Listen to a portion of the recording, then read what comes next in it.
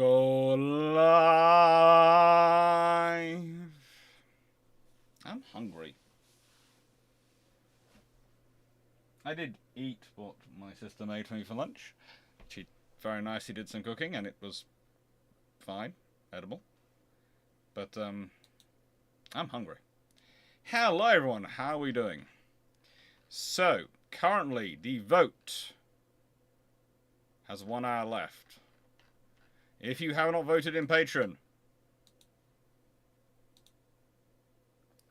you will find a link down below in the description.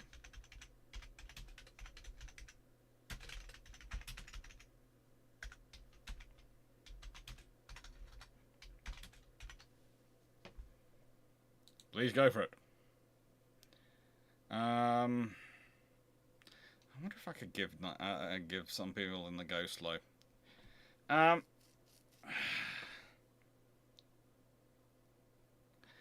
Nights to go for one. Again, you are... I can understand where you're coming from with the question, but you're literally loading me for to have to spend my entire next 2 weeks dealing with werebrews. So let me go through this. Nights to go for one ask the question, would I be right that the British could design a far better heavy cruiser in the size range of the Admiral Hippers, i.e. 16 to 20,000 tons? Now, here is the answer. Far better... If they're still keeping 8-inch guns, probably would be, because it'd probably be at least 12 8-inch guns and various other things. But in terms of it being far better, it would probably be far more efficient, and probably actually bigger in many ways. But the reason it would be better, is more efficient and better, is because there are 3 advantages the British have. One,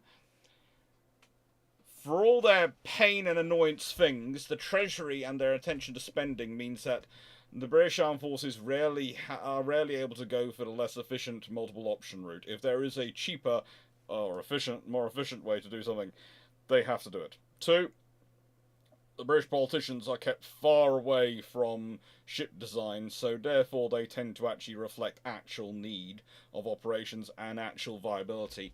And 3, the British have been continuously building and designing cruisers for a very, very long time this period. The Germans had a massive break and haven't really managed to do much in that in-between time, apart from some models which are frankly weird. So there is a lot of British advantages to doing that. So whilst it will have been a better ship, it's like saying, if the Americans were the same tonnage, would they design a better ship? Probably yes, because again, the same factors are affecting them. The Germans suffer from having very good ships on paper, which often are muddled and inefficient because of all the different cooks trying to make the stew. Okay? Question 2.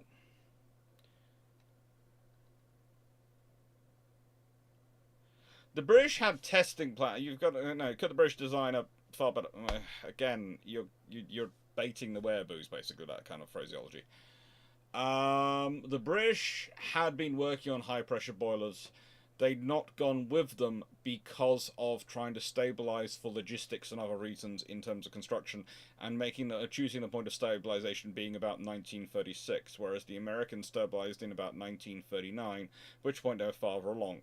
The British do have various designs wandering around, and shall I use the Bruships glass? Yeah, I will use the Bruships glass. A bit discoloration, or it's got a bit iron brewy on the top, but you know, it's basically fine. And basically, it's the case of the British have all those designs going through. If the British stabilised in 1939, there probably would have been a higher pressure boiler chosen. It's one of those interesting things when you start to look at the Lion class and the vessels coming after the Lion class. At that point, the British might well have stabilised. If they, gone further, they might have stabilised on a higher pressure boiler, because it did suit British needs. But the trouble was, Britain was also dealing with the fact of we have to logistically support a navy across all this area. So that's their limitations. So could they? Again, it more than likely, knowing the British. Let's be honest, the British equivalent of anything usually the Germans make. The Germans is usually superior on paper and in operation when it's working, but the British is usually simpler and easier to maintain, so the British usually is slightly less on the stats, but more reliable and works more often. That is a generalization because of the different design methodologies and ethoses which the two nations tend to go with.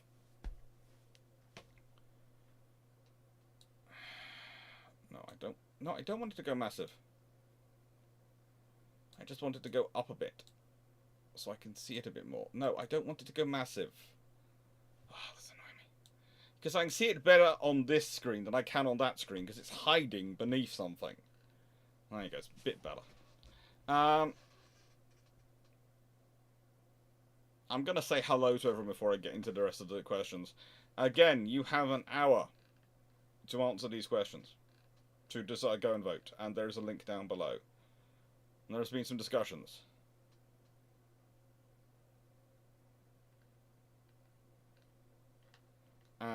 Currently in the lead we have Stalin's 1930 London Treaty with 15 votes. And Imperial Star Destroyers, which, by the way, if it wins, and it's looking like it's going to win, I'm going to need someone to help me with the actual imagery of that. Either point me in the direction of an AI imagery generator, which actually can reliably generate images, even if someone is programming it who's really not done that before, or B, someone is going to have to help me. So volunteers for that one if it wins, please, in comments below. Actually actually not comments in the chat or comments in the questions, comments below on the actual video, okay? I need the help. Those are the two which look like they're gonna win.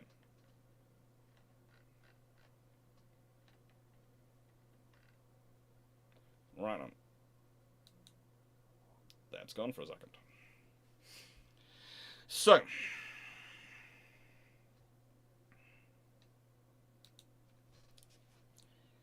let's say hello to people. Hello. Let's see. Who have we got here? Who have we got here? Hello, Carl Gusberg. Hello, Drakenred. How nice to go, everyone. Hello, Peter Dawson. Hello, Timmy Locker. Hello, Michael Cooch. Hello, Dan Freeman. It's always nice to have an admin in the chat because it means I don't have to worry about it. And I'm going to do a little bit of announcement on those things in a second. Hello, John Shea. Hello, Tanya Felica. Hello, Timmy Luca. Hello, Malaga, Joss Funk, Bug Guy 69, hello. Hello, Captain Seaforth, hello, Blackman Maximum, hello, the Elk of Antioch.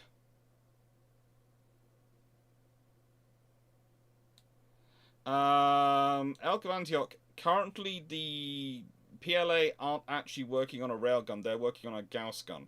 Now, again, it's still still interesting and it's still very capable weapon system, so please don't get me wrong, but I'm just being precise as to what the difference is.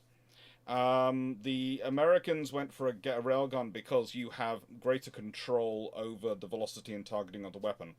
A Gauss gun, you are more power being put through. And they are pushing that one because that's also slightly simpler to do. It's interesting, but I am always worried about testing because, don't take this the wrong way, testing can reveal what you want it to reveal if you rig it enough.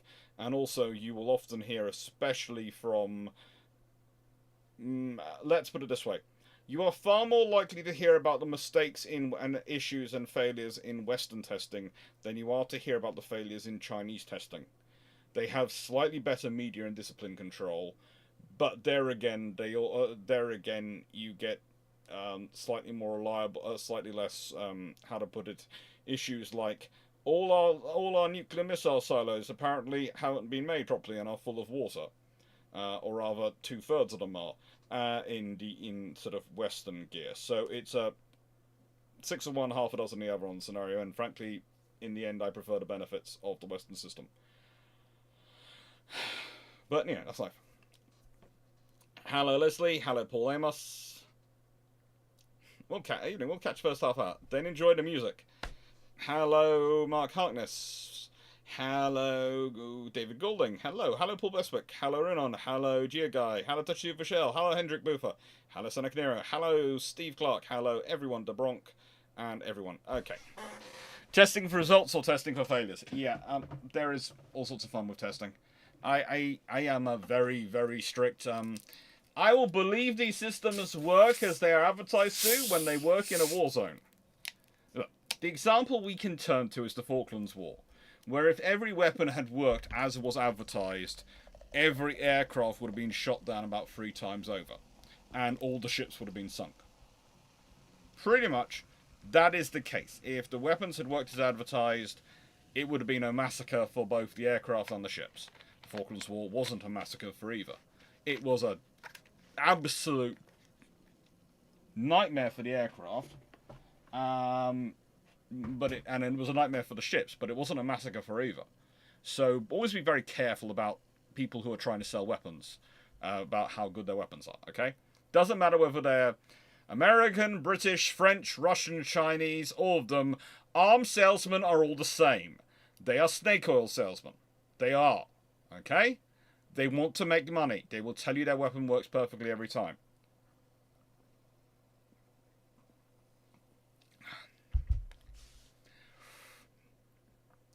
Good example, also we've got, if you want me to point out a Western one, is Aegis, which has been working really well in the Red Sea, but has had issues in some of the dealing with some of the ballistic missiles. And some people are going, well, this shows ballistic missiles will get through. It won't. But if you notice that those ballistic missiles got very easily dealt with once a Hawkeye turned up. Once you had airborne early warning with its ability to see around the curvature of the Earth and give long-range warning and cue the air defense missiles, suddenly they're bopping them down very much easier, because that's the system it's been developed to. So whilst Aegis is a very good system, the missiles work very well, they depend on the data they're receiving to do that work. If you put them into a situation where they do not have that data, they do not work very well. Ergo, it looks bad, but it also works. So it's a situation, if you buy Aegis believing it's going to work all the time on its own, you'll have a good system about 70% of the time. If you buy the full system, which Aegis is built into, airborne early warning and the other sensors which build into it, then you'll have a very good system which will work about 90% of the time. Don't expect anything to work 100% of the time.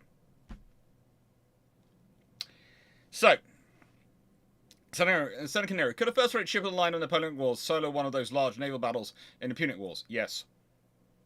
Would they run out of ammo, or would they just leave the battle by sailing away? No, they could solo one of those battles. They could literally. Let's put it this way. If HMS Victory turned up off the coast of England when the Romans were sailing to invade, she could have wiped out the entire Roman invasion fleet. Okay? There is no doubt about that.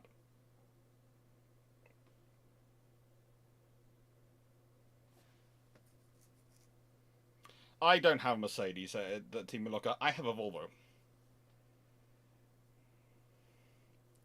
And they are expensive to fix the parts on. But touch wood, they run. It's like I switch between Volvos and Subarus. Whenever I'm looking for a new car for whatever reason, I will look at the Volvos and Subarus, and I will decide between them. I'm told I have very specific tastes, but those are the cars which fit me.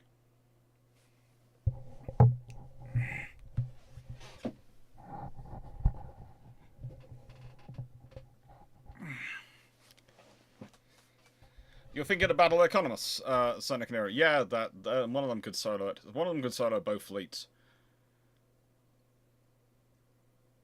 Henrik Bofer.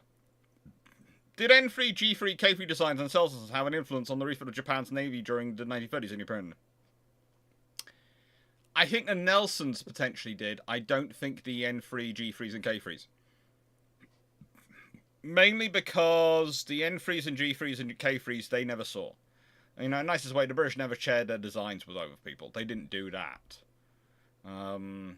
They just didn't. It isn't the way the British work. I'm swapping those round. Sorry, I tried a new form for my my system and it's not working. It's driving me nuts. So I'm going to reorganize everything because it is literally driving me nuts. That's better. That there. Control panel there. Live chat there. Oh, this is better. Oh, thank you. Oh, thank you. Okay. And I realise I'm looking that way to look at the thing, so I should really move this across to this side, shouldn't I? Because then I'm looking at the questions rather than looking away from the questions when I answer. Yeah, it makes it all better. Oh. By gum.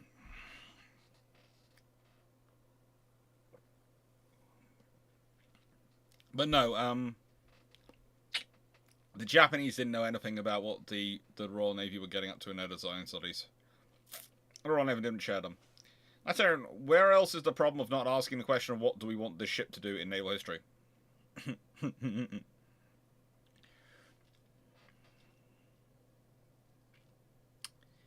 Okay.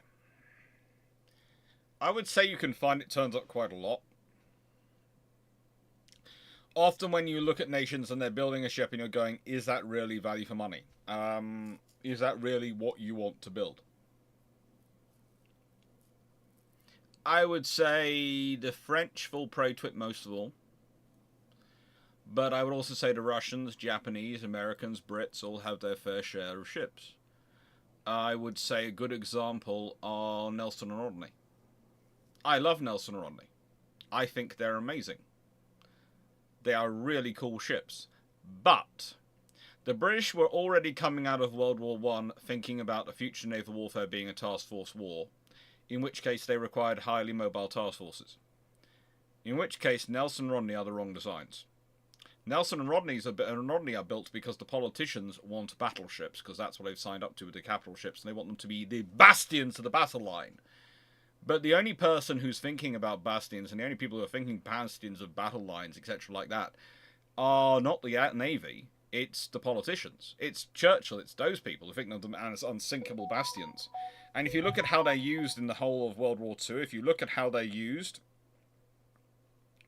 in, the operations and into war years, they are never used as the bastions of a Grand Fleet style, Jutland style battle line.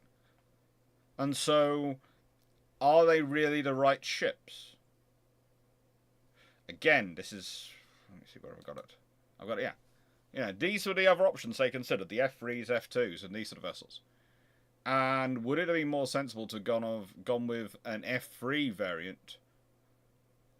Maybe still with 16-inch guns, 9 16-inch guns, but gone for something which was faster. We built them 1,800 tons underneath the limit. Okay, 1,200 tons, 33,800 tons. So yeah, they're 1,200 tons underneath the limit. Okay, with those 1,200 tons, what could you get? Probably not much, but you could have got some speed. And realistically, that's what they need. They need more speed. They needed to be at least 28-knot ships.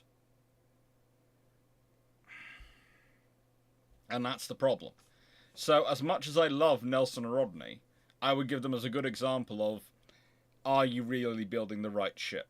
Because, and that's actually sometimes quite shocking to people, because when you start working through, sometimes you look at it in history and you go, well, yeah, they were looking at these designs instead of this, and they go this way. And this design still works out. It's still a good ship. But is it the right ship for the operations they needed to do? And the operations they were actually considering they were going to do? And if your answer isn't yes, wholeheartedly, emphatically, there's a problem there.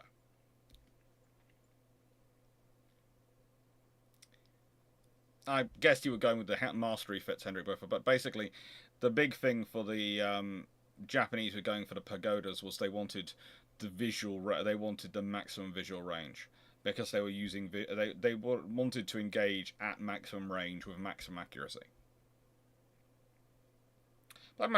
Assuming there is no second sign of Japanese war, if Japan joined the war allies after France and Britain declared war on Germany, would Italy still join the war on Germany's side?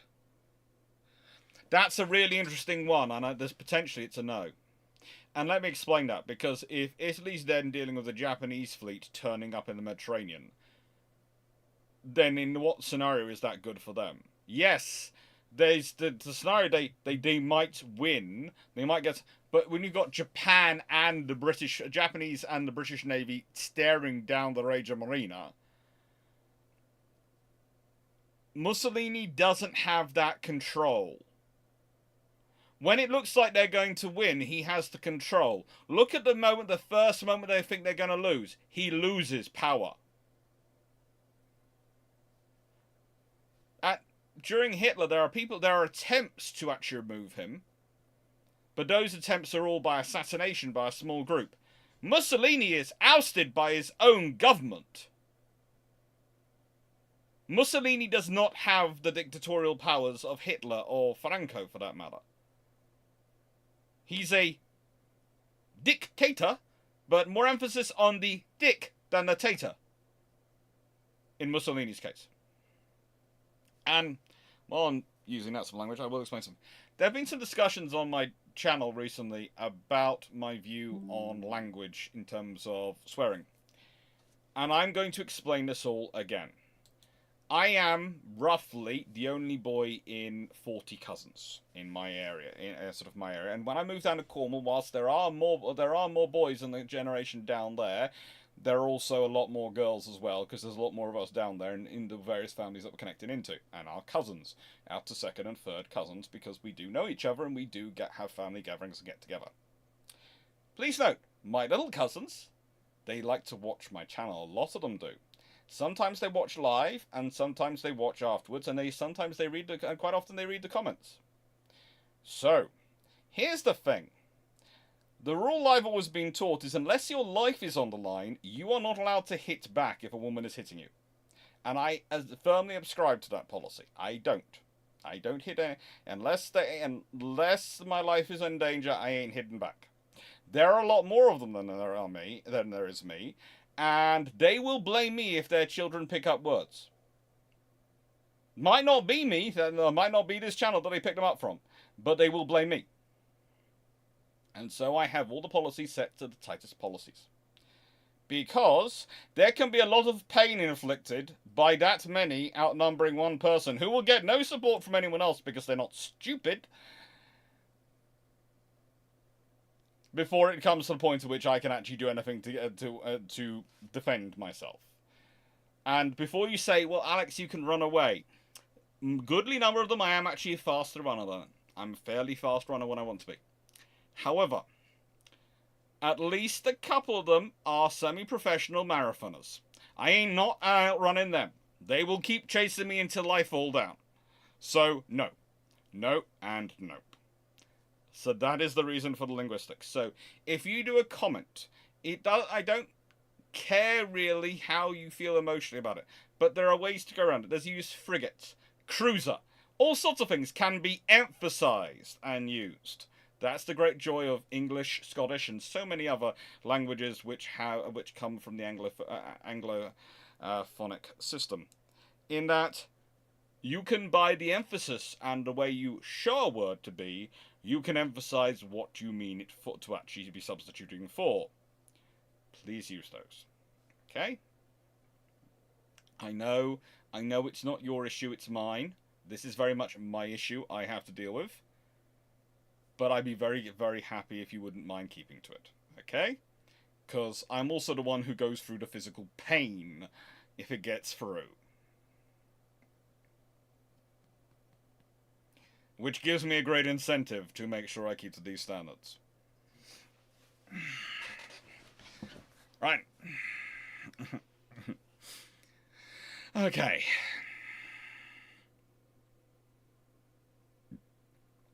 Team Locker, why did USS Washington get so close to IJ and Kirishima on the Naval Battle of Guadalcanal? They didn't see them coming. They just didn't see them. And it's the same reason as why did the British get so close in night fights. You get close. You get as close as you can, because the closer the range goes down before you fire, the less chance they have to respond. The more damage you're going to do. What you can penetrate at 5,000 yards is very different to what you can penetrate at 25,000 yards. The amount of damage you can inflict on a ship. And also the likelihood of you getting 100% accuracy at that range. When you are shooting at the naval gun equivalent of point-blank range, you are going to massacre your opponent before they have a chance to deal with anything. And that's exactly what Washington does.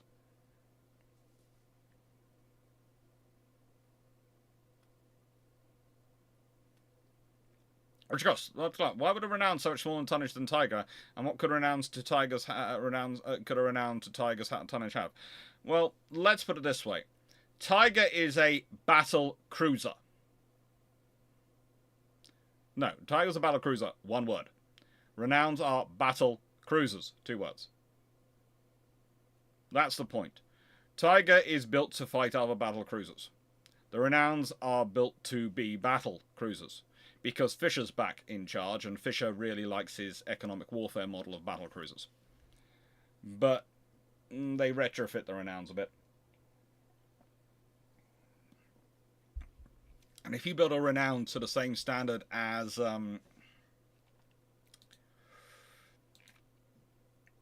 Tiger, well, let's be honest.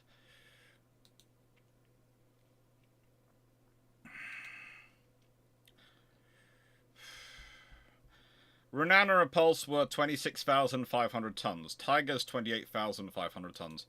If you've got an extra 2,000 tons, probably actually, honestly, they'd be an extra 4,000 tons, because they're Renown built to a Tiger stand, they've got 15-inch guns rather than 13.5-inch guns. You are probably dealing with something which either has 3 triple turrets or has 8 guns. In 4 twins. And it's going to be bigger and scarier. And probably just as fast, if not a little bit faster. Now, does anyone start? Hello, Richard Gross. And hello, Stafford. Hello, Abuzaski. And please put there's a Q&A going, so I don't miss any of the chat, because what I find, if it's in the Q&A, it doesn't lose the questions. Whereas he says touching wood. But if it is in the chat, it refreshes occasionally, and I lose the questions. So if I get trucked behind you all, it's a problem. And, yeah. Fun times. And, okay, Nigerian, question 4. Would it be right to thinking that 21 or 24.5-inch torpedoes would have been the RN's choice of torpedoes post-World War I without the treaty? No. It depends what you're talking about. For aerial torpedoes, no, because remember they want to make them belly flop, and that's far easier to do with an 18-inch torpedo than it is a 24.5-inch or 21-inch torpedo. 21-inch torpedoes probably would have been fine for destroyers. It would have been something the British would have gone for.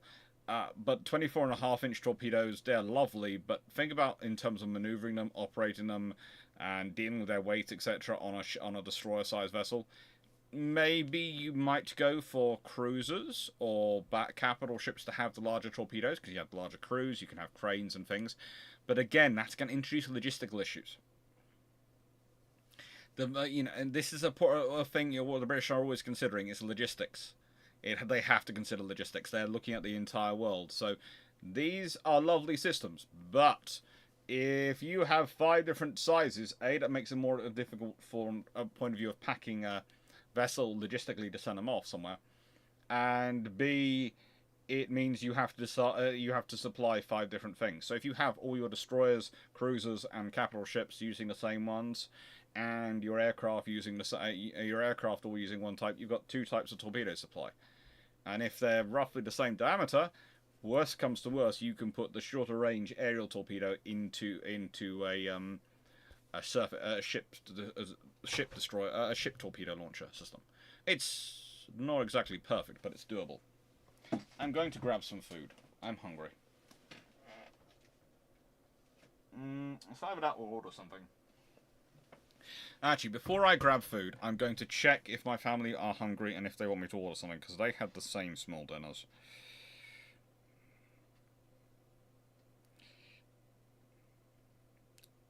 Nice, well, while we're up here, because one of the things once we're down in Cornwall is you don't have takeaways. There really are not many places to do deliveries.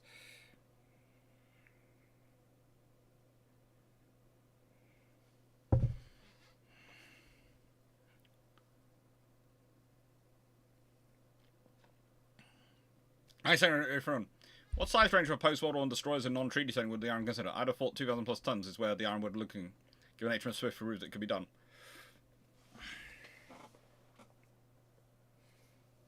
In a non-treaty world.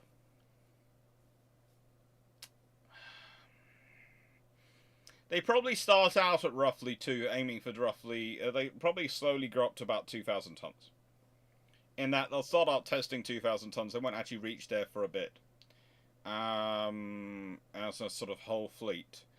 And then I think eventually you probably have them about 3,000 tons. I think they get to daring class. size, and that's 1949 daring class size. I think that's what they'd be by the time of World War Two. But they get there very slowly. It would be a skip up almost every 2 to 3 classes, so that's every 2 to 3 years.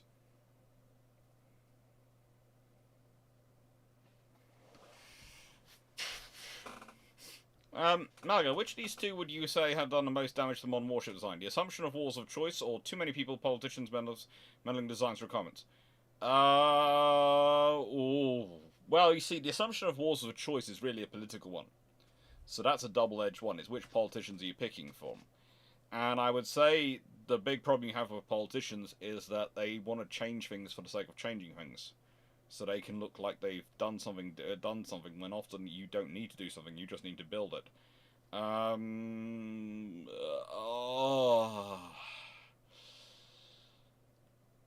Well, considering the wars of choice feeds into the people meddling with designs and requirements, it's got to be too many people, politicians and others, meddling with designs and requirements. But, you know, it is a mixture. Sorry. It is certainly a mixture.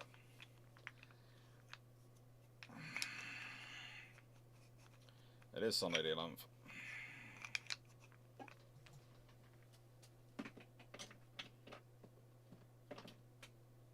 Yeah, that's all fine.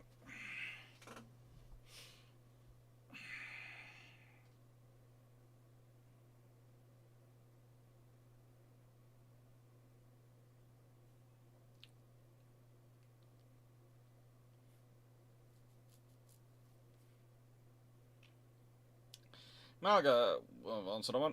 Blackman Maximus, what 5 ships from each nation would you say from scrapping target use after World War II to be turned into museum ship of their respective nations?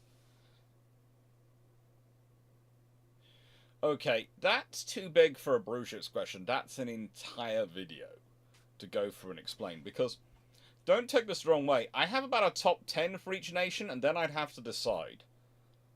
That would literally be me sitting here for the next hour and a half talking through those options. And that would be very interesting for me, but very boring for all of you, because I have no pictures and things ready to go through that one. So that one, please suggest for April. That can be a lovely April patron suggestion. I think you can do... Black Maximus, I know you can do that. So I would love to see that as an April suggestion. And April suggestions will be going live in the first week in March. Hendrik Bofa, if somehow a country decided to build a new class of battleship in the 1970s, and you were on a design team with what characteristic would you advocate for?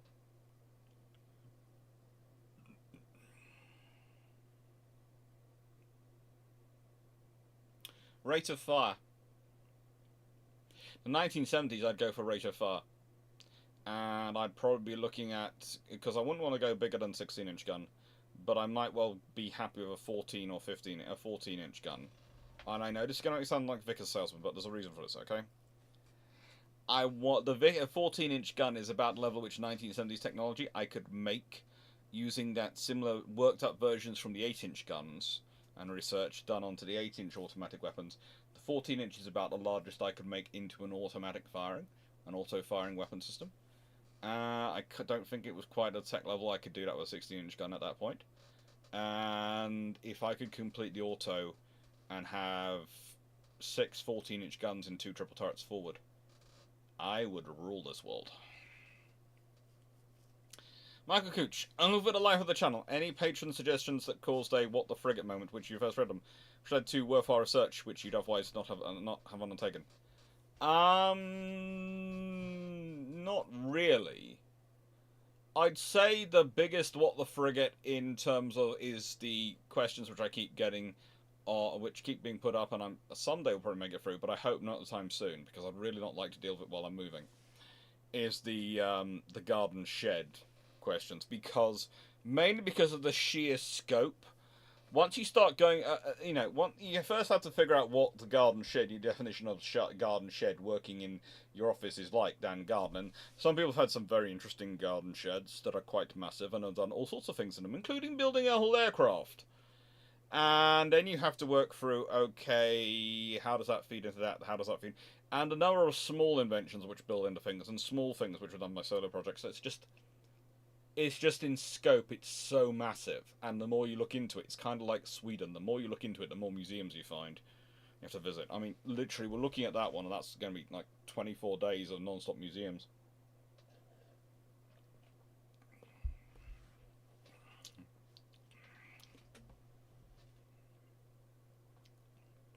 So, Velica, if the Americans had discovered the Japanese were building Yamatos, would the ours have been built with 18-inch guns? Actually, I think the more interesting question is, would the Iowas have been emphasized over the Montanas as they were historically? If they discovered the Japanese were building the Yamatos with 18-inch guns, I think the 12, 16-inch gun Montanas get far more of an emphasis than the Iowas. It's my suspicion. Because the Americans didn't like their 18-inch gun. They didn't like its rate of fire. They didn't like its difficulty in all sorts of other things, operations. So I think they'd have kept the 16-inch gun, but I think they'd have probably gone for the true battle wagon to fight it, rather than the fast battleship, possibly in contrast to an actually built Montana, maybe arguing it's a battle cruiser, one word, rather than certainly on that spectrum. Let's put it this way, the Iowas are closer in spectrum to the fast battleship, but they are certainly on the spectrum between fast battleship and battle cruiser. As is Vanguard. When they call her fully armoured battle cruiser, she's on the spectrum to fast battleship.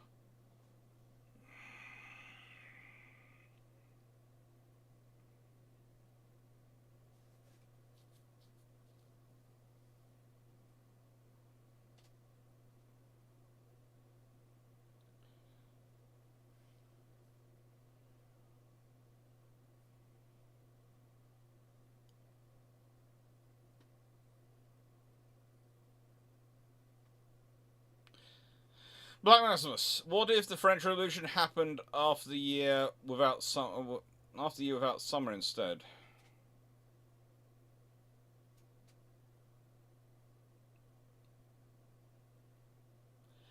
It would be interesting. There'd be a lot of there'd be a far smaller populations and viable populations available.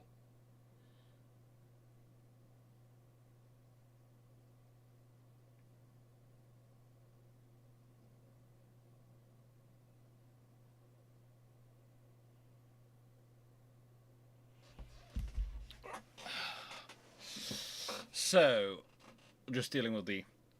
I think they do want food. My sister tried to... God bless her. You know, my lunch today was literally a single chicken breast, some cabbage, some mushrooms, and that was it. And I'm sort of going, I'm still hungry after that. That wasn't really a good meal for me.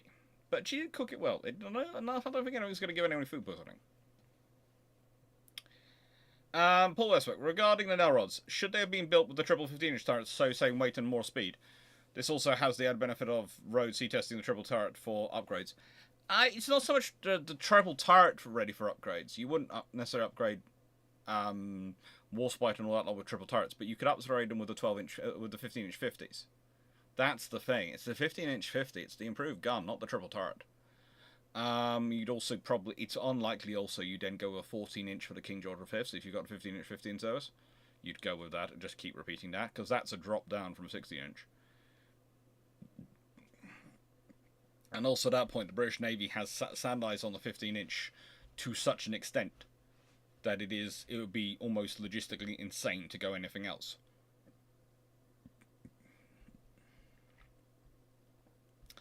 But if you're going to build again, if you're going to do that, look, there's also the point, and I'm going to explain this one. So, the reason you go this form with 15-inch 50 is because it makes better use of the space. Because if you're using that weight, saving that weight, and you're also using this extra weight to get up to 35,000 tons. If you've got a better length to beam ratio, you have a space for the boilers, engines necessary to at least get a third shaft. If you have 3 shafts, you can get up to 28 knots with a slightly longer hull sort of form. Because remember, its length to beam ratio has a big impact on the speed coefficient of a ship. So, yeah, you would do more than just, you know, do a Nell rod with 1550s and go, well, you can go fast now. No, you need to do some modifications to those guns and place around their placement of them. Black Mouse, at what range is it considered night fighting range for capital ships Mod 1? Probably about 10,000 yards or yet less. It's considered point blank at roughly 5,000 yards or less in World War One, roughly. But from Chicago, we used to have Rum, Suddenly and Lash attitude about Napoleonic and long 19th century naval history. Have we gone too far in the opposite direction, ignoring the unpleasant reality of the ratings? It's always been... Look, at one point it went far too far emphasis on that. At this point, I would say there are certainly some authors who are completely ignoring it. I would say it's always been a more complicated issue than one or the other. It's always somewhere in between. And different commanders have different methodologies. Danny Wright, continued. There's obviously a first round. Try again. So, Danny, the first part of your question is here, I'm guessing. And that's the second part of your question. Right. The IJN was willing to build specialized frontline warships in the 30s and 40s, the Tones, Odo Atsukas, and the Chitose seaplane carriers. Were the IJN innovative, or did they have tunnel vision? Don't worry. Hope the arthritis feels a bit better of it. They had... No, it wasn't so much they were innovative, or did they have tunnel vision. They had a very limited... They had... a far different, a very more limited strategic aim, because they're not looking at the whole world operation like the British, or even a bit of global, a bit of Pacific crossing. They're looking at operating within Southeast Asia, within their portion of the Pacific, and that's what they're aiming for, the best operation in that scenario. And they're building specialized because they want to get the best for the roles they need to do out of their ships.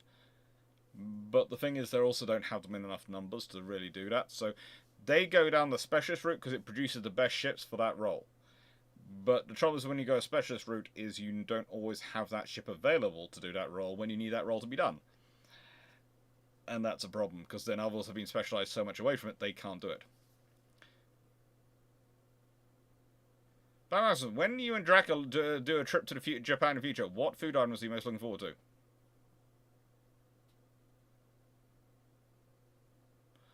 Not really sure. Honestly, I will...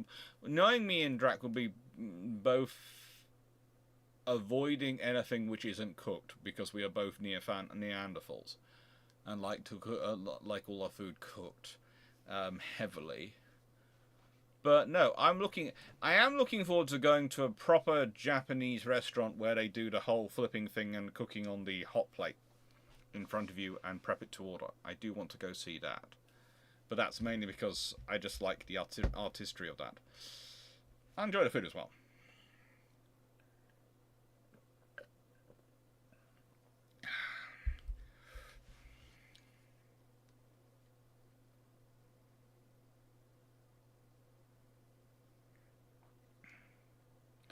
Well, currently I'm having fun with the last episode of Bilge Pumps, which until I fixed, I'm not doing another recorded Bilge Pumps, because for some reason the lovely system we used to record Bilge Pumps didn't work properly, and Sal's come out of it sounding like a mouse.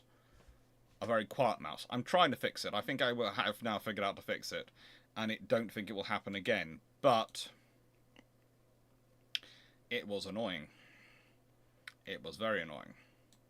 It was incredibly annoying.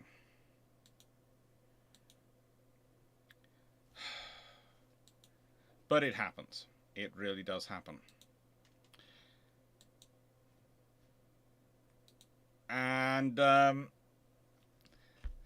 as to the other question, the rest of the question, right then.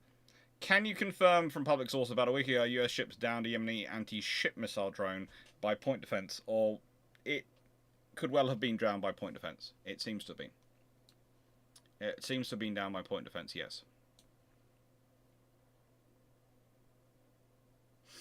Let's go see how this is doing quickly.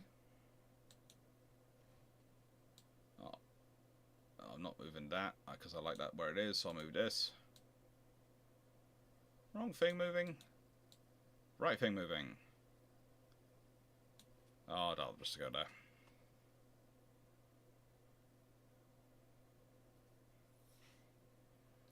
Let's see. I think all the votes might be in, but there's still time. There's still time to vote. 153 votes have been passed, and 18 minutes left. 154 votes have been cast. 16. That's up to 16. That's at 15.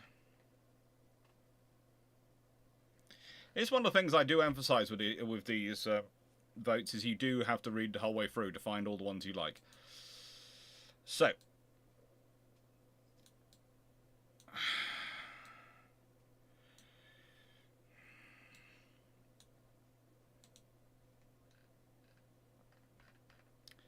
Let me see.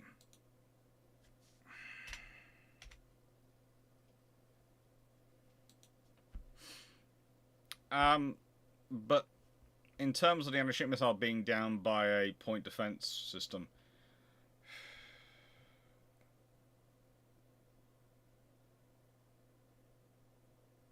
it does seem to be. All the sources have suggested that is the case. And to me, that's not necessarily a bad thing, because it shows the point defense works and the value of the point defense. And honestly, that's often the first thing various people keep trying to delete from systems. They try and delete the point defense and go, but do we need it? We have this missile. We have these things. So there, if I was being really cynical, really cynical, there'd be part of me who'd be tempted to believe that it literally had been let to happen to prove the value of the point defense system. But the thing I'm going to say on that front is that no captain would actually risk their ship so. No matter what you said to them, they're on that ship. They like being alive. They've got a whole crew whose lives are in. You're not going to risk your ship and do that for no reason, or for any sort of reason at all. You're not going to do that. So yeah, it gets it's interesting. It did seem to happen, but the thing is, it worked.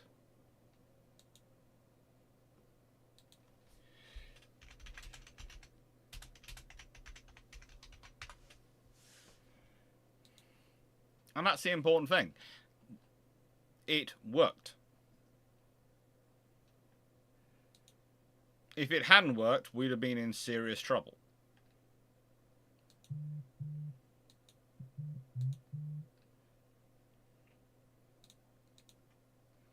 It would have been a very big discussion. Why didn't it work? And that's sensible. You would need to have a discussion at that point. But the thing is, it worked. The missile got shot down. The fact that they were targeting in and managed to get it into the right basket is an interesting one. But there again, the Yemeni have been shooting... Well, not the Yemeni, it's the Houthi rebels. Please note, it's one of those things I find annoying when people say, we're supporting Yemen. You're not. The Houthi are rebels in Yemen who are against the Yemeni government. So you are supporting an organisation which is trying to overthrow Yemen. And if you really want to support them, and some of the people I see supporting the Houthi, I find really quite, personally quite well, not so much humorous or something to laugh at, but quite, how do I put this politely, or rather in a way that's not going to get me demonetized and crucified. Let's go blimey. I find some very odd couples have been formed, because some people who are supporting them, you sit there and go, yeah, if you were in Houthi-controlled lands, you would be in real trouble. Absolutely real trouble. And believe it or not, I do not ascribe to sort of some of the views that put out there about, various things. But the Houthi themselves, there are lots of people who like to go, well, the Conservative government in the UK is fascist or something like that. Go and look at actual policies of the Houthi, etc. They are far closer to that direction than the reality. I would say the Conservatives in the UK are wandering around the conservative spectrum, but they're still very much on the conservative spectrum, not gone to the right of it, or not going to the left of it. I think has been a general devaluation of certain phrases. It's like when I see people referring to certain things of the Labour Party as communist. They're not. They're socialist. The Labour Party is supposed to be socialist. That's literally what they were set up to be. Don't be surprised when the party, which is the Socialist Party, advocates for socialist policies. They might be on the left of the socialist political spectrum, but they're still socialist policies. It's a very different thing when you get into communism. And there has been a general devaluation of the extremes to such an extent that people who do not understand what they're talking about in terms of when they're saying this is a fascist policy or this is a communist policy, and you sit and go, have you actually bothered to actually study those at all? And by I mean study, I mean look at more than just the first 3 paragraphs on Wikipedia about them, or seen a TikTok reel or whatever it is on TikTok, a video about them, because you need to see more before you start decrying something as being communist or fascist. You need to actually go and study those policies. Study those actual systems and look at them. Because there are actual tenets of what fascism is and what communism is. This is why when people turn around and go, well, the Nazis started the fascism. No, they didn't. Fascism comes from fascism of Italy, which was Mussolini, who was a fascisti, and and that comes from the fasces of Rome. That's why fascism is called fascism, because it's the Italians who come up with it, and they name it for the pieces of the rods, the bundles of rods, which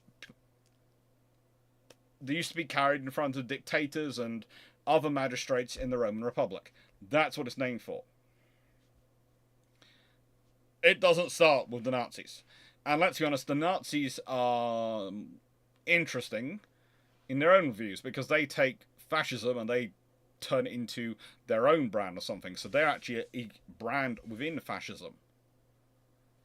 Again, unpopular to start things, but you have to unpack these things before you call them that. Sorry, small rant over. I don't take this wrong way. I was having a long discussion with someone yesterday, and when I say a long discussion, I couldn't run away because they're friends of my sister, and they wanted to talk about politics, and they were doing all sorts of things, and I was listening to them and going, "You're wrong. You're wrong. I'm not allowed to call you a." And cousins, if you're listening, I'm going to teach you a word. I'm not going to teach you a word, but I'm hoping everyone else can figure it out. I am not going to call you a monitor, or rather a monitor, to your face, but I'm thinking it very strongly right now. 9681. Question 6. How much of a threat to the RM would a 35,000-ton Bismarck armed with 8 330mm guns be? It's 13-inch guns. It's still going to be a battleship. What's its other operations? Is it speed? Is it able to do long range? What's it capable of doing? It's a case of it's probably still not going to be something they're going to look forward to taking on.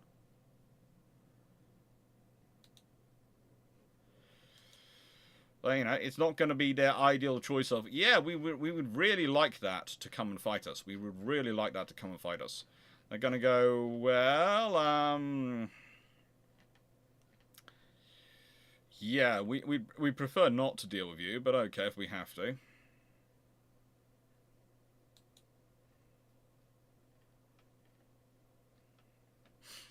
If we have to deal with you, we will. We prefer not to.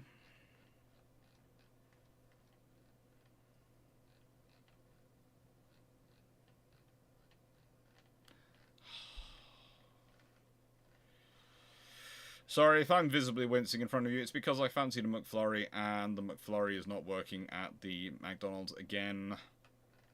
I swear that they have the worst service contract known to mankind for the McFlurry machines, and they don't care. Or they don't care that I like a McFlurry, and I would really have liked a McFlurry this evening. If I'm ordering food for all the family, I would have liked a McFlurry. Okay.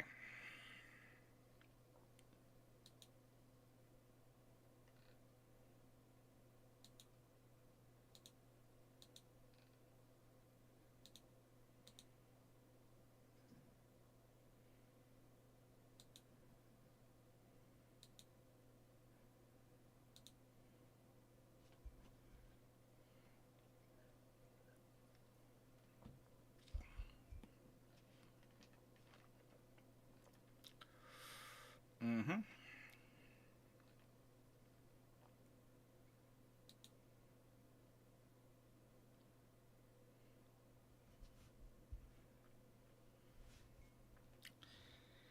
Stephen Thompson, if during the Cold Wars, the RN mass-produced a series of cold weather sloops for fisheries patrol instead of relying on the Leanders, would they retain such a force or cut them ASAP? Given that they wouldn't require that large, could they be sent on future OPV stations and used as training ships? How they could utilize during the Falklands War? Honestly, look at the island class OPVs. That's pretty much what happens with them. So if they produce slightly larger vessels than that, yeah, they'd have kept them.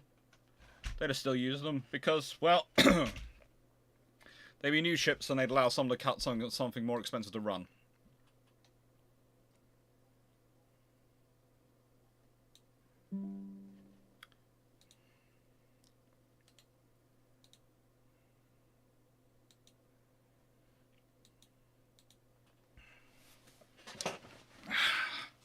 So,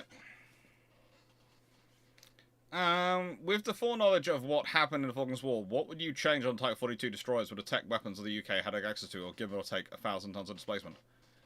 Type 42s, I would have had them try and retain the twin 4.5-inch gun from the counties, because that would have been useful. I'd have preferred to retain both of them, so they'd have 2 of those.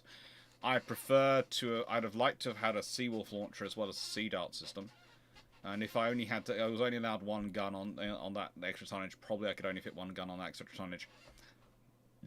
I would, as long as I got a Seawolf system.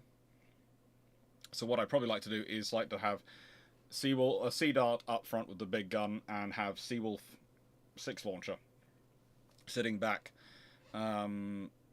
somewhere, or either have it raised up in front of the bridge, so you have the Sea Dart and then you have the Sea Wolf, or have it, further back in front of the sort of above the hangar, probably forward in front of the bridge is probably the easiest one. And phalanx fitted, or goalkeeper. I wouldn't care either, one or the other. Happily would be happy with them. And then just go with it as they were. They'd been fine with that thing. In fact, they'd probably lost a lot less ships in that scenario.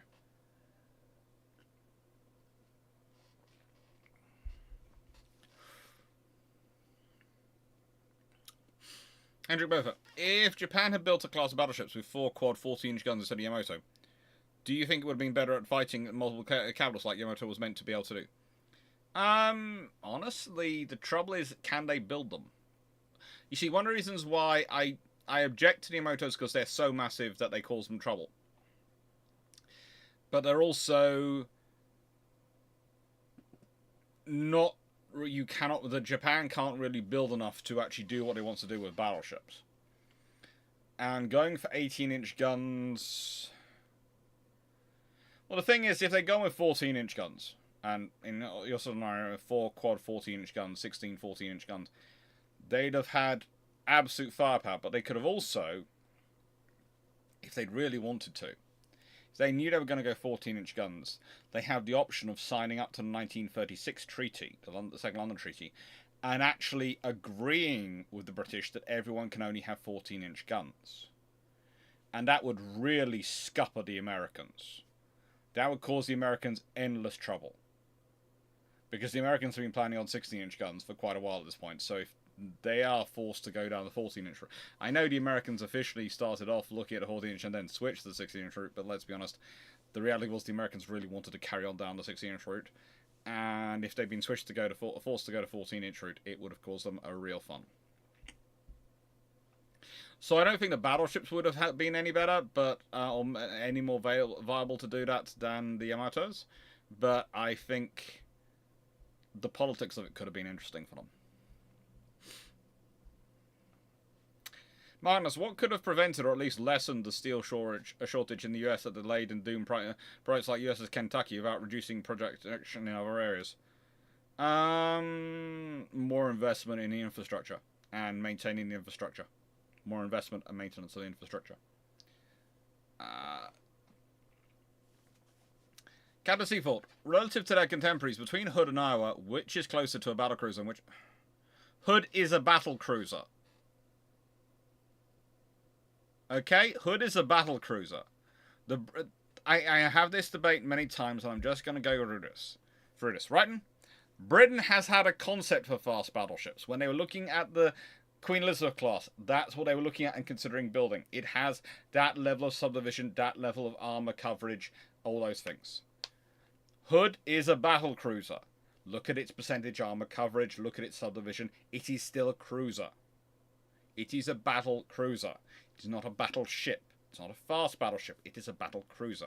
The Iowas are closer to a fast battleship than they are battle cruiser, so they are definitely fast battle. They were going to put them in the fast battleship category, but as far as being close together, no. The Hood is far closer to battle cruiser than it is to the Iowas. Hood is not... Look, there's all sorts of twaddle spoken about Hood. There really is. Hood is not a fast battleship. She is a battle cruiser. You can tell that by her subdivision. You can tell it by her structuring and design. You can also tell that by the fact that if a generation of battleships had been built in her period, there would be no question. The problem you have with Hood is similar to the issue you have with Iowas. Because they don't build a battleship in that generation, the British and the Iowas, they don't build the Montanas, it's very difficult to place them because you don't have that traditional reference point. Because usually you reference and work out what a generation's battlecruisers are by reference to what that generation's battleships are. If that generation doesn't have a battleship, it makes it very difficult. And that's when people start going, oh, maybe it's a fast battleship. But no. Hood is not built to fight other battleships. That is the difference. A fast battleship is built to fight other battleships. Hood is built to fight battle cruisers, not other battleships.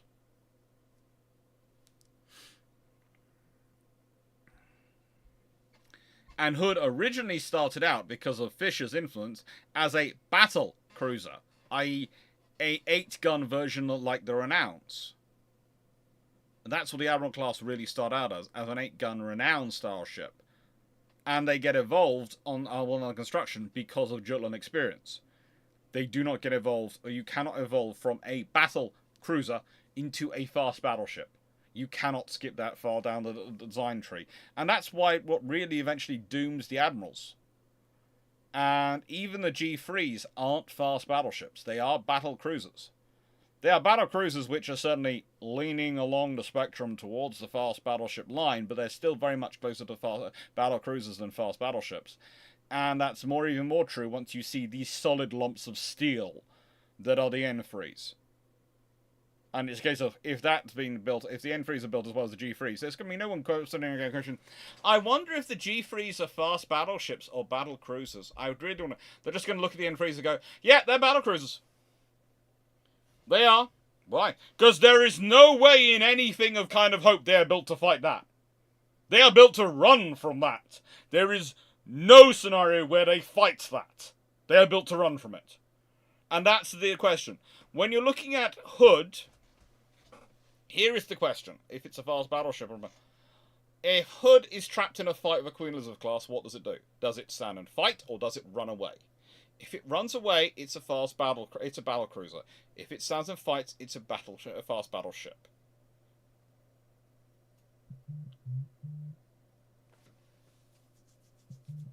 Hood doesn't fight Warspite. Hood doesn't fight Queen Elizabeth. That's not what she's built to do. And that's one of the problems when you have her dealing with Bismarck. Because she's got to be dealing with Bismarck, because the British haven't... Because thanks to lovely Winston Churchill, the British paused fast capital ship and carrier construction.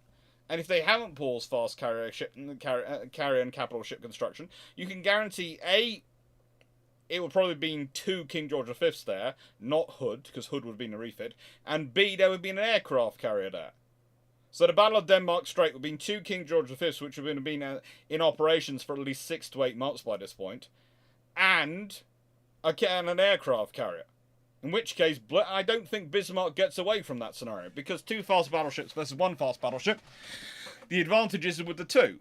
20 14-inch guns that have been worked up by that point and haven't just come out of the build and construction yard and have all sorts of problems with them, versus 8 15-inch guns. There's an advantage going on there. A fully worked up aircraft carrier sitting with them. Yeah, there's going to be airstrikes going on. So that's the reason you're dealing with it, and that's the reason you get all the silly questions about it, really. Sorry, rant over.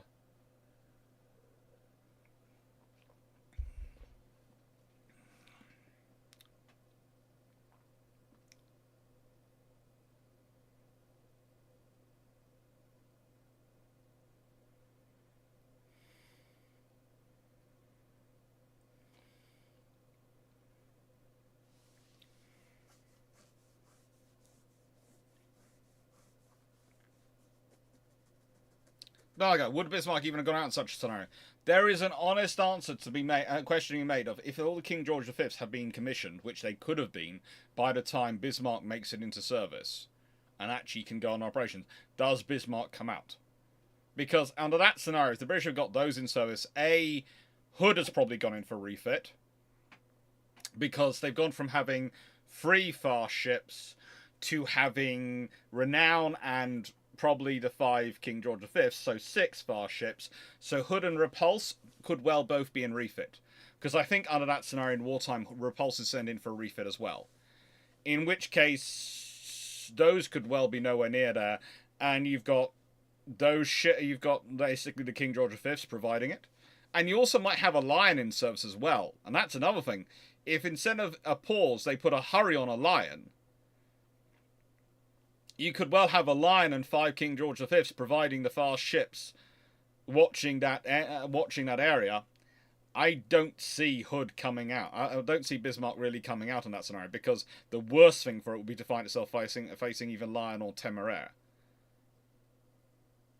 Either Lion or Temeraire there, then Bismarck doesn't get any chance, because she's not designed to deal with that level of threat.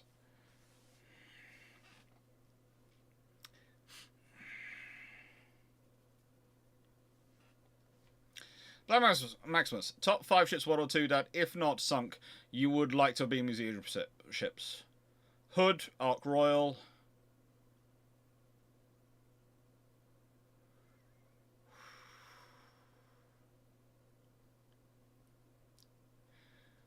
Saratoga and Lexington I'd love to have been preserved. I would love them to have been preserved. Yamato, of course.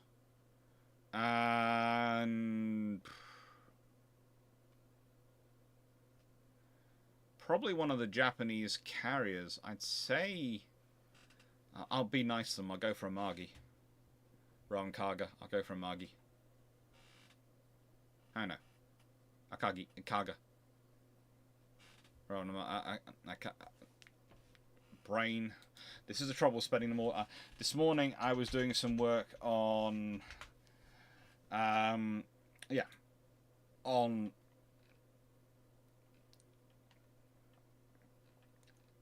Japanese ships and Akagi. So Akagi, not Kaga. And so my brain's too full. When will top 5 ships you would like to have a model of that you don't already? Don't be that cruel. HMS Illustrious, definitely. I have some tribals, but I haven't built them. I've got 1 built, I haven't got the other 3 built. Daring class from 1949.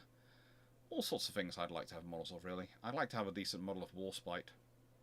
And a decent model of Enterprise. Honestly, I'm probably going to get the Corgi ones. Once I've finally sorted out Belfast back there, I'm going to get the Corgi ones and have time set up. I'm going to Black Max. When will April's patron suggestions be up?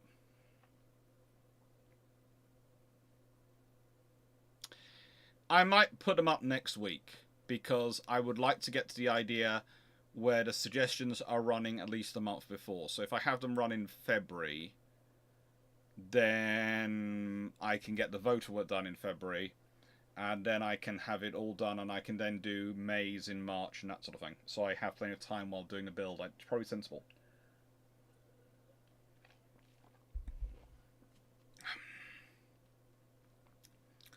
Calvin my bad. Should have written Hoofy anti-ship missile, but why the Phalanx? Why not the other systems? Was it a problem missile or a Kettering bug with a smartphone drone as all warships are battleships act? There's an interesting discussion on that one. And I don't think you're going to find accurate information about it for a long time. Because no one really wants to admit what managed to get that close. But, yeah. It could have been a proper missile. It could have been a proper missile hiding in the clutter of all the Kettering bugs. But it could also have been a Kettering bug which just managed to get through. They do all sorts of weird things, those things. And you never know, there's one which actually might manage to fly low enough it does get through to one which, oh good lord, what's that? Oh, Phalanx engage. And you have to remember, if you have the Phalanx on auto, the Phalanx might well spot it, and the humans not even realise it's there yet, and the Phalanx want to go, and then they go, what did the Phalanx just engage? Because you do remember the discussions about a good while back, there was, the Phalanx was being tested and worked on a ship, and the aircraft took off from a local civilian airport, the 747, and those sort of things, and the Phalanx started tracking them, and it was a case of, stop, because the Phalanx is a close-in weapon system, and those are not fire and forget, they're forget and it will fire. That's their design. They are designed to have minimal human intervention. They are to make millisecond, fraction of millisecond decisions and engage to defend the ship. Black Masters, what if the UK and France had a high-speed race after France completed its first TGV line? For who has the best speed and most kilometres of high-speed rail? Britain would be very, very happy. We'd probably be very, very green economically now. And we did sort of have one. It's just we sold it off. We were starting working on a tilting train system and all sorts of things. And then we sold them off because we decided road was the future. Because we were being short-sighted. Or rather, that government was being. And recently we bought back tilt trains from... We've been out bought tilt trains back. And we got the tilt trains...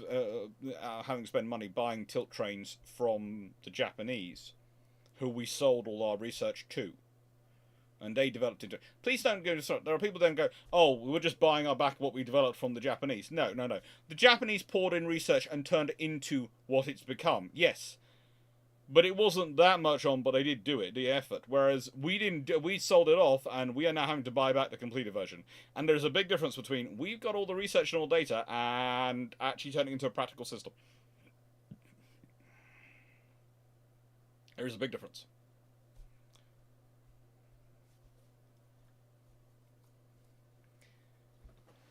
Black Master, can nuclear powered ships such as SBN's cruisers, carriers X be placed into reserve? Yes. As long as you maintain them. It's just the nicest way. It's where you put them in reserve, and also how do you look after them. You're going to have a reactor crew aboard to watch the reactors and things like that. But they can be sure, but they can wander out to their ships. Dan Freeman, has anyone come with a less martial sounding name than British done with the Flower class or Seaslog missiles? I'm not going to try and pronounce it because it's very French, but please go and look up some of the French names. Steve Clarke, I did put the modular ships up for Patreon several times. However, what improvements could have been made to make the Type 21s and 23s actually workable as a modular design? You'd need to actually keep the factories and everything producing the modules to an actual standardized system and enforced it rigidly. And they didn't manage to do that. Martin, would the Royal Navy ever consider creating designations like CVN, CV, CVL, CV, LPD? They had them. The Royal Navy had designations. They weren't shortened and put into NATO's standard form, etc., but they did have designations.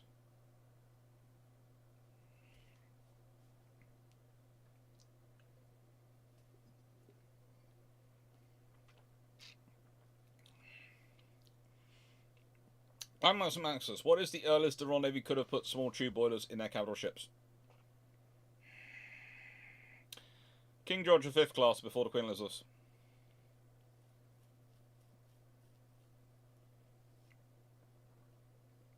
King George V's. Hendrik Bofa.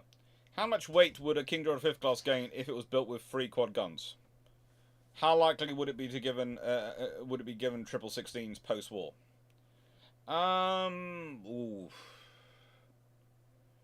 Stabilization, everything, you're probably talking not far off 1,000 tons. Once you're talking ammunition, everything, etc., because you're going from 10 to 12 guns. So you've got all the ammunition for those extra 2 barrels, you've got all the weight of those extra 2 barrels, you've got all the mechanism, you've got all that weight as it's raised up, so you've got all the stuff, so you've got to stabilize it below, you've got all the armor, you know, all those things. You're probably talking about 1,000 tons. And given 1616s post-war, who's got the money? You know, in the nicest way, again, the Royal Navy, Britain after the First World War is a very different scenario than Britain after the Second World War. And I have to say this quite often, because the amount of people who extrapolate from us being so broke after the Second World War to being so, it must be so broke after the First World War, and you have to go, well, no. The Second World War is 2 world wars, a massive Great Big Depression, and the Americans deciding to really muck around with how do I put this, the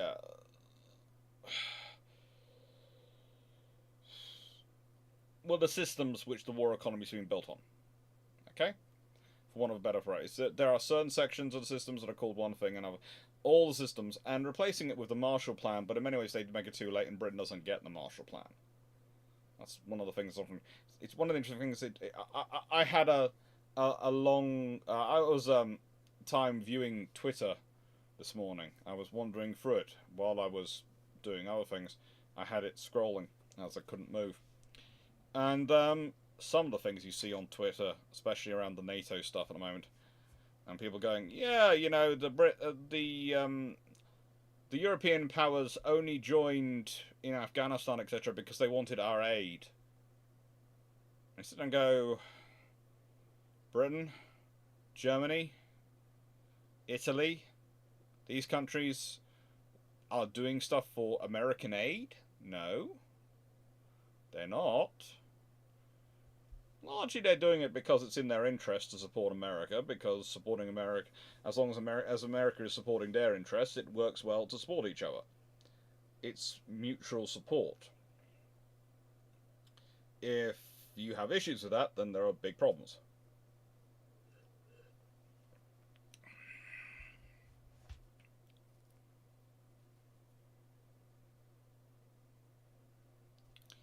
So Thompson, I haven't been able to find a somewhat straight answer as to why navies that have dropped the single mounts instead of retaining their dual mount turret. Costs, complexity of maintenance.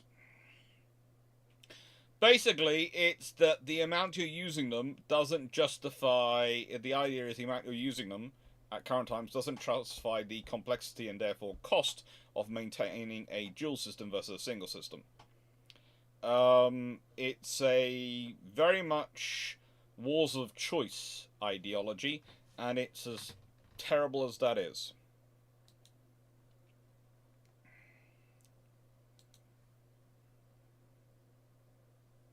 Hey.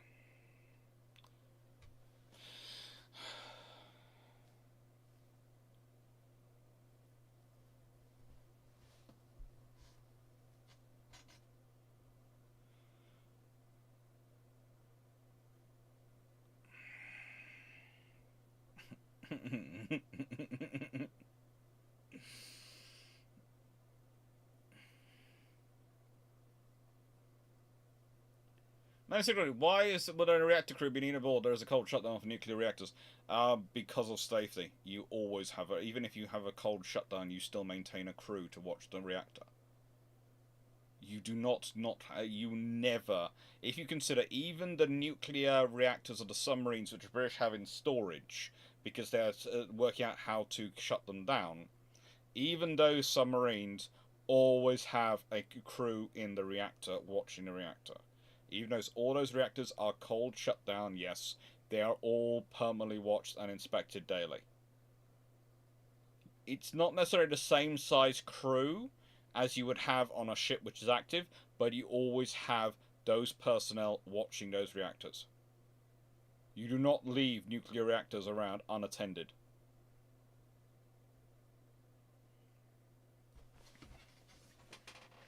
Because, let's put it this way, it's one of those scenarios of, in theory this is safe. In practice, if a nuclear reactor decides to go boom because something goes wrong, even if it's a very small abstract chance something will go wrong and therefore make it go boom, do you want to be the government that let that happen? Or do you want to be the naval service that let that happen? No, you don't. So, to deal with that very small chance that things could start going in the direction of going boom, you have a crew aboard to watch it, who will stop it from going down that route to going boom.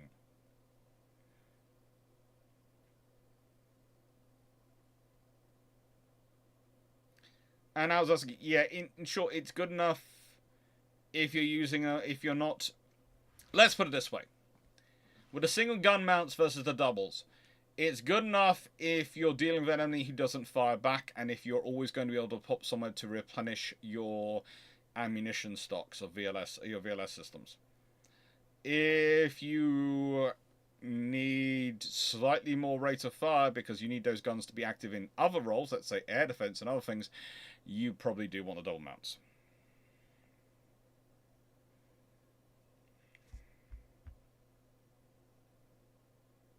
Actually, here's also a choice and goes grading the corner. Yeah, as I've said before, many people seem to forget lessons of history. There are many people who choose not to have wars.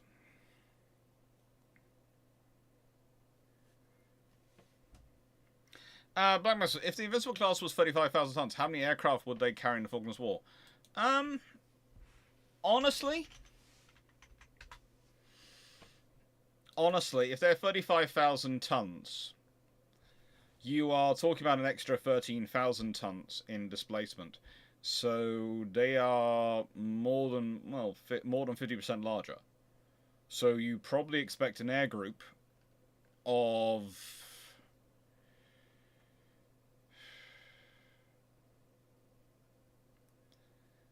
how do I put this politely again? You probably expect an air group of about 12 to 14 Sea Kings, maybe more. Actually, 16 Sea King, and probably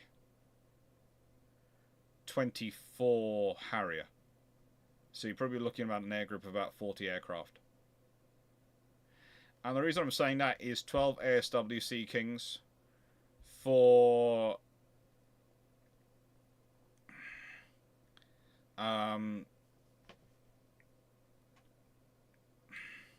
airborne airborne early warning Sea Kings, and the whole Harriers route. You'd be looking at a very different ship, a much more powerful vessel, but it also probably have other things as well in it because it has stores and systems for it.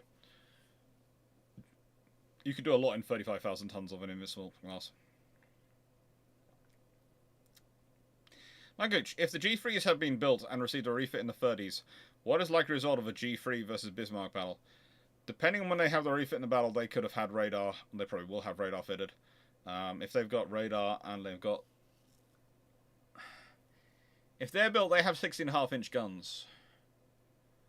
A G3 versus Bismarck battle does not go well for the Bismarck. A, they have a lot more armor and a lot more protection than Hood has, and B, they have a lot more firepower, because they were going to have 9 16.5-inch guns versus Hood's 8 15-inch.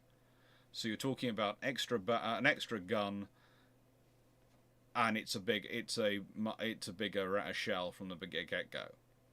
I honestly don't think Bismarck is built as it is if you've got G3s wandering around.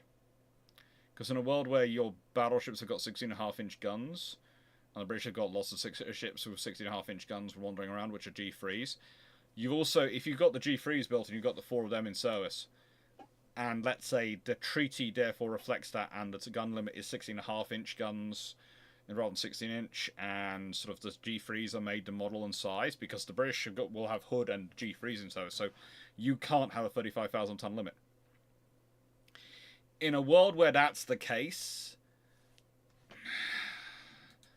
the G3s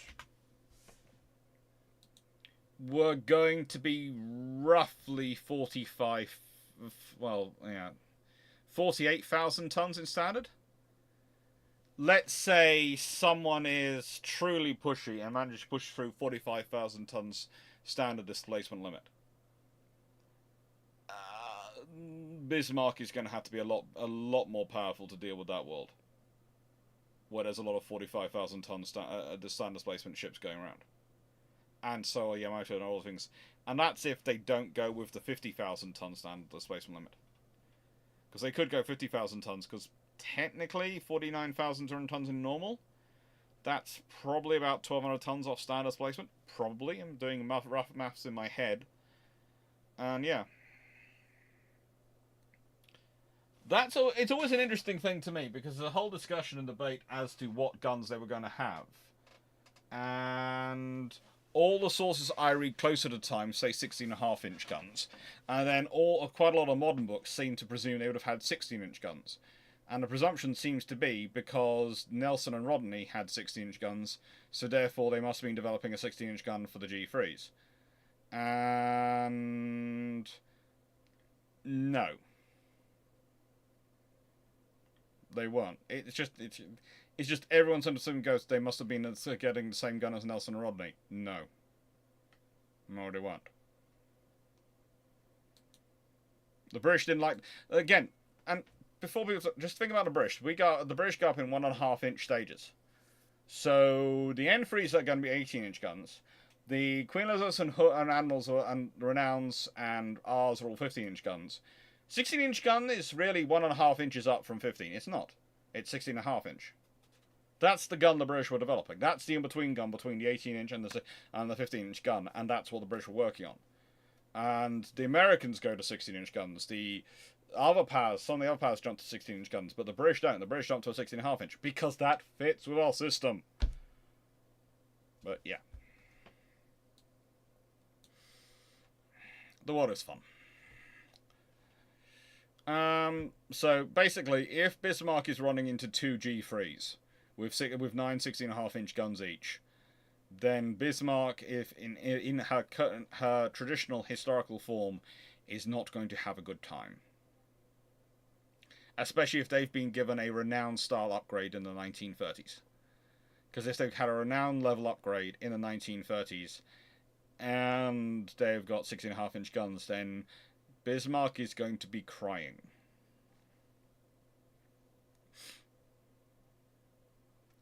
Sometimes, if allowed, when the Japanese walk away with the front, the RN were able to build a battlecruiser squadron. Which would have been better? Platform to say base. 812 ship battlecruiser squadron off. Hood or Renown?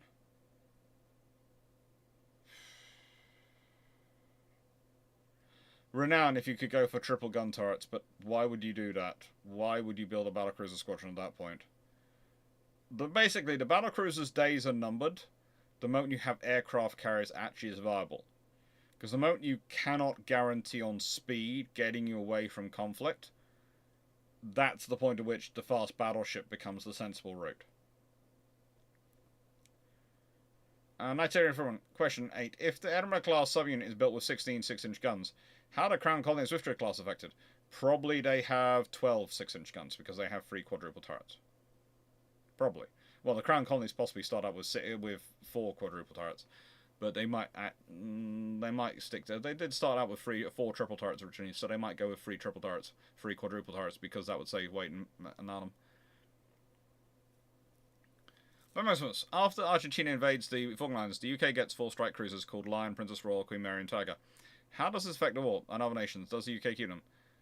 The war's over so quickly. There's no way the UK could actually build 4 strike cruisers. But if you're saying magically, Genie wishes the up ship, yes, the Royal Navy would keep them. The British government would keep them. If they're used in the war and they're viable, they keep them. What do other nations do? Well, the Russians probably try and build as many Kirovs as they can, and the Americans probably build their own strike cruisers because they don't want to be left out, and the French probably build 1 or 2 as well because Le Français, they build it. Hello, Sen Penguins.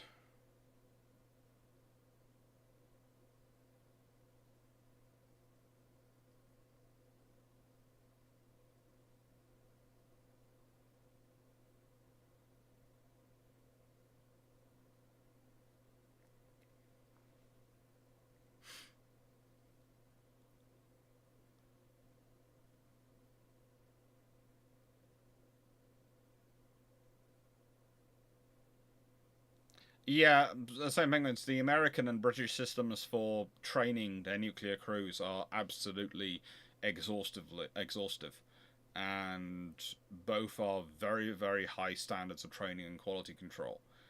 And yeah, you're not going. The French also are similar. It's one of the things which unites the NATO nuclear operators, and one of the expenses which Australians have got coming up them is the quality of training and standardization required for nuclear operators.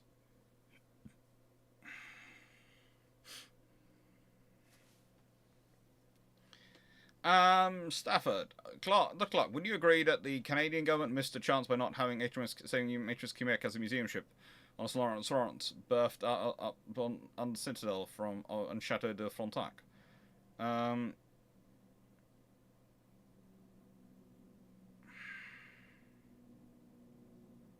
it would be cool. It would be cool. It would have been nice. Nice. Question 8.5. That's worrying. How is Denmark Strait altered if Holland had 3 A-class 2300-ton, 28 to 2800-ton, and 2 E-class 24 to 2900-ton, and 1 I-class 300 to 2900-ton destroyers? It does mean he has the destroyers keep up with them. If the destroyers are that size, they're going to be like the tribals, and they have bigger destroyers. They can keep up far easier in the rougher weather. Does that change his decision? Potentially he sends the destroyers into attack, but potentially he doesn't. There are so many factors there. Holland would have so many different. There are things I disagree with Holland's decision making. Right, I would have had the colony. I would have had the county class engaged from the other side to A, help spot the fuller shot, but also B, keep them busy. And if the destroyers had been there, I'd have had them as attack as well. But that's me. I'm not Holland. Holland liked to do a sectional battle. That's what Holland was doing.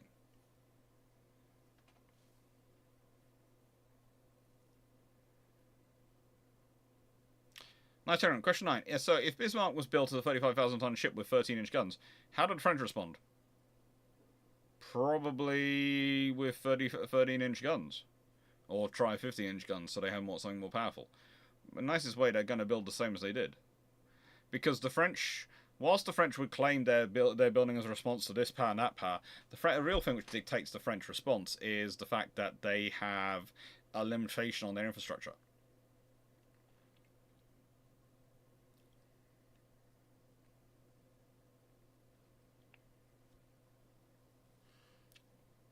That makes sense. So, would it be a good idea for the US to put some of the later subclasses of the Nimitz class in reserve after completing the Gerald 4 class? Yes. Thank you, Verdun.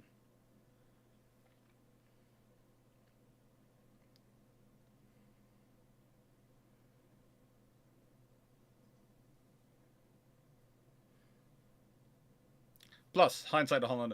Yeah, but honestly, Dave Harrison, when I start talking about these things, I'm talking about it from the point of view of the doctrine. So Holland is going for a sectional fight, and that's one of the options. The options the Royal Navy pursues at that time when they're dealing with ships, especially if they're dealing with such in that scenario, task force engage, what they call a task group engagement. You can see that the other doctrine, which is what what's the name? Harwood pursues at the River Plate. Harwood at the River Plate divides off. Exeter goes one side, Achilles and Ajax go the other side, and are attacking from both sides. If you look at the box maneuver, which happens to Bismarck later on in the campaign, you've got the tribals attacking in from the 4 points of the compass, and you've got Blazankia popping in and going, "Hello, we're Polish," sort of thing. Is it Blazankia? No, or is it the F1? It's the F1, isn't it? Not Blazankia. And the thing is, that is part of British doctrine. So he's gone for a sectional fight, which is in many ways the fair fight methodology, which is still in there because of if you've got limited number of ships, you can engage this way and it's fine. But realistically, he should have gone for the multi compass attack, which is the other doctrine policy. So when I say I would have done it the other way, I know I do have the benefit of hindsight, but I am always categorizing these things within the doctrine of the time. I always look at the operations in time. I don't consider it fair to judge Holland against the standards of today. You have to judge him against the standards of the time. And the doctrine of time has in the British doctrine, there are these two methodologies, which are written up and enunciated, so you can pick one or the other. I would have picked that one, he picked that one. I consider that a fair assessment and a fair judgment. And I would have picked that one because that's what suits my temperament and my temperament more. I like to do a envelopment attack. I like to split my forces. If you've ever watched me in UAD, Ultimate Adrenals, when I do that, I tend to have one force on auto do what the AI will do, which is standardized, one long, boom, boom, boom, and I take off a smaller group or something else, or sometimes half the force, and go off and do an attack from another angle and divide my fleet and basically trap the enemy in the middle. That tends to be my policy. And so let's be honest, the British have the enveloping attack as part of their doctrine dating back to 1904. It's been part of British naval doctrine. So it's not exactly something new.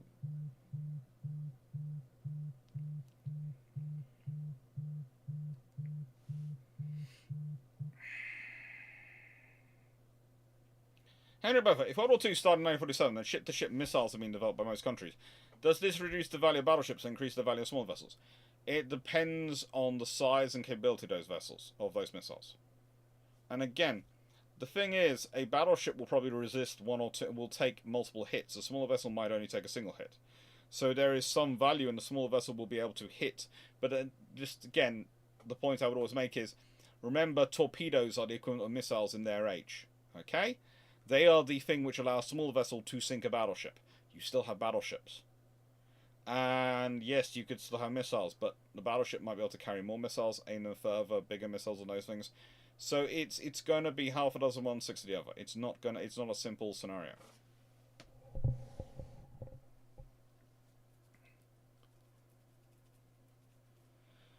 Dave Harrison, not knocking you at all. Solid Staff College said training to fight the Brits was hardest because we never followed our doctrine in the army. No, even the Royal Navy doesn't. The British Army, British Armed Forces treat their doctrine as a starting point, not a finishing point. If you look at the Americans prior to World War II, in the interwar years, and the Soviet Union as it was for much of the Cold War, their policy was always very much the doctrine is what you follow. The British, and to an extent the Americans definitely today, have a policy that the doctrine is your framework that you start from. It's not where you end up, and it's not where you slavishly ascribe to. You adapt as circumstances require. You adapt, basically, as circumstances require.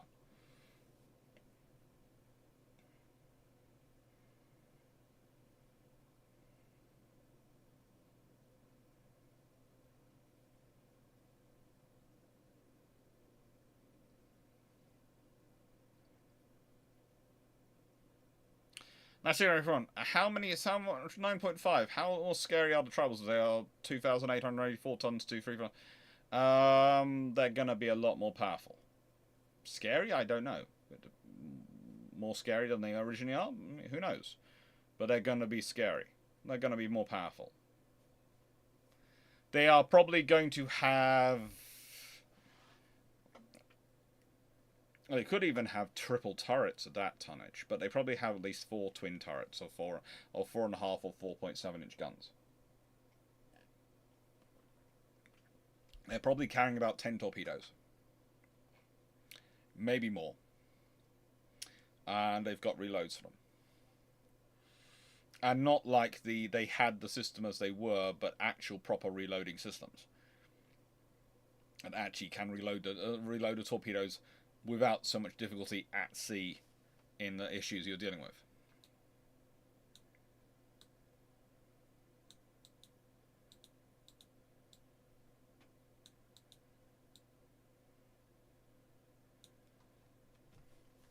So yeah, they're going to be more lethal.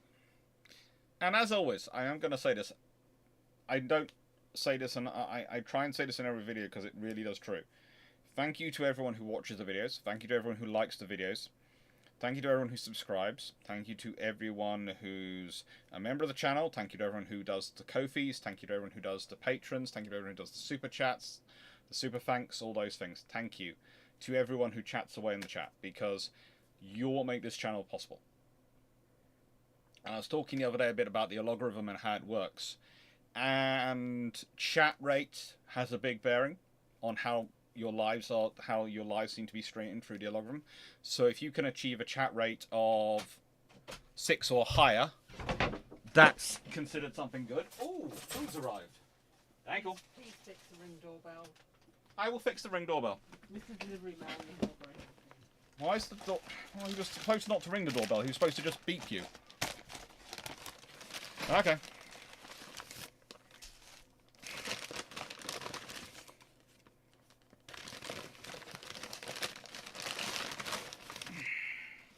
I have to have an argument for ring doorbell. Yay, food has arrived. But, you know, it's without all the things you do, this channel will not be anywhere it is where it is. They've left my barbecue sauce behind.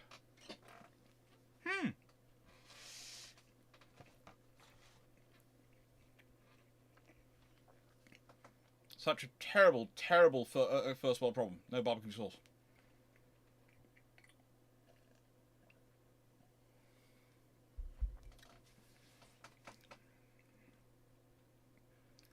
If the British went up by 2 instead of 1.5 inch for the cavalry ship guns, how do you affect the US?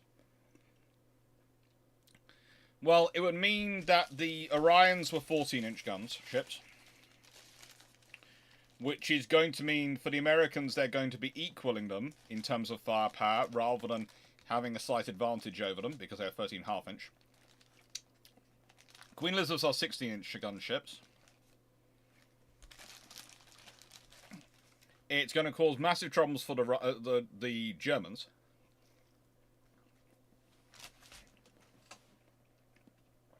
The main problem for the Americans is going to be come Washington Treaty.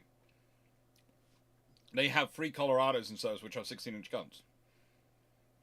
The British will have the R class, the Queen Elizabeth class. That's 10 ships. Renown, Repulse, and Hood. So 13 ships with 16-inch guns. That's going to be a nightmare for the Americans. Absolute nightmare. The Americans aren't. That's going to change the Washington Treaty dramatically. And also the British will still want modern ships. So, yeah.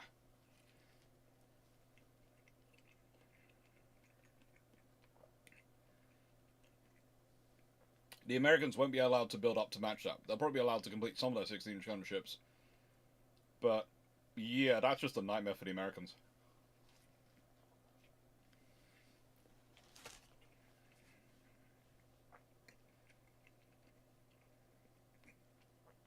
A sheer number scenario is a problem for the Americans. Because again, it's the conceit is, oh, we've got 16-inch gun ships. Yes, but we've got, all our ships have got 15-inch guns. We've got 3 with 16-inch guns. We've got 13 with 15.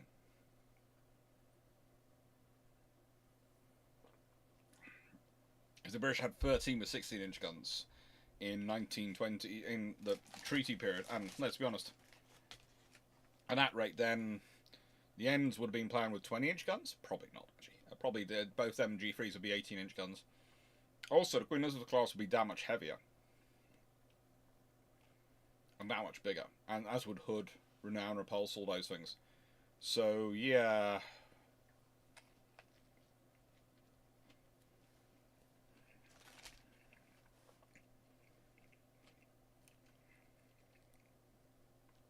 It's an interesting issue. I think it causes the Americans to have a nightmare. He says as he tucks into his American-inspired food of McDonald's and chicken McNuggets. Rather appropriate discussing Americans at this point.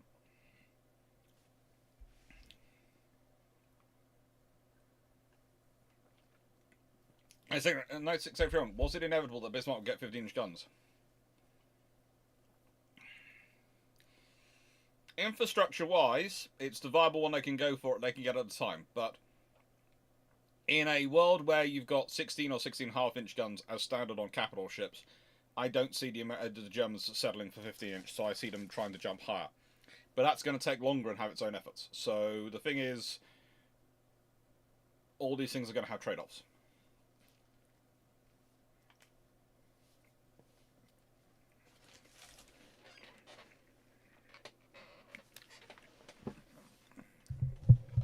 Sorry, I think something dropped on the floor.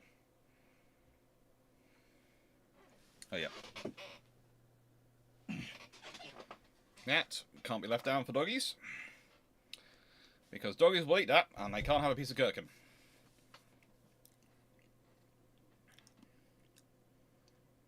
It's evident. In Re2 Expose, how beat up do you think the Iron Cruiser small boats will be when they return from their 1,500 nautical miles Scandinavian exercise they recently departed on? It won't be good, those seas. They'll work hard. They'll be okay, but, you know. And I think Prince of Wales was held up in going. She was supposed to go instead of Queen Elizabeth because, you know, we've got issues because we've only got 2 ships. So they're both having to run hot.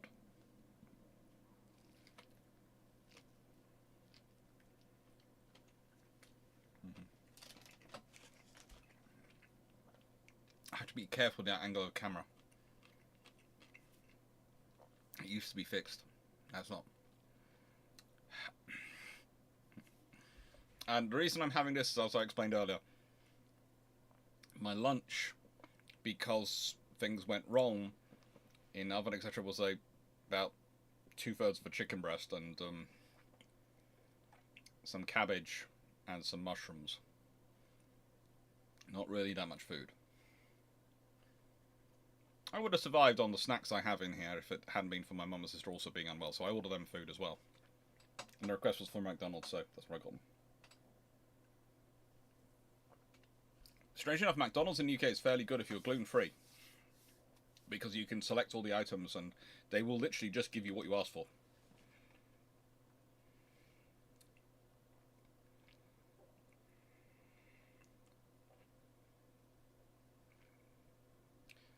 USS Albacore is sent back from her commission date to 1937. How does this affect US submarines?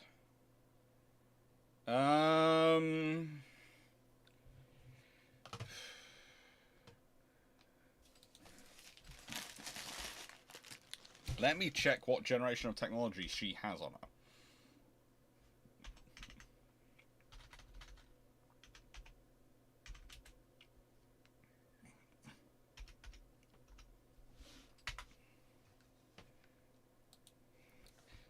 So,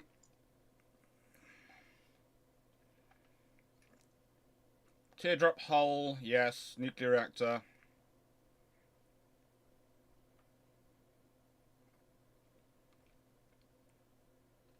No armament.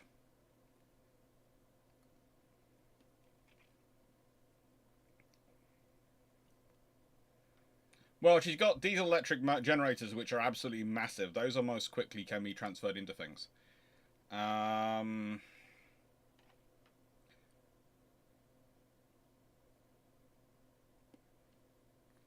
her teardrop hull. But the trouble is, she doesn't carry armament, so she doesn't have any good new torpedoes for them to copy. But she does have officers and crew who will understand things. So it would be interesting. Probably a long-range submarine could be done with it. But it would also take a while to implement, so it wouldn't be quick. It'd be a war build time. If it goes back to 1937, it would probably be about 1941, 42, you'd start seeing the class come into service. They'll reflect all the information they got off her.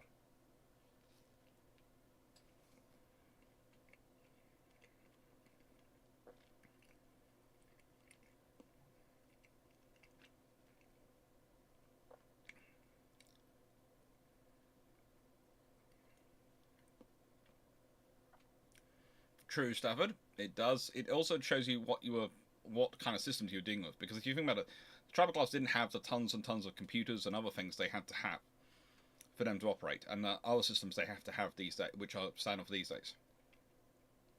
The amount of stuff which goes into a ship into keeping the ship going. The tribals don't have as many systems to keep the ship going because they don't have as many things they need to keep going.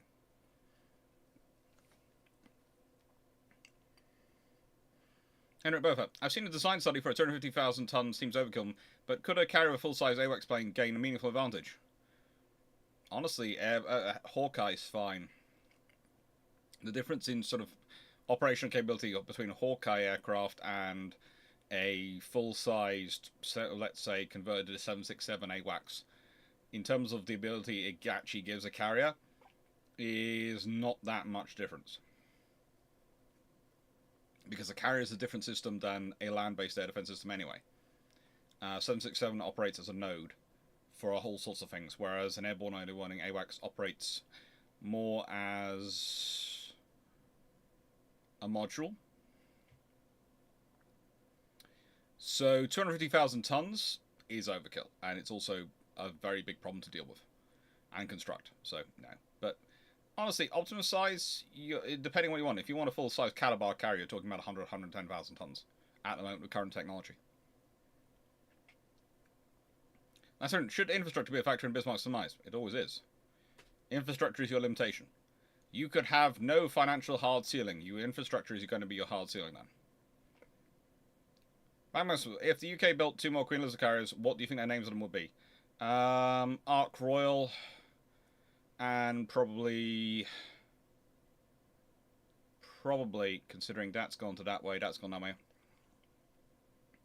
Maybe they get Duke of Edinburgh, but I doubt it, because it's King George V is going to be an SSBN, so you wouldn't want technically a Duke more visible than a King, so probably would go for one of the other names in the carrier pantheon, i.e. Hermes or Eagle.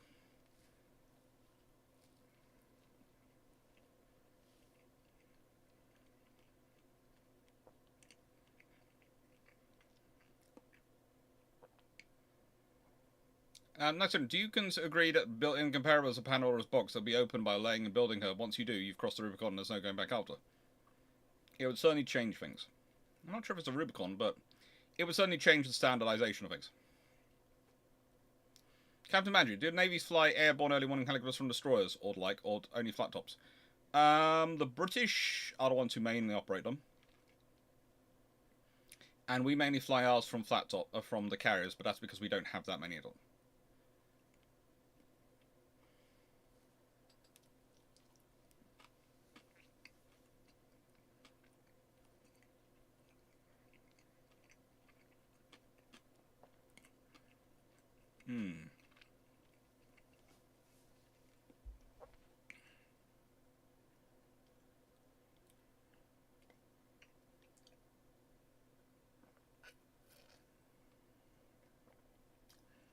Look, in the nicest way, eating food that fell on the floor.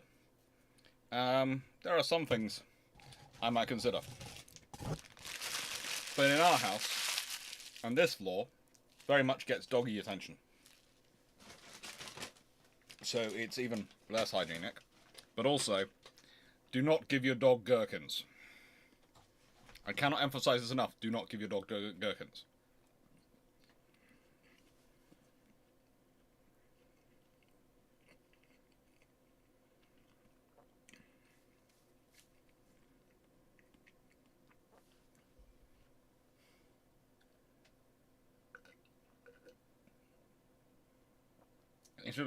We need to create a perfect mathematical formula.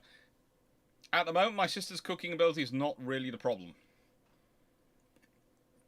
It's the fact that we've been waiting a month for the cooker to actually be properly fixed. And the fan oven sometimes works and sometimes doesn't. And the top oven sometimes works and sometimes doesn't. And sometimes it turns itself off midway through cooking and then turns itself back on. And hobs are fun to control. We have gone to consult it. We have contacted Domestic in General, and the people who were supposed to be fixing the cooker, because it's really funny. This cooker is actually a replacement for a previous cooker, which was procured by Domestic in General because that cooker went so wrong and it had stopped being manufactured. So the insurers got us a new cooker from the same manufacturer as the previous cooker had been. And it's less than a year old. So it's still under the initial the manufacturer's guarantee. So Domestic in General, the insurers, sent us to the company, to the manufacturer. We had the problems started before Christmas. And they've been getting worse and worse and worse. And they've been coming out to us since November. And it's been getting worse and worse and worse. And we had a cooker which kept playing up on Christmas Day as well. So, and we've gone back to message and gone, this is still going on. And they reported to us that it had been fixed. It hasn't been. This is the log. They actually haven't come out 3 times they promised they were going to come out. And Domestic in General are now furious. So now there is a cooker manufacturer who's dealing with a large insurance firm who are absolutely going on them because we checked with a lot of other people online and it turned out there's a lot of people who are in some similar situation. And they hadn't told D&G they hadn't been fixing them.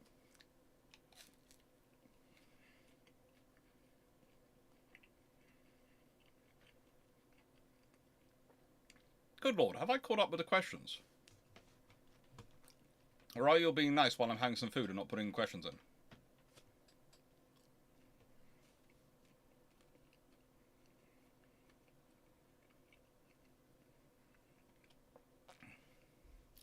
Look, I'm enjoying the fact that I can get a takeaway when I want to at the moment. It's very soon I'm going to be in Cornwall, and I love Cornwall, but you cannot get takeaways. You cannot get deliveries, not where we are. So let's move that back to there. Yay. And let's go see. I think the results are in. Poll has ended. And the winners are King George of Carmel Gasbergs, Imperial Star Destroyers. Look like if the various powers took over. That's going to be a fun one to work through. Again, I will need help. And on 15 votes. Alternate history, Stalin's 1930 London Treaty. Stalin joins the London Naval Treaty.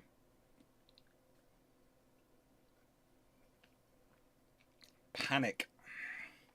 That's going to be a fun one to go through. That is going to be an absolutely fun one to go through, because let's be honest. Here's a quick question, and I'm going to put a poll in the chat. I am going to be that kind of person, because I'm in that kind of mood today. I'm going to be cruel. I'm going to put a poll in the chat.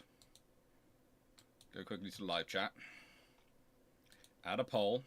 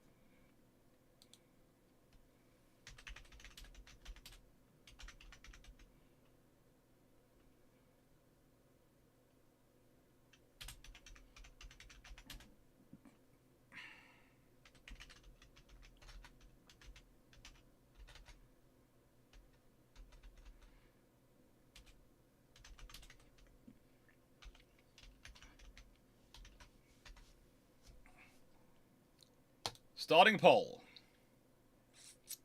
Evil. Evil is coming. Let's see where this goes. I'm going to run that for a few minutes, and then I'm going to go back to the questions. So, yeah.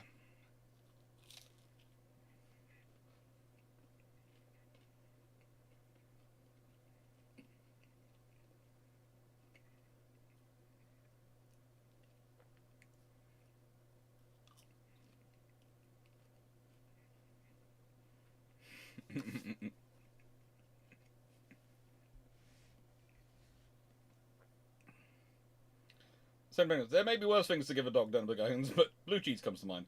Yes, but gherkins will cause such smells.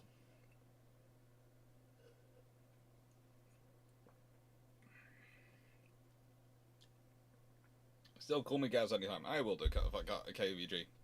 But also, I like typing it up as KVG because people look at it and go, is that KGV or KVG?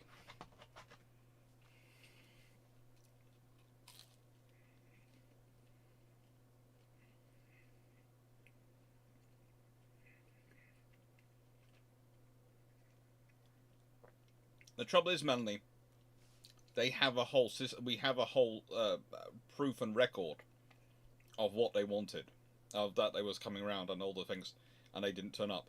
So that just gives the insurer what we would call in the UK as actionable cause. They have the evidence that they were supposed to be coming around and they haven't fixed it underneath the warranty. That means you're dealing with an insurance company. And insurance companies tend to be the type of organisations which retain very high quality lawyers permanently.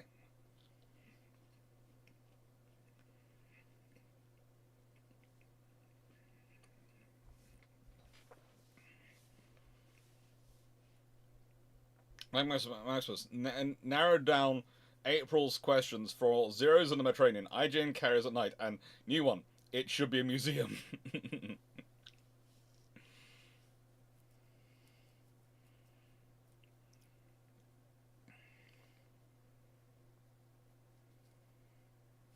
You mean equally mean it? Well, remember it's a treaty system, so he has to accept something. He's not going to get superiority put in treaty to Britain and America, and he's not silly enough to try and push for that.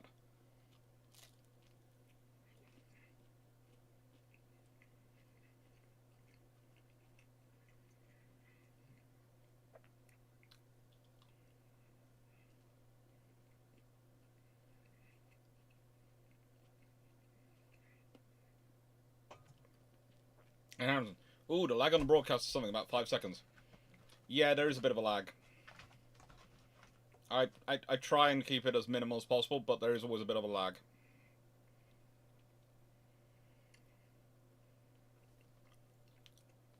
That's why I tend to do countdowns and things with my hands, so very visibly I will finish this, sort of thing in a certain time.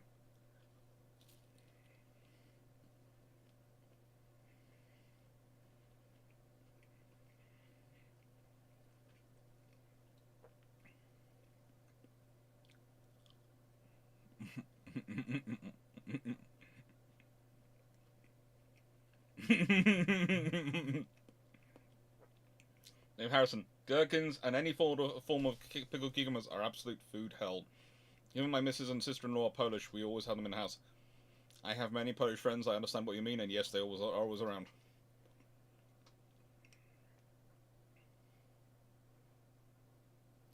Go. And we'll drop a DC a direct communication about the name. In short, a tad more country is welcome. Oh, fun times.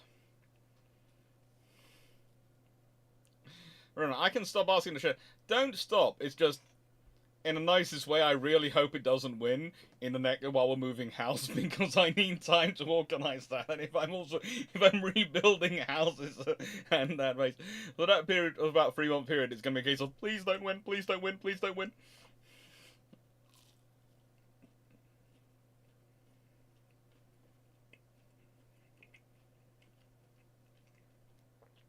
I know Man is 60, which is why I sort of do the hand gesture and hope it's okay.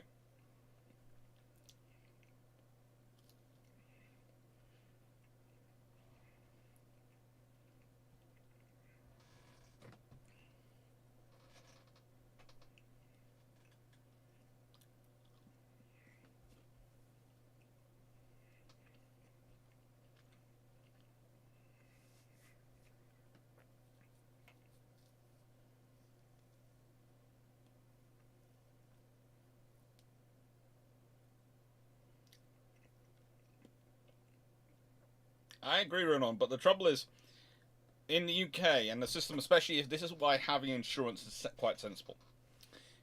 We've often found because, you see, individual versus in a megacore, you have a problem. However, megacore versus other big megacore is a massive problem for you as the megacore, because if domestic in general are upset with you, they have the money and time to. Because remember, if it doesn't get fixed by the manufacturer, they are on the bill for fixing it. They don't want to be on the bill for fixing it. So they are going to do everything they can to make sure the manufacturer has to A, fix it, and B, replace it, and C, is going to pay all the bills for that. Because it's in their interest to do so. When will we get Fluffy Research Assistants back in stream so we can get you to give them treats on stream? The reason they've not been in here is, as I've mentioned before, we have an occasional issue with things going on in terms of the garden smells and things being laid down at defective. And basically, it's effectively meant that the dogs aren't allowed in the back garden after 12 o'clock in the afternoon already. 12 o'clock, midday, they're not allowed in the garden, which is why you don't see them on stream. You saw them on stream a lot when we were in Cornwall. Raleigh was usually around me. The senior Fluffy Research Assistant, and you will see, as soon as we're probably down in Cornwall, you will see them popping in again, because the plan is it's going to be, as I said before, we're getting a sort of a multi-generational dwelling with a annex, which will basically be my house and my sister's house, sort of mum's house, and the idea is that will all be ground floor, so the doggies will be able to wander between my sister's office, my mum's office, the lounge, the kitchen, and my office as they wish inside the property.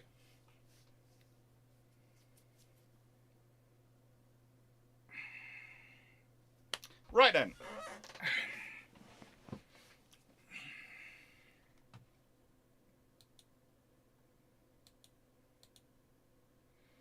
$30 votes. I'm going to end the poll in 10, 9, 8, 7, 6, 5, 4, 3, 2, 1. Going to end the poll. And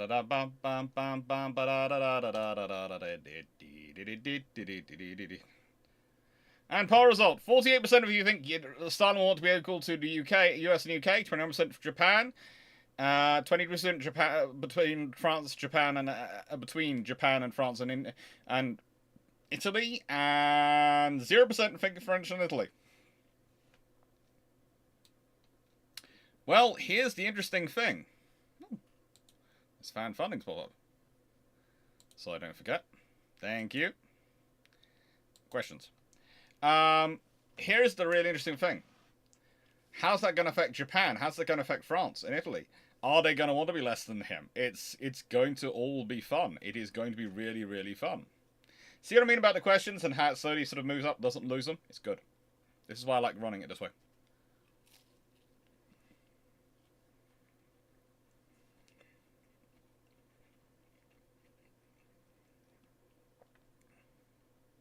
What about smells?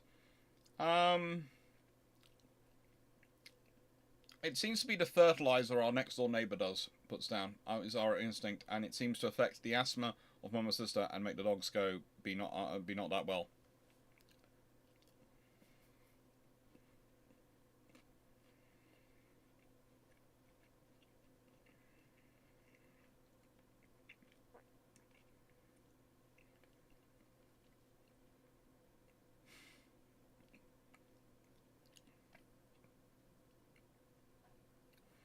Excellent. Glorious Comrade style in the morning, UK and US parity would be hilarious. Such a cluster frigate. Yes, but the trouble is, if he demanded parity with the UK and US, Japan would demand parity with the UK and US.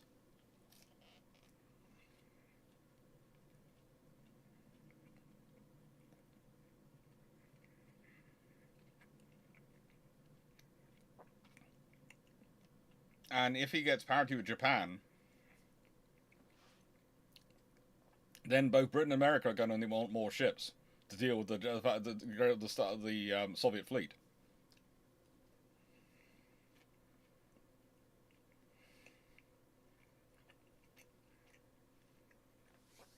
Basically, however it goes, it's going to be an absolute mess. That's a good one. Question 12. How quickly would the 18-inch guns on N3 get the range on Bismarck? And what damage would the 18-inch shell do to her? No idea. And the reason I have no idea is because they were never built. If they were built and put in service, I could give you an idea. Because we'd have those realistic calculations. Not theoretical ones, not testing ones. We'd have actual results of her actual performance in exercises and tests and when they're firing them and those sort of things to draw from. I can't tell you how quickly they get it. It would depend on angles and various other things to work through, but the thing is, we can't answer that question without the data. Or rather, I can answer that data, but I'll be talking completely out of my rear end.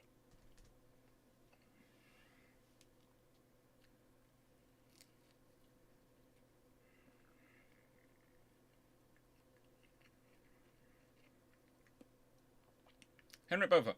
If rail or core gun modern battleships are built to the same displacement as carriers are,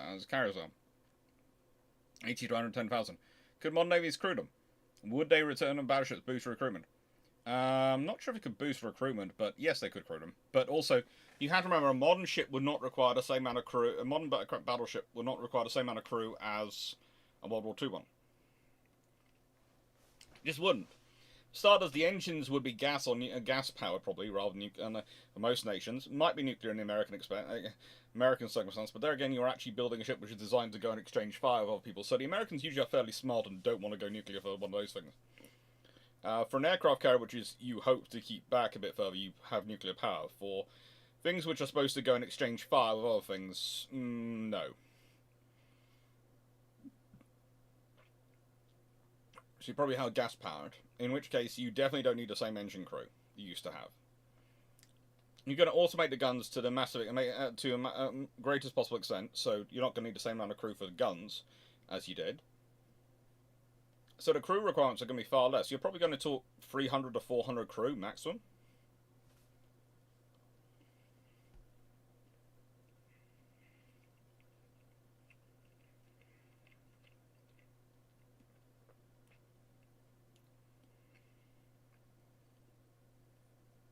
I was asking, did Tillman propose such ridiculous battleships to actually halt BB production for the US and instead build cruisers in South Carolina?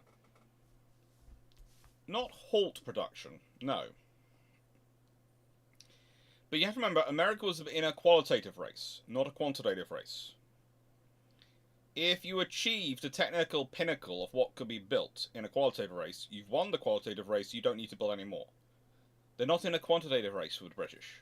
This is the thing people have to try and understand. It's sort of, people look at the Anglo-British-American naval race and go, oh, it's dangerous. Well, no, it's a qualitative race, not a quantitative race. The Anglo-German naval race was quantitative. And don't get me started on the people who've been saying this. It was all about dreadnoughts. Dreadnoughts started the Anglo-German naval race. No, it didn't. The Anglo-German naval race have been going since about the late 1880s. There's a reason why Britain passes the act it does in 1889 and starts building more ships. It's not because they really want to. They have a jonesing for building more ships.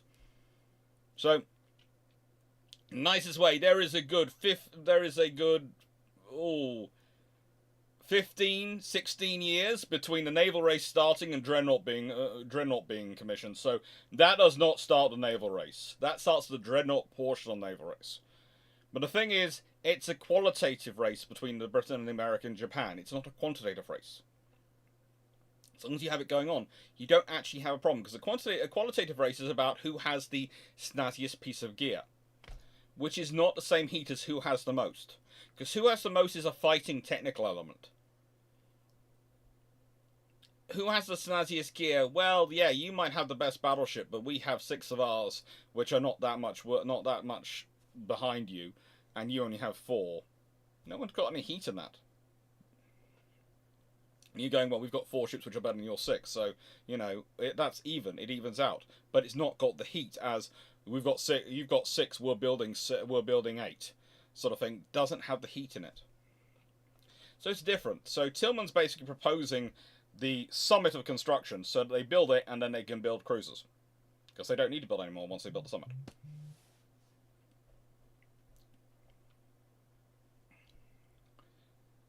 Captain Banjo, you mention often that VLS can't be reloaded at sea. What about old school swing arm launchers? They can be.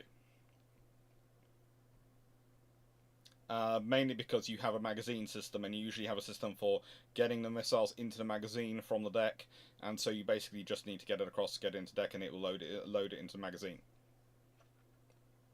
Because you can have various systems which can manage the magazine loadout. That's why in the Falklands War they were reloading at sea, because they were running from magazine systems. Nighttime Britain's, hi there. Join the stream.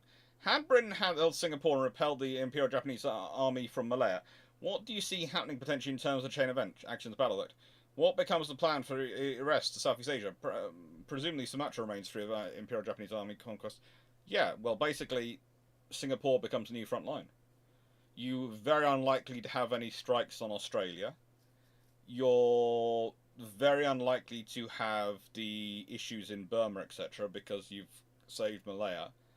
So the army is instead working up through if you've managed to hold on to Malaya, then you've got the British Indian Army moving in and working up the coast of Malaya, up through Vietnam potentially. Potentially trying to link up the Chinese. It might try and link up the Chinese and have them try and come south, so the Japanese army gets caught between a pincer movement. That'd be interesting, between armoured divisions going up. You would have probably a lot of American bomber aircraft moved to try and support their operations against the Philippines, Japanese forces in the Philippines, in Vietnam. You probably have a very different argument over who commands forces, because you see, your major area is going to not be able to divide off from the British Burma command and that sort of scenario for MacArthur to try and claim separation. So MacArthur either gets given command of the British forces working up through Vietnam, which he won't be, because the British forces will go, are you supplying the troops to these? No. Or you're going to have it as a joint command, in which case it won't be MacArthur in joint command, because MacArthur can't do joint, it doesn't do well in joint command where he's not able to dictate it. So that's going to change Southeast Asia very quickly.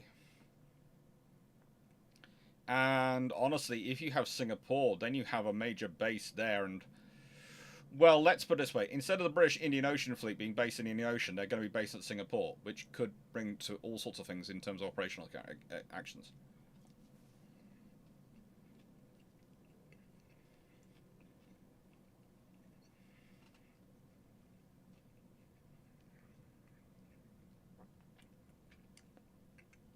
$96.81. Don't take this the wrong way, but here's your question. Would the Royal Navy be able to overcome the challenges operating an incomparable sized carrier? It's an option of scale, and they'll be the ones who have built it. Of course, they'll work out the problems and overcome them. It might take them time, it might take them learning, but they're going to overcome it. That's kind of don't take this the wrong way, that's kind of a really question?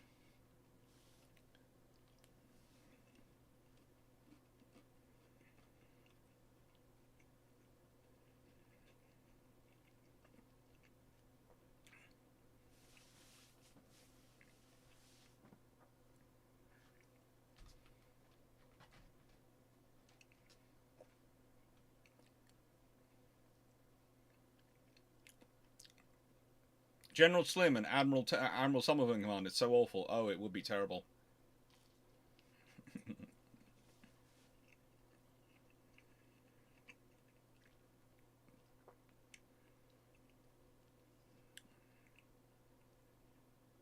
Well, that'd be something, because if you imagine if the bulk of that fleet is now, the British Indian Ocean Fleet is now there, and Somerville's in charge of it, probably the American Fifth Fleet, which I think is the one which was down in that sort of area operating there, is going to be, would probably be, especially in 1942, when it's not as big as it becomes, would probably be folded into it.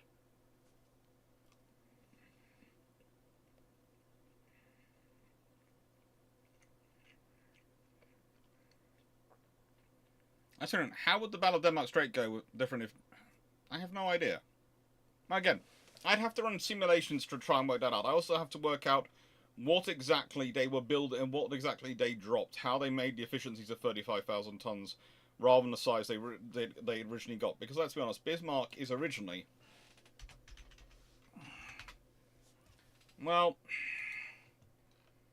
as she is originally, she's 41,700 tons in standard.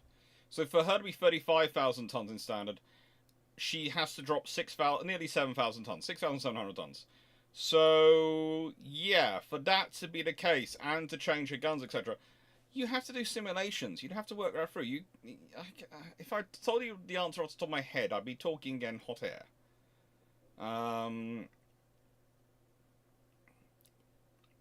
I think, how would it be right that in a world where 18-inch guns aren't in free exist, the Germans have to go to 15-inch guns to have ships capable of standing a chance?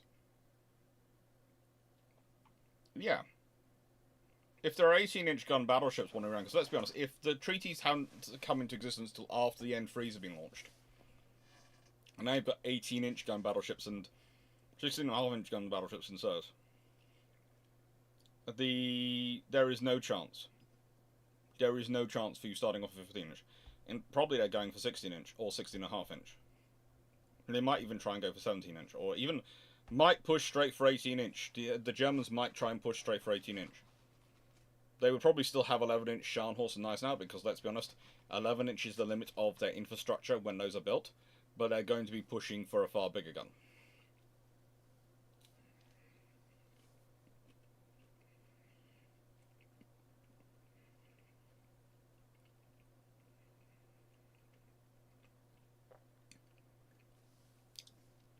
What if Iceland was where the Azores Islands were, but it was still set first by the Vikings in 800 AD? Then A, you've lost somewhere which is very, very cool for North Atlantic treaty operations. And operations in North Atlantic is a very useful hub. And B, the Vikings are going to have to spend a lot of their time dealing with the Portuguese and the Spain trying to invade them. So I do not think Iceland develops without. Iceland probably still has the how do I put this, the parliament it does, but I doubt Iceland has got away with having no standing armed forces. And I'd also reckon, well, even if it's part of Denmark, they'll have to have quite a significant military force there based there the whole time. And B, I would reckon it would probably have a larger population as well, because if it's down where the Azores are, it's going to be far, far more, how do I put this? Have a far better, far longer growing season.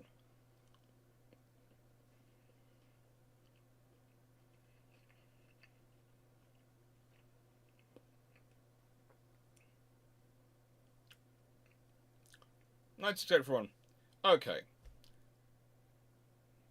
So let's explain this one, because you have picked up something I've said on one of the videos, and you are amalgamating it, and you haven't. Obviously, maybe I've missed. Let's say I've missed to explain it. St. George isn't Popey, but it is Popey, and the British have built how many St. Georges? Let's consider that.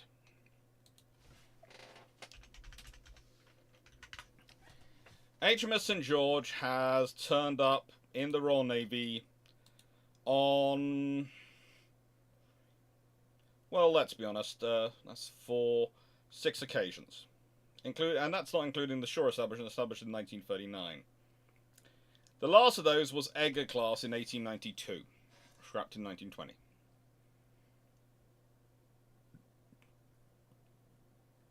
The idea of a saint class of names, all ships named for saints, is it's Popey. St. George is the patron saint of England, and still it turns up that often. One of those is a hulk, sunk in Chatham as a foundation in Sheffield Chatham Dockyard.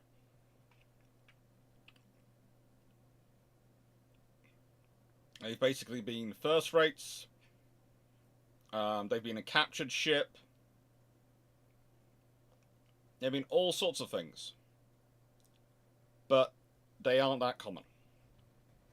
And for an entire class to be named for saints would be very, very popey. Okay?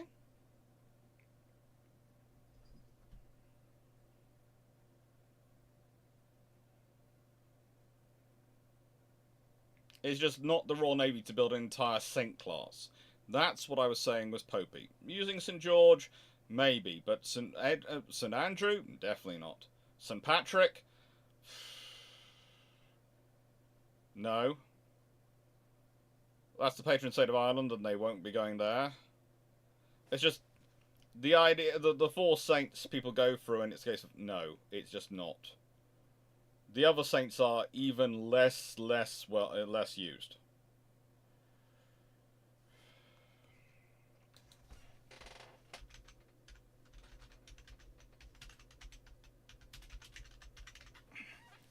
You know, St. David is a lovely patron saint of Wales, but if you consider HMS St. David has turned up how often for the Royal Navy? Anyone want to guess? And I'm making sure I get it right.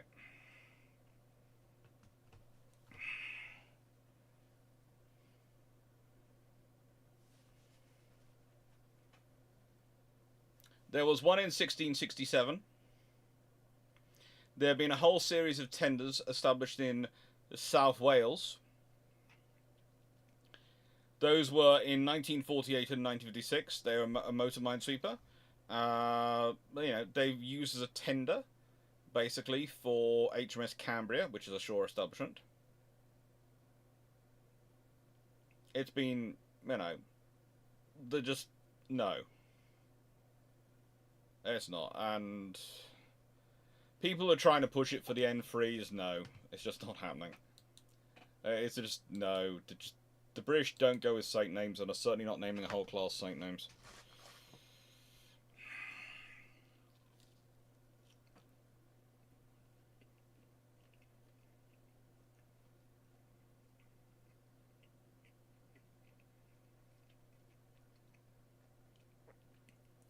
Melanie, 1640, what is Popey? Catholic. And please note again, this is not me saying anything against Catholicism. I'm not. But the Royal Navy in the 1900s, 1920s, 30s, very Church of England organisation. Very, very Church of England organisation. Yes, it has Jewish officers, it has Catholic officers, it has all sorts of officers, even a couple of Hindus wandering around. But its ship naming is very, very Protestant traditional Royal Navy, and the Royal Navy doesn't like doing saint names. It's very rare to do.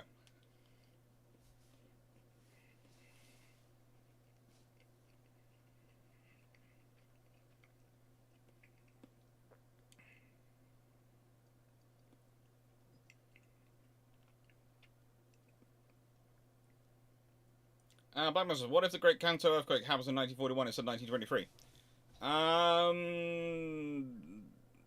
Japan has a far better carrier force, and it's down one of its super battleships. That's right. Why is the definition of plunging fire so poor, as anything above 0 degrees is plunging, isn't it? No.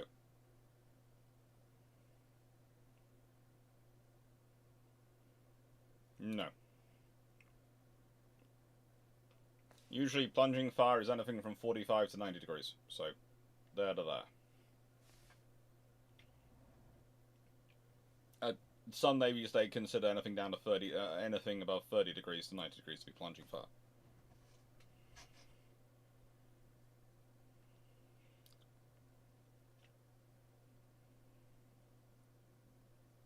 Jacob, yeah.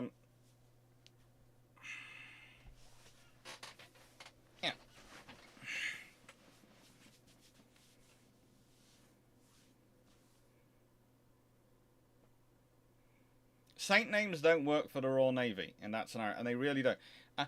You know, it's the idea is, oh, we're going to use Saint David, and where's the fourth saint coming from? St. Patrick? Yeah, Ireland's going free in 1917 and 1921. There's all sorts of rebellions. The Royal Navy's really going to name a ship St. Patrick at that point.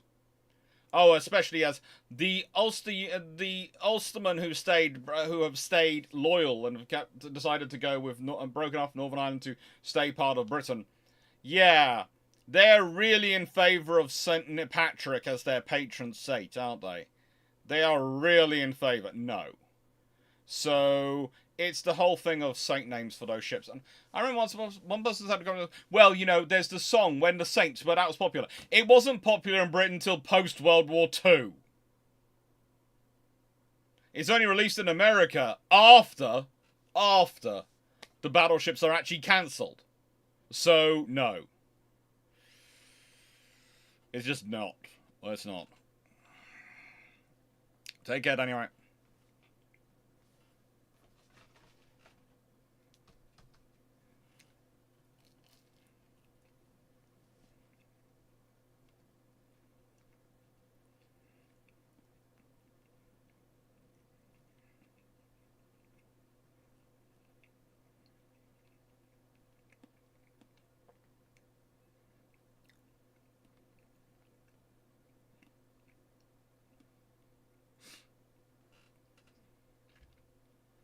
So, let's see.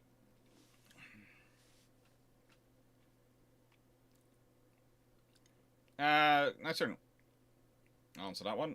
Jacob, the Dutch actually built their battlecruisers before World War II, but they fall into Germans' hands at the start of World War II. What battle would they be using? Everything.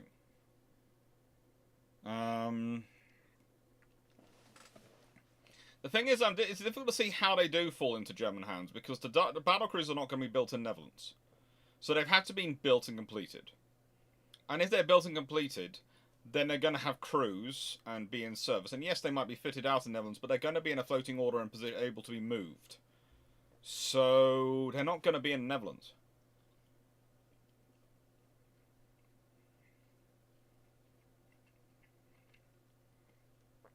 Now, they could have built them in Germany, but if they built them in Germany, then Germany's not building their own ships, and they haven't got enough space to build their own ships and build the Dutch ships. So the only options they can be built in is Britain or America. Probably the Dutch go for Britain over America, but they might go for a 2 and 2. It's highly unlikely. Highly unlikely that they would capture them all. Now, this is where everything's getting interesting, because let's say they do get one, because that fits roughly the proportion of the Dutch fleet which actually get captured and don't manage to get out. So they get one of them. Well, it could well be used to back up Scharnhorst and Gneisenau on their missions, but let's be honest, you've got to crew the thing. You've got to crew it. You've got to support it and sustain it. Probably not ready. Possibly it comes out with Bismarck. As I've always said, if it comes out with Bismarck, there's an interesting scenario. But remember, there are going to be 3 more of them, which are going to be probably going to be siding with the British. So it could be interesting. You could be dealing with those battle cruisers turning up in various groups. It's going to be an interesting scenario. You'd have to walk around.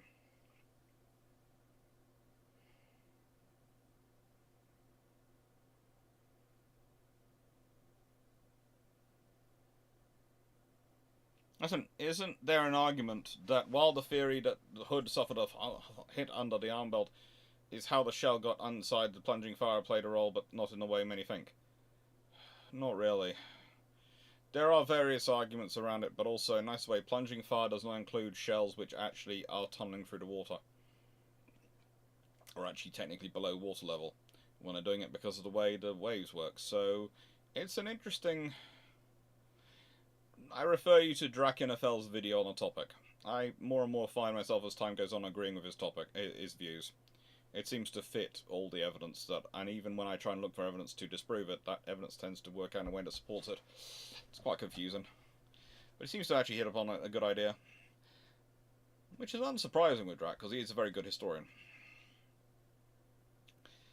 Black Maximus, Napier Sabre, E18, E1 with electric starter and war speed boost with detailed instructions on how to build it.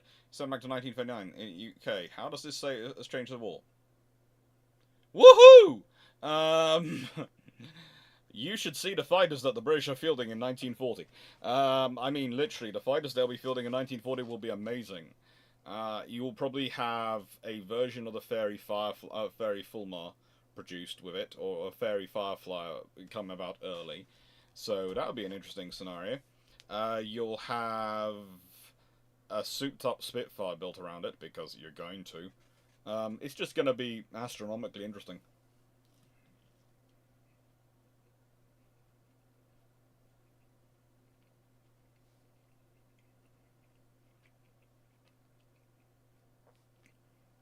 HMS Dragon is a lot more common in Royal Navy names than HMS St. George. HMS Dragon is a lot more common than HMS St. George. So, potentially, but I can't remember any example of it off the top of my head.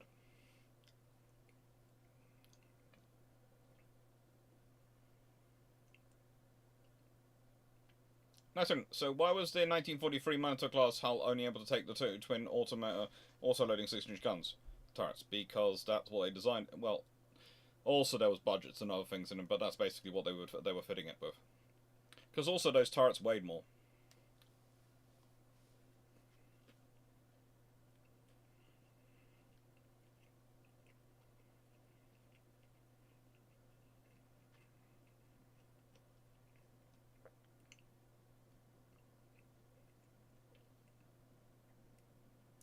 Actually, 9681. There's a reason why. There's a lots of.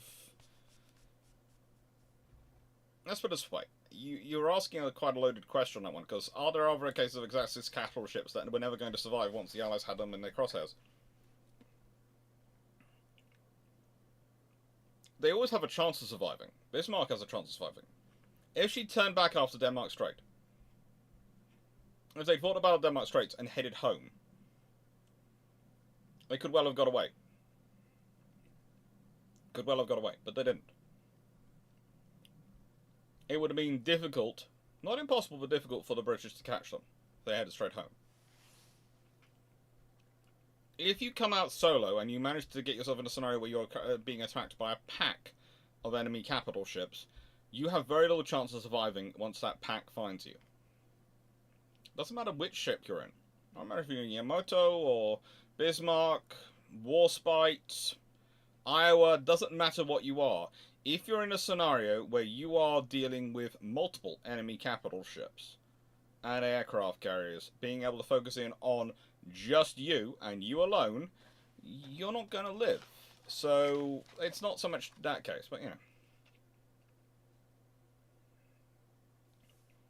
Make sure, is it true that most and the current HMS Dragon had a dragon painted on the bow? Not always. Not always, but quite often they seem to have had a lot of dragon-inspired motifs.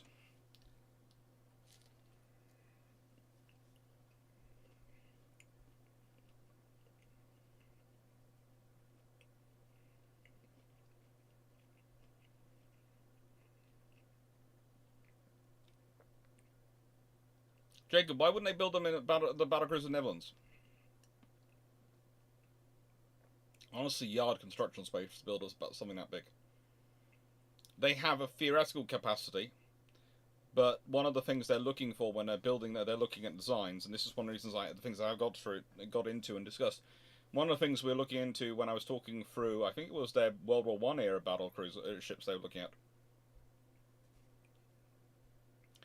They are looking into getting them built abroad, because the actual infrastructure to actually build a ship that size, that complex, doesn't exist in the Netherlands. It's an order of magnitude beyond what they've built their yards up to be able to build. And it's still the same in the run up to World War II. There is a theoretical capacity. You can look at some of the yards and go, well, this theoretically could build this because it's theoretically big enough. Do they have any experience in this level of complex construction? No. How much is it going to cost to get it built abroad versus how much here? Building all the capabilities from scratch.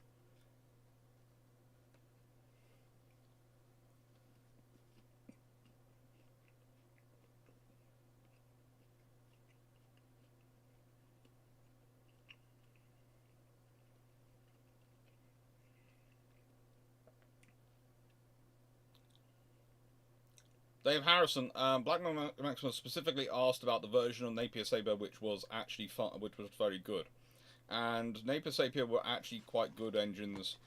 And once they sort out the early issues, there are early issues with them, but they aren't that bad. And it's actually one of the few marinized engines from the beginning, which causes some of the issues, but it is actually quite a good engine.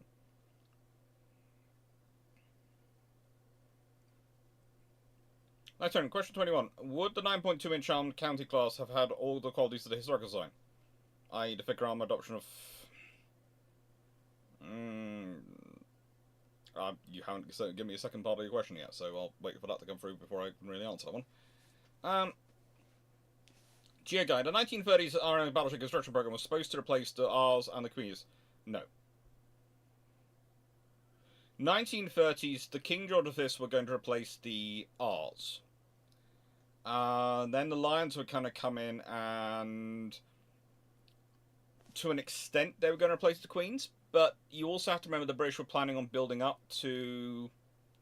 The British wanted to get up to a certain number of battleships. They were looking at getting up to 20 plus battleships, okay? So if you are building the King George V's, lovely ships they are, you're building them, okay? You have 5 of those. You have 5 Queen Elizabeths. You have Hood, Renown, Repulse. What have you got? You've got 13 ships. Nelson Rodney, 15 ships. You've got the R's in service. You've got 20 ships. They wanted to go 20 plus. So expect the R's to actually start going. The R's were going to be replaced with Vanguards, to an extent King George V's, and Lions. Because they want to grow the size of the fleet. They need to grow the fleet. And the British government can afford to do so. In 1939 they can afford to. So they're making all these plans. They are sensible plans. They're not planning on growing the fleet extremely. They're not planning on going, we're going to go for 30, 40 battleships. They're looking at 20 to 25. They think that's enough. And that's also remarkably where the Americans were looking at ending up as well. The Japanese could in no way sustain a number. And please note, even if the Japanese have Yamato, Musashi, and all the others that come after them, if the Allied powers have 25, if Britain and America both have 25 battleships, their battle fleet cease to really matter. Because they can't afford to sustain the numbers in that against that level of quality, which might not be the same in terms of it's not got the 18-inch guns the Yamatos have, but they can't deal with that level of. They've got enough quality in overwhelming quantity that they are beyond their point to sustain. But also that's going to cause Italy trouble because they can't really keep a match to build up, and it's going to cause Germany trouble because in the short term the British can achieve those numbers by 1942 quite happily without really any effort because they're starting from a baseline of 15 ships, so they're just growing their fleet by a third, and they're building 5 King George V's, they're building 4 Lions, they're building Vanguard, so they're building 10 ships at the time they're doing it, so they can get rid of 5 and build 10 and grow it up to 20 without any issue.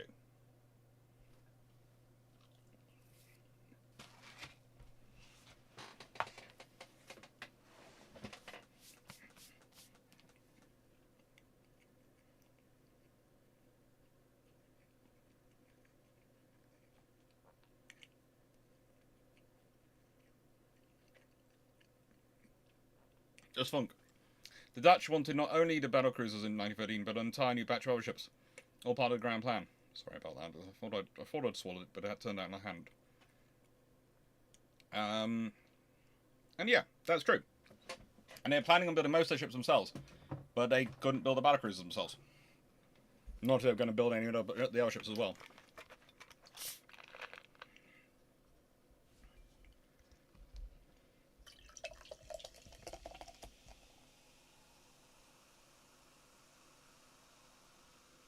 Okay, nice full question. Would the 9.2-inch armed county class have all the qualities of the historical design, i.e. the thicker armor, adoption of AON scheme, a more reliable anti-aircraft battery with very accurate guns? Well, they're going to have the same anti-aircraft batteries they did historically. The thing is, if you've got 9.2-inch gun ships, you might be tempted to go for one of the largest. You might be tempted to go for a bigger gun than the 4-inch guns as your AA battery. You might go for the 4.7-inch, or even the 5.5-inch gun, or nicking off Hood. Probably the 4.7-inch, and that could have all sorts of repercussions longer term down the road,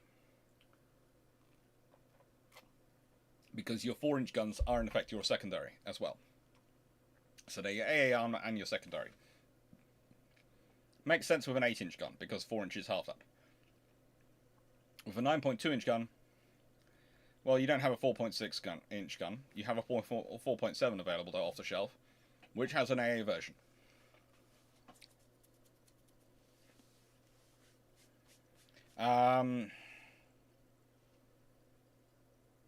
They would probably be much the same, but they'd be 9.2-inch armed and they'd be bigger.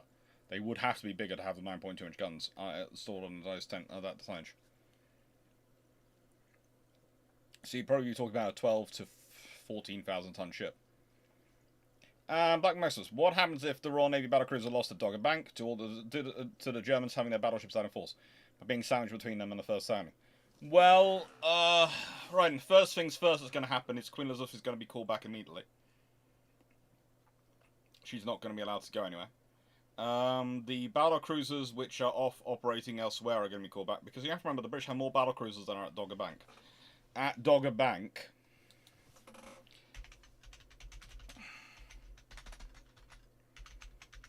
just remind myself exactly where are there.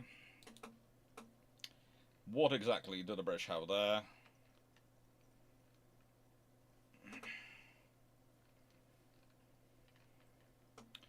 The British order of battle is Lion, Tiger, Princess Royal, New Zealand, Indomitable. So they have all the Invincibles sitting off elsewhere. They have Australia sitting off elsewhere. They have Renown and Repulse, which they're working on. Okay, they're not available yet, but they're Renown and Repulse are working on. So if they lose those 5 ships, A, they will have some battle cruisers in service to cover that, and cover that role of the fast wing. But also, you will probably see the British change their operating methodology. The ground fleet will always be coming out and will always be as nearby as possible. I think you would also have a very different command structure put in place for the battlecruiser fleet. Them being allowed to go off and operate as independently would not be allowed. Renown and Repulse, was said, would be rushed on. I think also you probably have the Admirals would probably be started a lot earlier and probably completed earlier. Because you need them. And... well, actually, no. The Admiral class, when they're laid down, actually might be laid down as fast battleships rather than battle cruisers.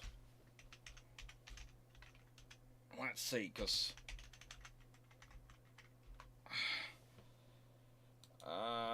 the Admiral class are laid down in 1916.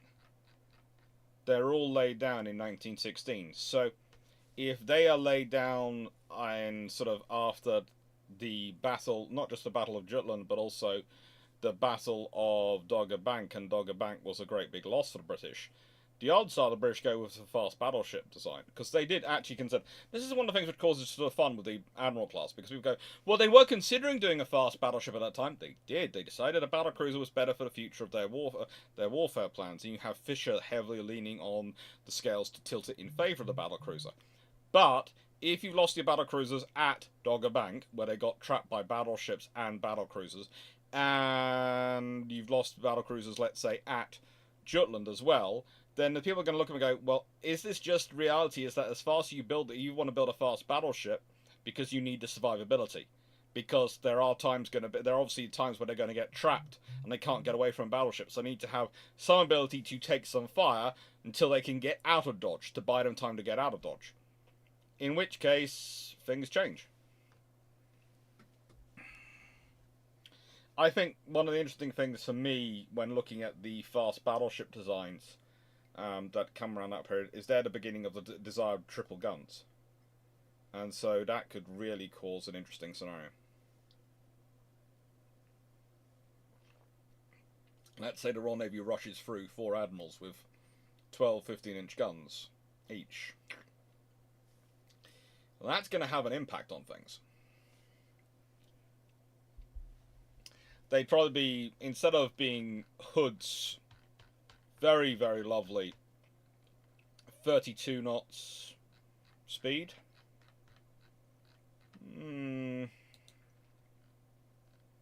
Yeah, they would probably be 28 knots and 12 15-inch guns. So 4 triples. Probably have a scaled up R-class armor scheme with a thicker armor plate though. So probably be talking about, well, probably same armor plate actually, but R-class, but would have the speed. So there'll be 28, 29 knot ships with 12, 15-inch guns and R-class improved R-class style armor Scary. They'd be scary. From that scenario, judging from what I read and extrapolating that with that happening and how that probably change things, because also you'd have BT dead. If you lose all the battlecruisers in that battle, either BT's dead or he's no longer in command of fleets because he just got his squadron wiped out. So if he survives, he doesn't get squadron command and he definitely doesn't become First Sea Lord. In which case, the odds are... Who would be promoted? Madden's not senior enough at that point, is he?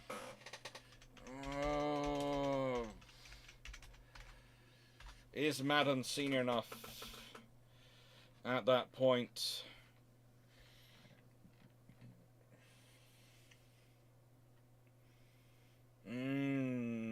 He could be. He could be. It could be Madden.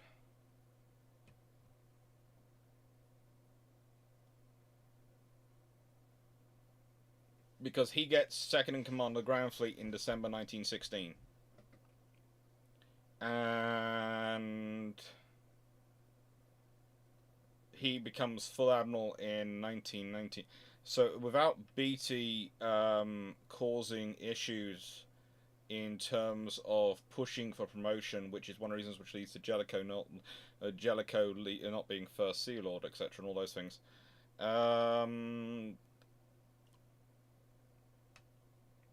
Yeah, that's an interesting scenario. It could be Madden who gets it earlier. There are other options around, but there is a goodly chance it's Madden. And of course, there's Hood going around. Hood would still be alive. Hood could get command of them. Hood is a fairly senior, experienced person. He could get command of the battle cruisers. And there's Weymouth, of course, as well. You'd be dealing with Jellicoe, Weymouth, Madden, as he historically gets in 1927. I think Jellicoe, possibly because you'll need someone else. You'll need them around for various other things. I would be surprised if Jellicoe is in post till about some point in 1919. Maybe, let's say again, November, December 1919. Then Weymouth will probably take over and run it for about 3 to 4 years. So he'd get up to about 1920,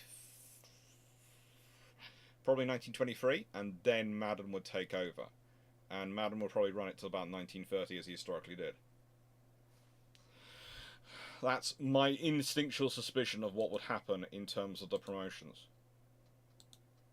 And that would change things, again, because they have different philosophies.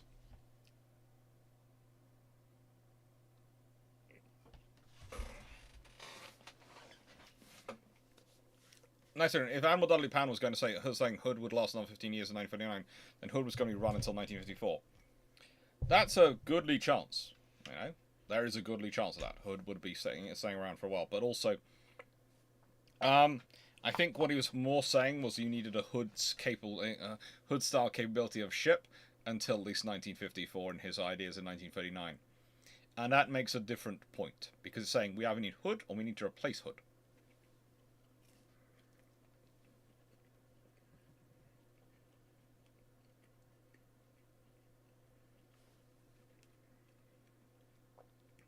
So, Thompson, if one were to build a new yard or expand existing one to be able to construct a ship of up to 350 meter or 1,500 feet, would they also be wise to build a shed to 400 meters?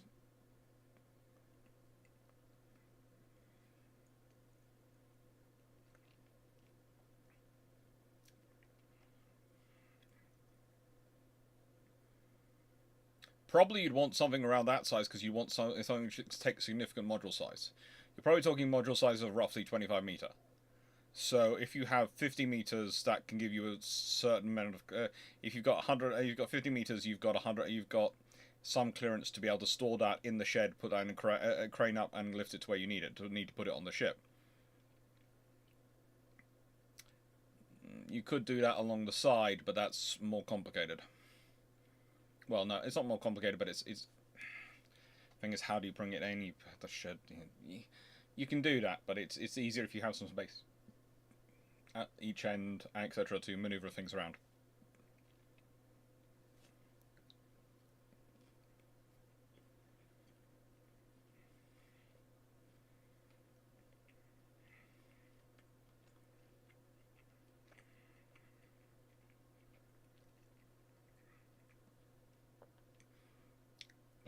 If a Ferrari Enzo is sent back to 1934, well, could the British figure out some of the engine technology in time for World War II?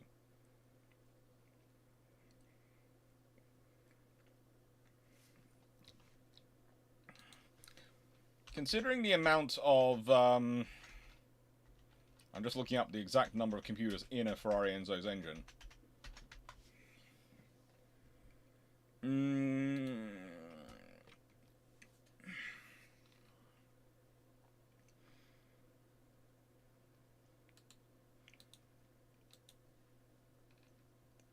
Naturally aspirated.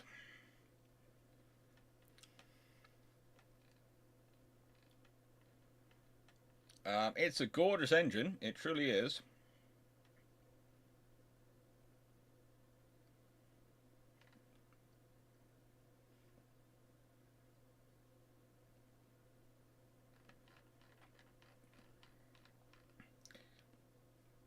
Possibly, but with only one example to take apart and put back together again, etc., it's going to be fun to watch them. How quickly they can get it into anything useful in the service, I don't know. It's going to take them a while, because there's going to be a lot of stuff in there which they're going to go, we have a theory about this, but we didn't know it actually worked. And there's going to be a lot of things they're looking at for the production of that were theory at the time, but which didn't actually ever work. If that makes sense. If that makes sense.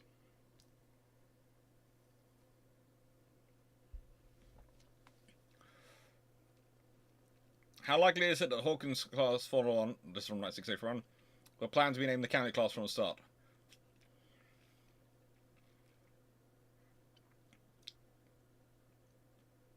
Well, consider this. The Royal Navy, whenever they want to make sure they get something in large enough numbers, tend to bring out either the towns or the county names.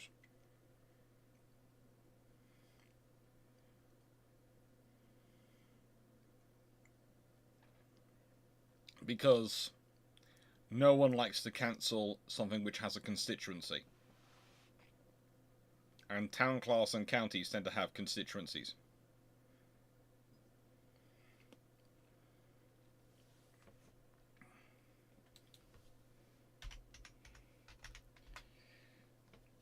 If the Peacemaker... So, back to myself. What if the B-36, aka the Peacemaker, is ready by 1943?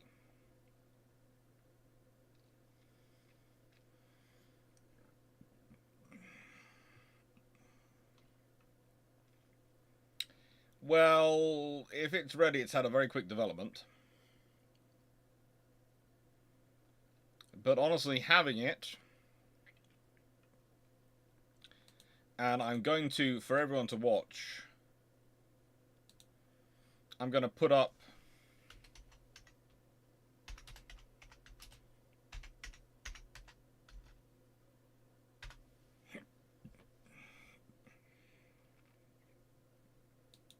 a little picture of it. Sorry, I'm having a fun day. Yeah, That's tiny. So that's B-36 next to a B-29. Okay? The 36 was built with the idea of, what happens if Britain falls and we have to bomb Germany? That's the real thing which the 36 is built with the idea of. What happens if we have to bomb Germany and Britain's fallen?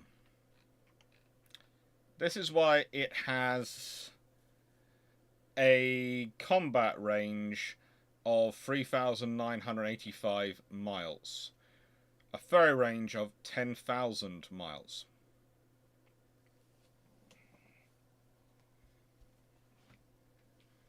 If you have that end of service in 1943, A, you have to get nowhere near as close to Japan to drop the nukes. Which is going to save a lot of effort. B,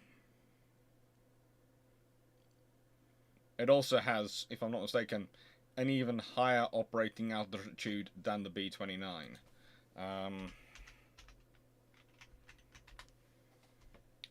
That's from memory, let me just check it up.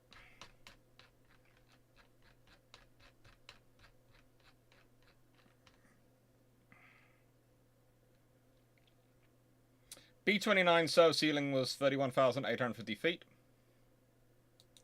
Peacemaker's service ceiling was 43,600 feet. There is very little chance of anything getting up to reach that. If you have that in service by 1943, A, the British are going to be bending over backwards to buy it. B, there is not going to be a single oil field in Europe which is not going to be hit by them, because there is nothing not in their range. C, you're going to be able to get closer to not have to get as close to Japan to drop the nukes. You are going to dramatically change the war.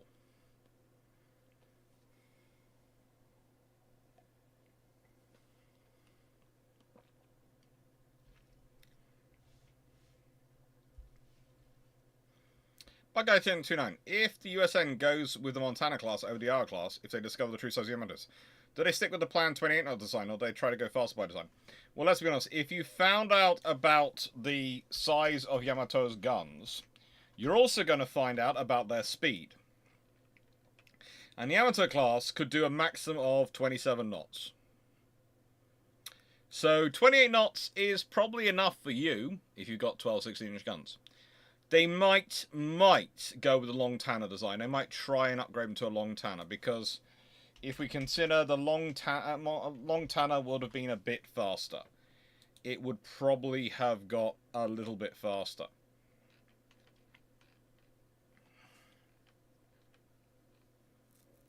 But how much faster? Ooh, I'm not sure. But yeah, it's basically if you go to length to beam ratio, you do basically if you built the Montanas, you'd have Montana, Ohio, Maine, New Hampshire, and Louisiana perhaps. And honestly, they'd have been good ships to have. They would have been very useful ships to have. Even at 28 knots, they'd been perfectly fine for dealing with the Yamatos.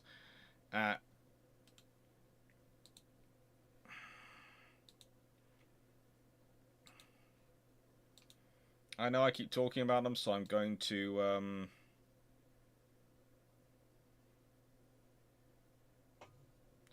find a photo of them somewhere. I have one somewhere.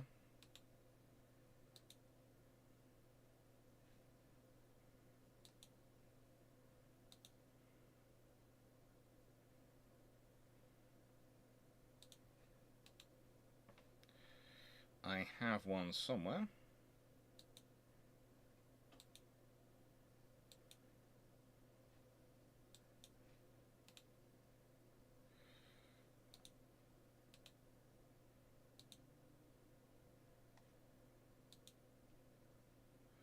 Let me see if I can just get it up. Ah, I found it. How's it gonna come up as a proper display? No, it's not.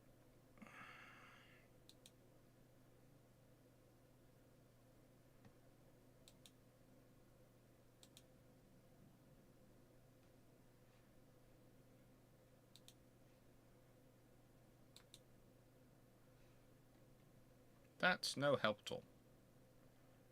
That is no help at all.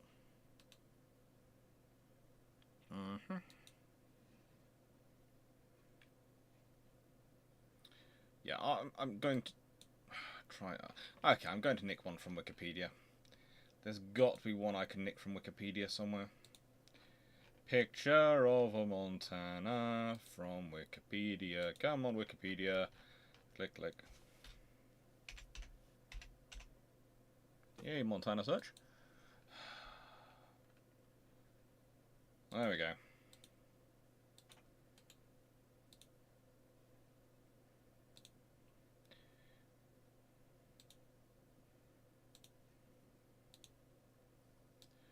That's not really helpful. That's a bit massive. But it is a better picture than it was previously.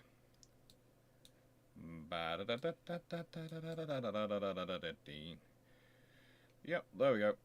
Let's bring this down. And stick this above my head, because, yeah, it fits up slightly better there. So, that's basically what you see is what you get with a Montana. If they build them, they have a very capable ship, 28 knots. That's fine for dealing with Yamato. Yes, they might want it a bit faster. They might try and put in some more horsepower. But are they going to go to full Iowa? No. Maybe they want to try and get it to 30 knots, but that's about it. So they're fine. Nice, Aaron. So if the Hawkins class had been with 9.2-inch guns, what stops 9.2-inch gun become the gun limit for cruisers at Washington Infantry? No, if the Hawkins have 9.2-inch guns, then that's the gun limit for cruisers at Washington Naval Treaty. Honestly, it's 9.2-inch. Maybe they decide to round it up to 10-inch, but probably don't. They might do. They might do, in which case there's probably going to be a load of navies try and build a 10-inch gun cruiser, and British are going to keep the 9.2-inch gun cruiser, because the British are going to look at it and go, you're burning a 10-inch because it's the maximum treaty, not because it's actually a decent weapon.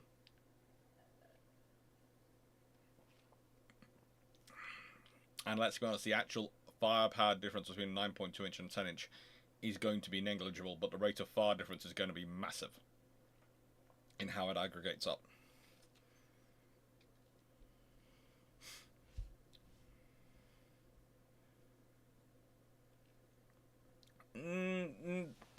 Okay, so look. There is often an idea put over that the Iowas were somehow going to be task group escorts. They weren't. And look at how they're used. They're never used as that. Not until you get to the Cold War, and even then it's sparse and rare. In actual wartime, they're concentrated in a fast battle squadron. They're not acting as carrier task force escorts. That's not their role. They're the fast battle wing.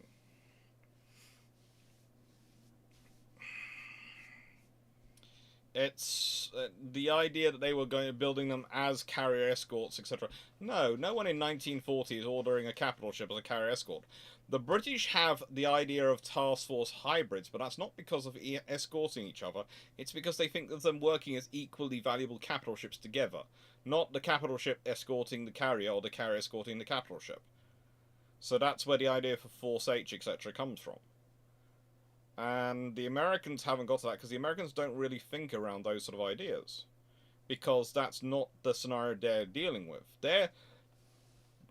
Again, the British are looking at having to fight a distributed worldwide war against an enemy doing versions of guerrilla warfare against them in terms of surface raiders and those sort of things.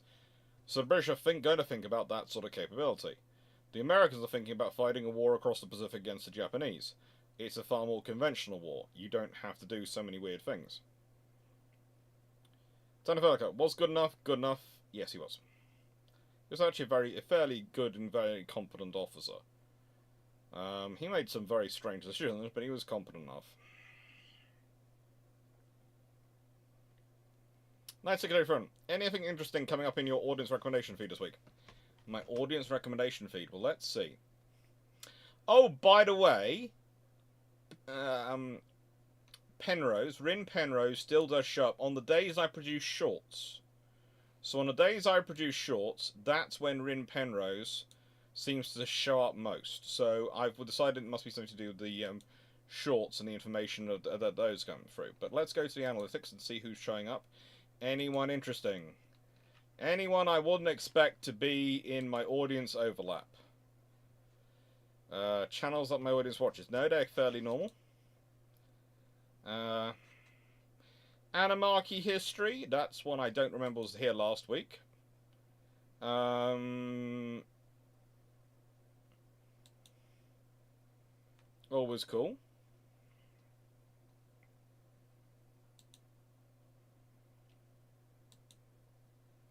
Important History has now overtaken me apparently on subscriber account. They have 11... Haven't they overtaken me? They've got 11.6. How many have I got? Yeah, they have. They've overtaken me on the subscriber account.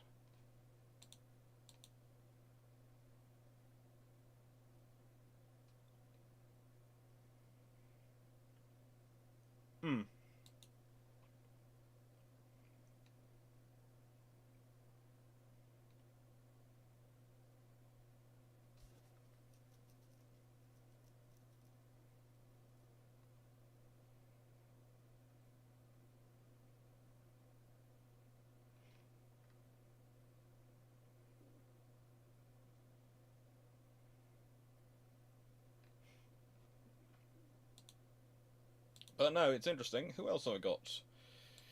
It depends when I start. Ooh.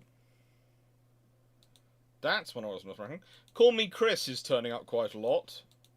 Once I go down further, Call Me Chris. Even I know her because of her comedy videos. They're cool. So yeah.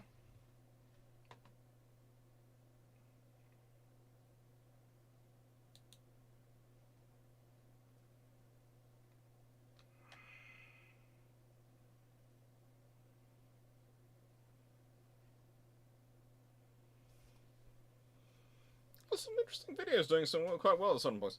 Apparently, Chock-a-Block and Devil to Pay is my highest performing short in terms of new viewers generated.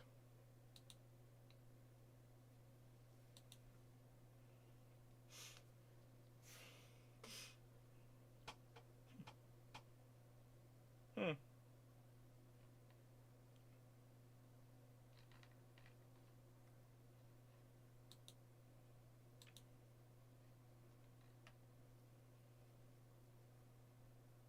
I don't know. And once I go on to 28 days, though, it changes to use-name modeling. Analytics is always an interesting thing, because I am the type of person who should take more notice of analytics. I really do usually like to study this sort of data and go through it, but I honestly don't, because I worry that if I do, I will end up returning to type as an academic and following the data, and that could make my channel very boring in my mind. I like to do what I like to do, the stuff that's interesting.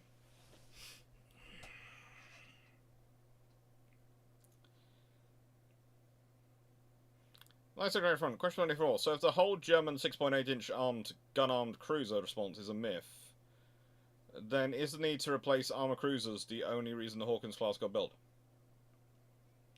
To an extent, but also it's the British looking at the post-World War I scenario. They need cruisers. They need cruisers. This is the thing, they need to build something. They have a load of cruisers which are approaching, which need to be got rid of, which have been worn out. They need to build something. Build the Hawkins class. They need... This sounds strange today, and to modern minds, because today, to build the ships, you need to do so much justification, rigmarole, but literally, in the 1920s and 30s, as the Royal Navy had been done in 1910s, 1900s, 1890s, all the things, sometimes the reason they build ships is because they need to build ships. They just need some ships to do, they need hulls to go to certain places in the world and operate. It's a design we have, let's go build it. And that's... I remember having this conversation with a colleague of mine who is actually far more famous and writes far more, has published far more books, and they honestly couldn't accept that. They said no one would ever build ships because of that. And that it didn't matter what stuff you find basically saying that. That is all just a lie. It's a cover for things. It's a cover for they're building it to respond to this threat or that threat. And I was sitting there thinking, you're honestly missing the entire point. It's not about responding to one threat, it's about responding to all threats. The British need to be present, the British need to be here, there, everywhere. And they need to have sufficient force. And you can't do that if your fleet is all getting old and is going out of service. You need to have some new ships in service. And you need to be able to deploy those new ships places. So, yeah, you're going to keep building ships, because also that keeps your costs down, because by ordering and building ships, keep yards gainfully employed, and while yards are employed and running efficiently, they're going to be the cheapest to order from and build from with. So you just order ships. You are literally ordering ships because you need ships, not because you're reacting to a threat, or rather an individual threat, and that's scary for some people to really work with. For me, it's always seemed rather obvious to my mind, but I've had a lot of colleagues who have found it very disrupting to think through that sort of scenario. And you find that in a lot of books. You know, one of the good examples I get is Roskell. Roskell is an actual naval officer. And yet, in all his discussions of when things are being procured, he never once mentions the idea that some ships are being procured simply because the Royal Navy needed ships. And because, for him, that's such an antithetical thing for him to think through. Because, again, if you think about the level Roskill was, he was a captain. At what point are you start dealing with issues on such a broad scale that you're going to think actually ordering ships for the sake of ordering ships is a good idea? You're probably talking about the level at which you are have done time in the sitting around the table in the First Sea Lord's office. And it's easier to justify to the Treasury by claiming you have this threat you're building against. So again, you might well go to the Treasury and go, we need to build these ships to deal with this threat. Classic example is the Russian armored cruiser threat. You'll remember the Russians start building armored cruisers. The British go, look, there's this threat, and they build 2 classes of cruisers almost before the Russians have a cruiser in service. So they go, why did the British need to respond to that so quickly with those? Well, the British needed cruisers. And the Russians provided a good choice, but really what they needed was cruisers, because there's no reason to justify building that many ships to deal with that level of threat in that time period if you're building for that threat, and no one would do that. Because you can see how the British and how the navies actually respond when they are dealing with a specific threat, what they build and how they build to counter it. When they are building, the forces they're building completely outweigh what is logical and necessary to counter the threat they are talking about. The odds are the threat is the cover and they're building ships because they need ships.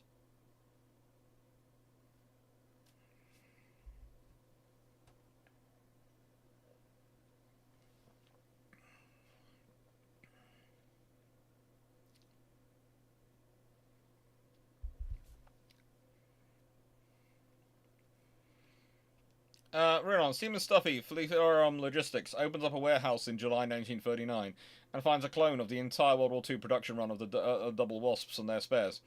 How happy is the Fleet Airman, and does Stuffy get promoted? Yes and yes. Probably becomes a Chief Petty Officer very quickly.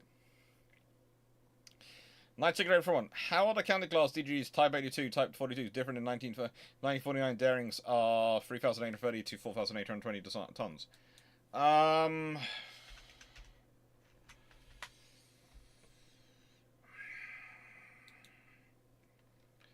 Well, they are, as a tradition, they are fully loaded 3,820 tons. So you're basically saying if their standard load is their full load, they're going to be bigger. Basically, the thing is they're going to all be bigger. All the successors are going to be bigger. The county class are 6,200 tons probably, traditionally. If they're probably going to be 8,000 tons. Because they're going to be bigger, because the nicest way, the role they're going to be taking on is bigger.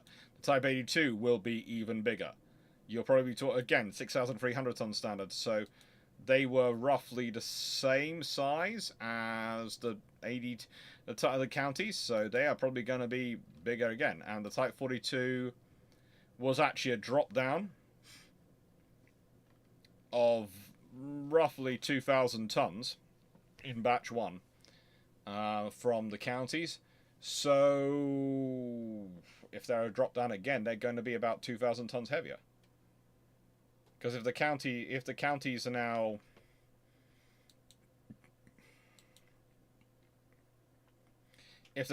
roughly almost 8,000 tons, then the Type 42s will be 6,000 tons, roughly.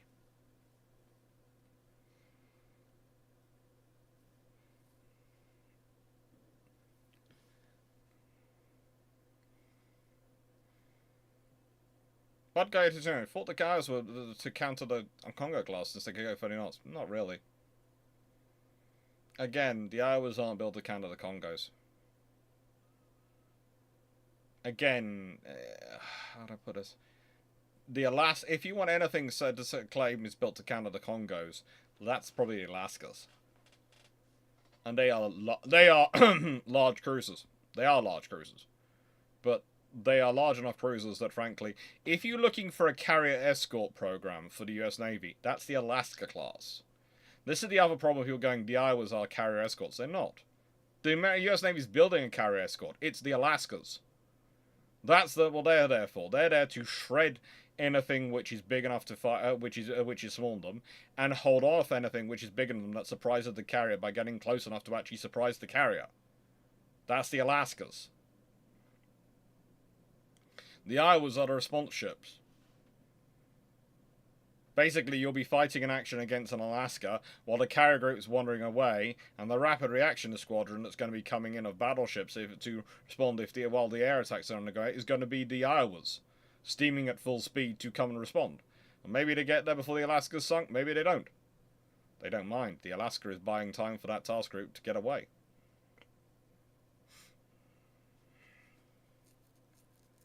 By going to would the 28 knot Montana class still have been reactivated and they modernized like the Iowa class was? Yeah. Why not? You still use them. The Iowas aren't activated and modernized for their speed. Let's consider the missions the Iowas are used for. Later on, its speed is ancillary to their other purposes. Speed is very much ancillary to their other roles.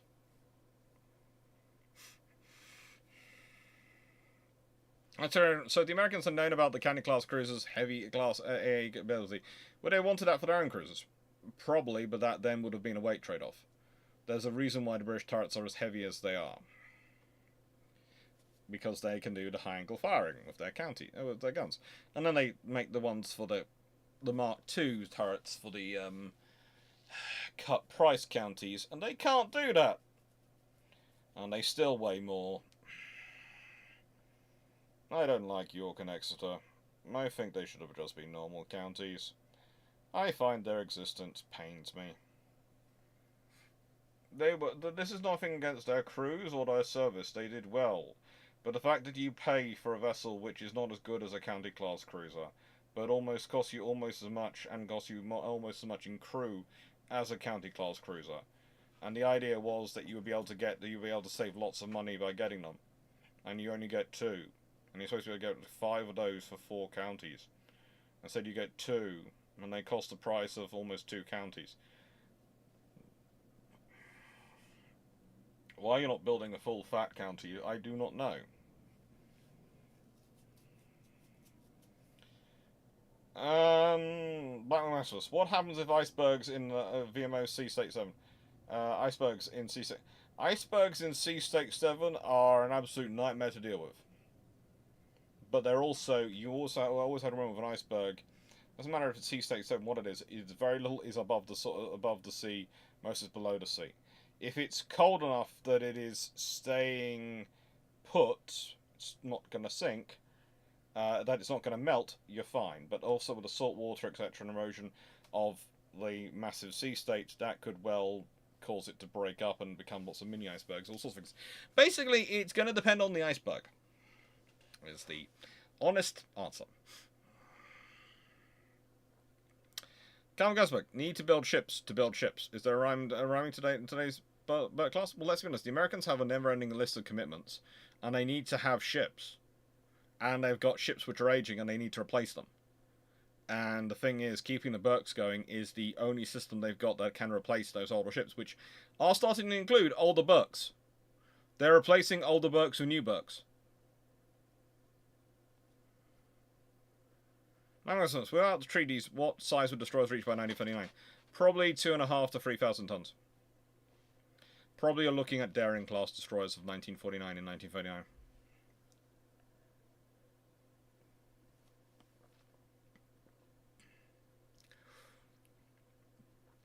Knight 6831. Considering those ships would not be those figures in a bubble, i.e., everyone else would have the same qualities and the same tonnages to work with. Yeah, either through not having a treaty or through having a treaty which recognises tonnage allowances. They'd cause the same trouble for everyone as they did historically, because everyone else is also improved proportionally.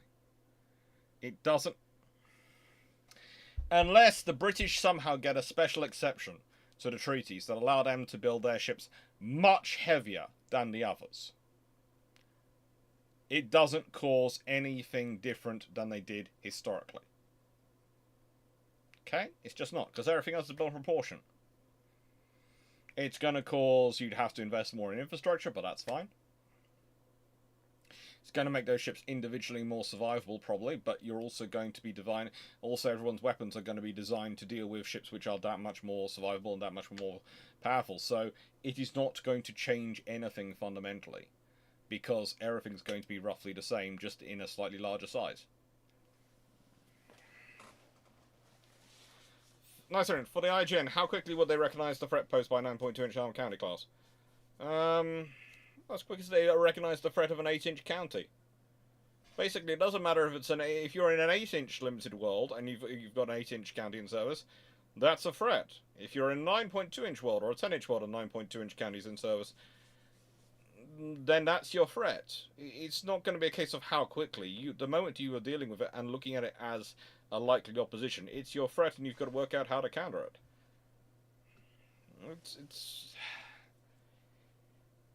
It's not a scenario where you're going, oh, I didn't realise that was a threat until I saw its guns. No, the moment it's being built, it's a threat. Is it being built by a professional navy? Yes. Is it being built by a navy you respect and you've learned a lot from? Yes. Therefore, can you afford to consider it a useless asset? No, it's probably going to be a decent asset. If it's going to be a decent asset, crewed by decent crew, and operated by sensible people, it's going to be a threat. It's going to be something you're going to have to account for in a warfighting operations if you're against it.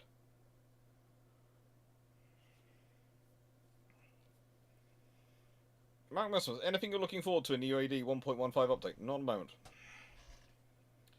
I'd love them to sort it out so that the ships don't keep bashing into each other.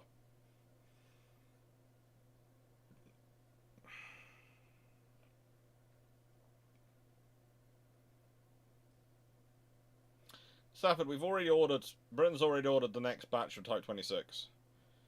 I don't know if we order a third batch. The reason I say that is because, whilst I would like to see a third batch of Type 26 ordered, I would certainly love to see that class get up to roughly 12 hulls.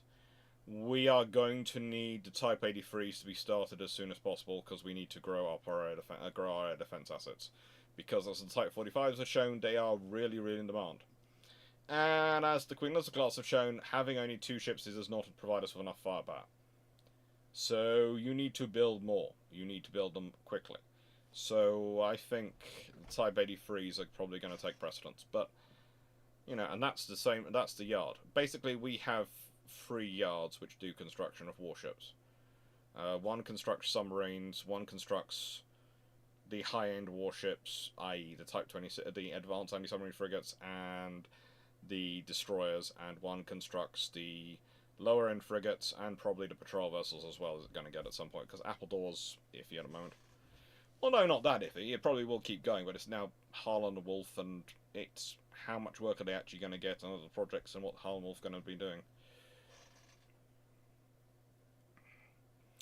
They might start adding in hull sections, but also, again, Stafford, you have to remember the British Type 26s are very different to their Australian and Canadian counterparts. What are they focused on?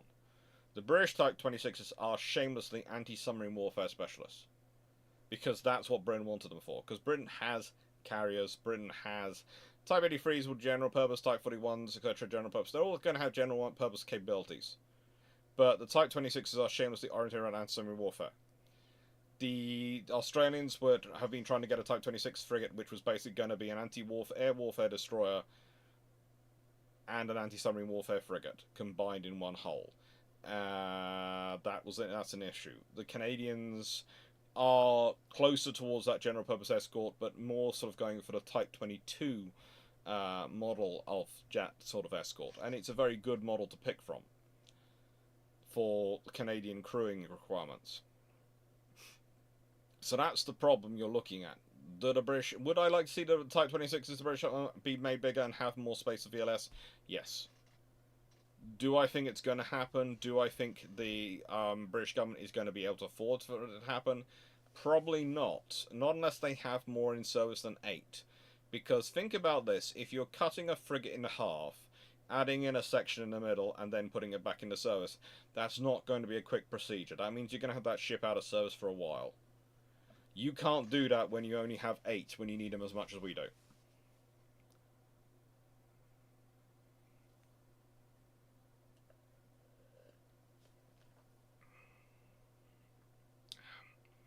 Stafford, I would say, with the Type 83 designs you're seeing, just remember, most of the designs you are seeing are not coming from the Ministry of Defence. Most of them are coming from the various potential manufacturers, which is mainly BAE trying to suggest, here's our design, please take this, and we want to charge you all this money for redesigning it, but we don't actually want to build a new design. We don't actually want to build a new design. The odds are it's not going to be quite so much a large Type 26. Because also there are differences needed in the hull, shaping, etc. And Britain's usually happy to pay for them. Cost-wise, you could make the case for building it on a Type 26 hull, extended Type 26 hull, but for other reasons, there is probably reasons not to.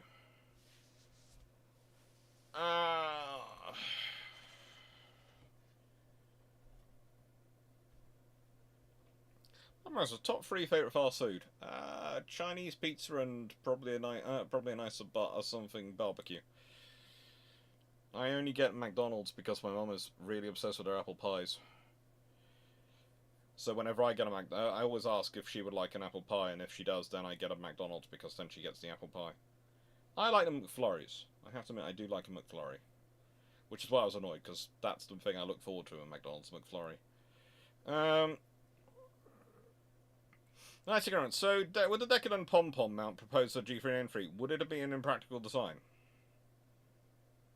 Well, no, it could work. It's a 10-gun pom-pom. It could be quite cool. And was it about... Why did they... Nice ignorance, everyone. Here's the question.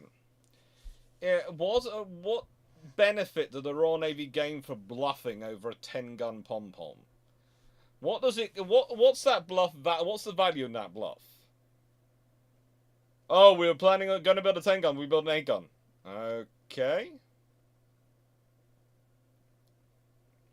That's still an inordinate amount of DACA coming towards me. It doesn't really change my mind much. But it's not the same as 10 guns. It's 2 guns less than the 8-gun. Oh, well, that's a massive difference. It's just not worth bluffing. It's not worth a bluff. It doesn't help the Royal Navy. It doesn't hinder anyone, because the reality is not so far from the idea. So no, it's not a bluff. There's no point in bluffing on that one. Nice thing, Black Widow. If the British had VT fuses that could fit into 40mm guns in 1949, how big a change would it be in a war? That would have caused a lot of German aircraft to be killed. A lot of German aircraft and a lot of Italian aircraft to be killed, especially when you consider the rate of fire of the pom-pom. It might also have caused people to reconsider whether the Oricon, whether the Bofors was better than a pom-pom. If the Bofors didn't come with that VT fuse, 40mm, then the pom-pom could well be far, far better.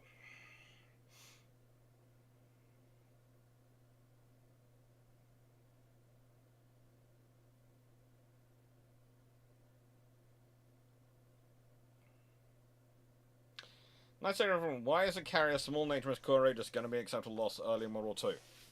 Okay. The Royal Navy and Naval Navies would prefer not to lose anything, but if you lose a full-size fleet carrier, that's a lot more difficult to replace and a lot more crew lost than if you lose a smaller carrier. So if you don't have the choice, you're going to lose a carrier, whatever you do, you prefer to lose Argus than Courageous. You prefer to lose Hermes than Ark Royal. You just would. You prefer not to lose any of them. But let's be honest, from a strategical operational perspective, in terms of the capability of what that carrier brings to your operations and what that carrier represents, if you have to lose one, you prefer to lose the smaller one than the larger one. Revenge. Many World War II medium AA mounts were available in one single, double, triple, quadruple, sextuple, and octuple barrel mounts. What was the best trade-off between the many single mounts and the few multi-barrel mounts, assuming same total number of barrels? It depends. Look, I would love to say there's a hard and fast formula, but there really isn't. Especially because, considering their weight compared to the total weight of certain vessels that they're mounted on, you could really mount as many, practically as many as you could fit without worrying too much. It's always better to have more guns. But if you're going to have the same amount of guns, and you cannot deviate from that number, you're probably going to end up with twins or triples, because that will allow you to cover most positions. Because if you think about it, if you're only allowed 8 guns and you have 2 quad mounts, you can have one on each side. So you engage one target coming in from port, one target coming in from starboard, and you have to maneuver for those guns to cover. Whereas, even if you have 32, you can have 4 octuple mount. Great. So you've got that sort of coverage. But if you go for let's say 2 octuple and 4 quadruple mounts, okay, you've now got 6 targets you engage free either side. If you've got 12 guns, well, if you go for triples, then you've got 4 triple mounts each side. It's a case of it's balancing the number of targets you want to engage or be potentially able to engage, and the survivability of your mounts in case they get hit. So one mount getting hit doesn't wipe out your entire medium AA. Versus the level of firepower they bring, because let's be honest, with your accuracy, etc., you want to create as much beaten ground and as much of a wall of lead as possible, so you need multiple barrels for that. Let's go front. So, the N3 class battleship is considered a bluff. Nope. To get the Americans and Japanese to negotiate over. They weren't a bluff. They just weren't a bluff. Again, it's one of those things people go, oh, they must be bluffing. No. It's... Terry Pratchett put it as best. The British, at the end of World War One, and even to an extent in World War Two, although they seem to be regressing, have gone through all the different forms of international relations. And paraphrasing Terry Pratchett, you go through schemes, bluffing, go through straight, misdirection, all sorts of things. And then eventually, by the end of it, you get to the point of the easiest, most effective thing you can do is just do it straightforward. We're going to build these ships. And we can build these ships. We're not pretending we can build these ships. We've got 18-inch guns. We've got the yards that can build those ships. There are nothing in them that we cannot do. There is nothing in it. They are not so expensive that we cannot afford them. Our existing budget is fine. We are paying off the debt and can afford these quite happily. There's no problem in that. There's nothing in that which the British can't do. Those people sit there and go, they couldn't afford to build the N3s. Really? What? Well, look at how much they're already spending on defense. The N3s, I'm not going to say they're a rounding error on the existing total, but they're not going to take it into the astronomical we can't afford that realms. They're just not. Especially not with the yards at the time. And again, it keeps yards going. So one of the things you have to think about is that it allows the economy to keep growing. It allows those yards to keep it going and keep employing. It provides them with money coming in. Someone said, well, if you don't build them, it frees up the yards to build civilian constructions. Yes, it does. What about the naval yards? The Royal Dockyards, owned by the government.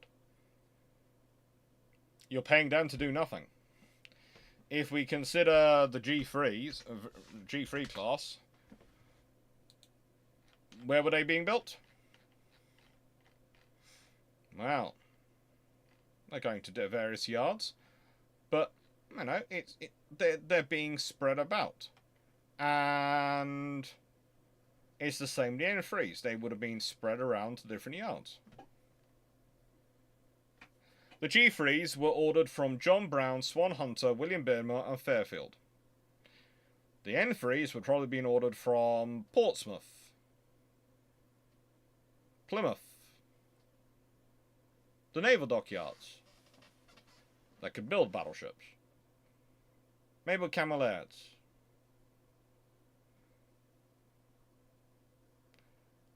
Possibly Vickers.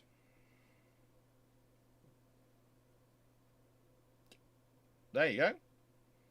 You also got Harland and Wolff. You've got lots of yards which the British could have ordered them from. There's about 10 yards at that time in Britain which are able to build those ships.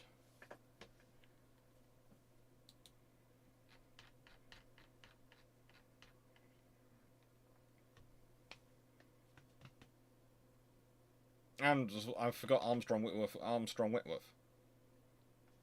Walker Yard, which is where Nelson's built. So, yeah.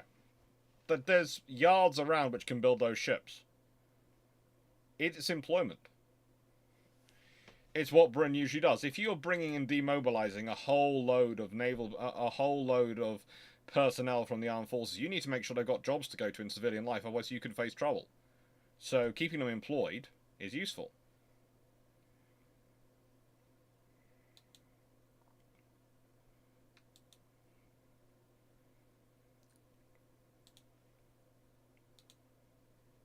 And again, if I do this, this of course is Nelson.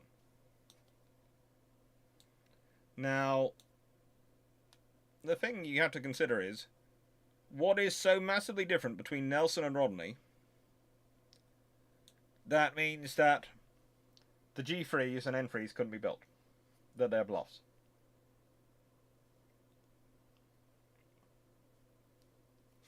Were there mass protests about the building of the two battleships? Was there mass and consequences of two brand new battleships being laid down and built? No. They were built. The British were happy to build them. And that is after the treaty. So before the treaty, when there's no treaty limitations, the concept of them building 4 and then building 4 more is not a problem. Not after World War One. World War Two is a different scenario. Again, I keep reiterating this. World War Two is different to World War One. The end after it, Britain's in a far different state after World War Two than it is after World War One. You know.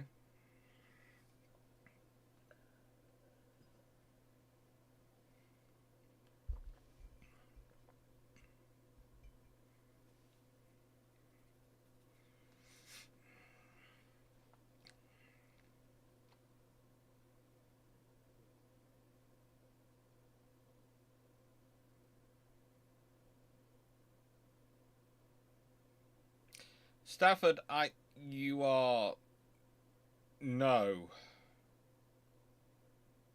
The Queen Elizabeth class, none of them were built in Europe. No part of them was built in Europe.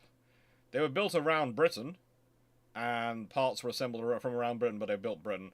Britain doesn't buy warships from abroad. We did buy tankers, which were built in Korea, and then they were upgraded in the UK. But that's because we were doing the Queen Elizabeth project. At that time, it was taking up all our yard space, and none of the yards really wanted to compete for the tankers, so we built the tankers abroad. And there is the solid store ships, which there is all sorts of discussion about how much is. Basically, the big trouble is the people that have said they're going to build them promised to build a lot in the UK, and now keep trying to say, oh no, we're going to build more and more in Spain, and Britain's going, no, you won't. Contract, it has to be built in the UK. But it's cheaper if we build. It has to be built in the UK. But contract, no. If you break that contract, A, you will be fined, B, we will not take the ships, and C, you will be hearing from our lawyers who will be suing you for misrepresentation in British court, because we are no longer a member of the European Union. So when you signed that agreement, you signed it in British court and British law. But it was our British subsidiary which signed that contract. Oh goody! Well, if you think we won't go after the Spanish section of that through Interpol, you've got another thing coming for you. So it's a case of, yeah, no, this isn't going to work. Because again, the Spanish were basically trying the same thing as the French tried with the Australians, which is promise to build everything in Australia and then go, well, we need to build this in France, this in France, this in France, this in France, this in France, this in France. Basically, we're building the submarine in France, and you're painting in Australia, because that's the cheapest way we can do it for you. Oh, and by the way, it's still not going to do what you asked for it to do. And yeah, there are issues. But yeah, none of the components of the British Queen Elizabeth class have been built abroad. Well, actually, when I say that, they have got interesting. These engines might have been. No.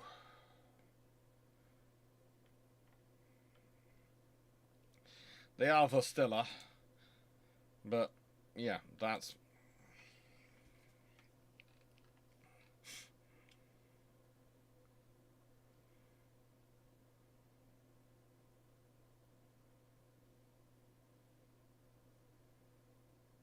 So I think probably the diesel engines came from Finland, but that's about it.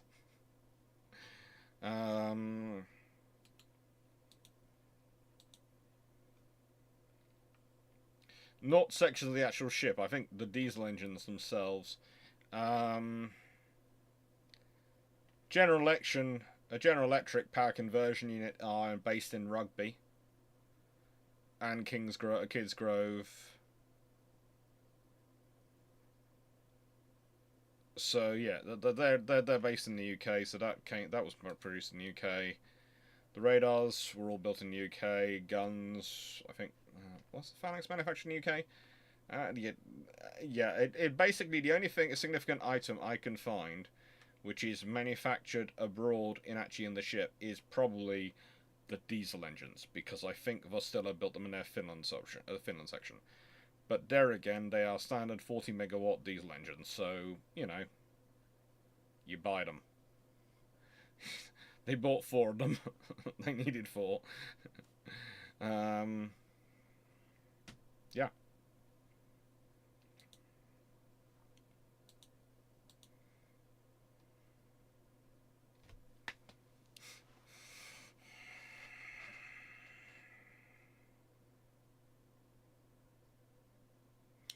Think like, what would your choice be? 2 F-35 cable Japanese style helicopter destroyers or 1 additional Queen Elizabeth? Probably go with the additional Queen Elizabeth, because then it's going to sound strange, but because it's the same as all the others, it's far easier to force generate. Yes, the first option gives you 4 flight decks, which is lovely. And I do remember that I regularly say 3 LHDs in the 2 Queen Elizabeth class would work. But for 4 flight decks, 2 and 2 doesn't really make a lot of sense. For 5, 3 and 2 does work. Conversely, because it means you have enough numbers that's worthwhile generating the new design, and there's enough of a difference between them because they're LHDs with the dock versus the destroyers that they generate. They justify themselves based on that as well.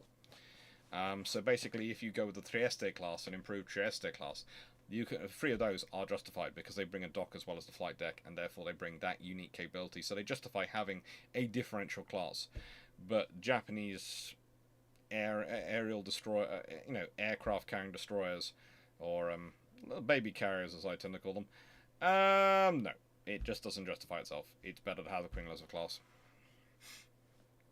Black Maximus, if the US in 1916 erupts in a civil war on the scale of the Spanish Civil War, how does this affect World War I? 1916. In 1916,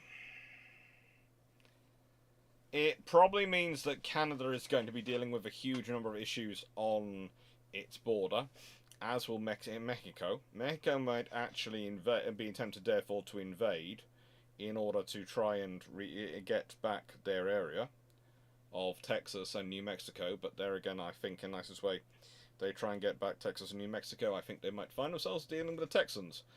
That might be short, sharp, and painful. Even if they are involved in a civil war at the time, I still wouldn't like to take on the Texans. Not in the 1916.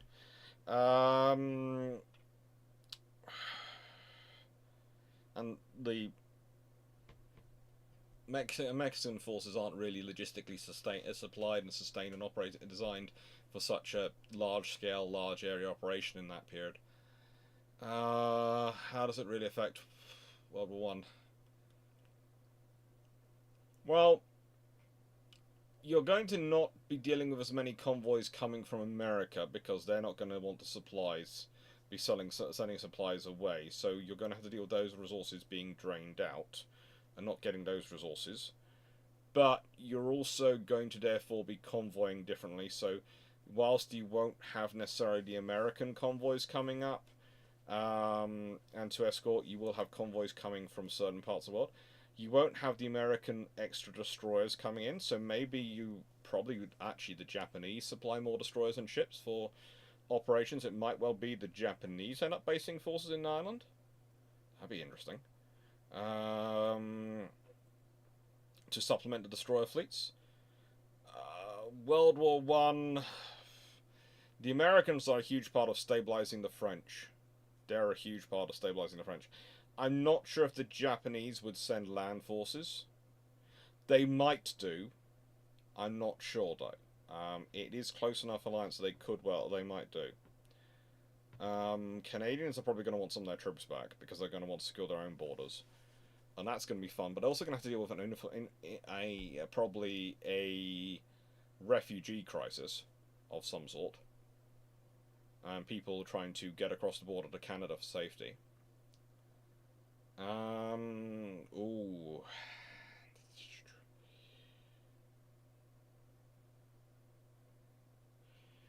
War probably still ends 1918, 1919 because Germany's starving. Germany falls apart from the inside. That's how it goes. The British Army's advancing. And yes, the American troops are a big part of showing the Germans that the time is up. But it's the starvation of the blockade which has really destroyed them from the inside. So then the advance probably gets a bit further, but the American because you don't have the American troops to back them up, but probably the British Indian Army as well, is they're probably in stronger numbers. The supplement things, so basically World War One still ends when it probably 1918, 1919, maybe a little bit longer, but probably not much longer. Probably not much longer at all. The thing is, you have an America which is fighting a civil war which could last 2, 3, 4 years. It's also going to be pushing forward technology a bit more. It's going to be taking some of the technological ideas from Europe. Big interesting thing is going to be how quickly tanks evolve forward, because tanks were already evolving, but the loss of the thing about you facing with a sort of American Civil War period in that period is there's a lot more industry spread around America than it was in the original Civil War period. So you therefore have the ability to produce a lot more interesting systems. I'm not saying the South is more sustainable, but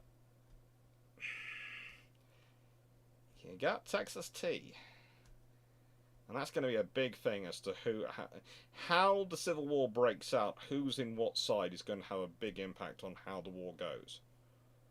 If it's the same states as the South if the South will rise again, it's all sorts of scenarios, but it could also run into all sorts of problems, because I don't think the South will rise again will naturally feed into everyone. And also because it could cause other issues. It's complicated, the American Civil War period, and that's a period. Could actually complicate things as well for Ireland. If there's a massive civil war going on in America, then all that support they get from America might not be viable.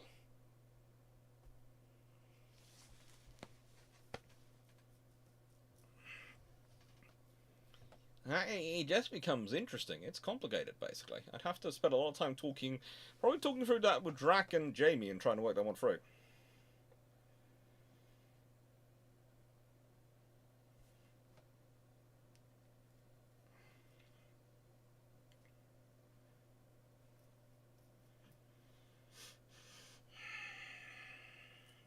No, messages. That's after. If your thoughts, opinion on the Field of Dreams around Naval, if you build it, they will come. How loss of such has hindered the industry? You never really had an if you build it, they will come scenario going on, but it used to be a case of people would build whole ships as examples and go, do you want to do this? It's been a loss because it meant that there's no one really trying to sell their wares. They're all trying to build to the minimum.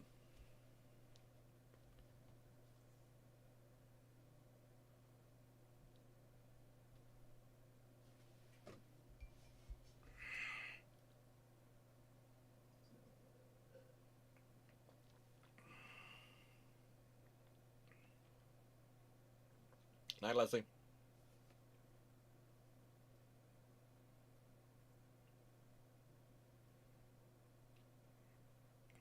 Dave Harrison, eager to type sleep. ANX guns, dual 5.5 inch. I think you mean dual purpose, not high angle. B and Y octoball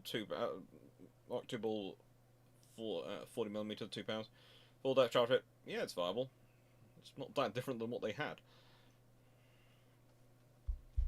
And they have a lot of stuff there.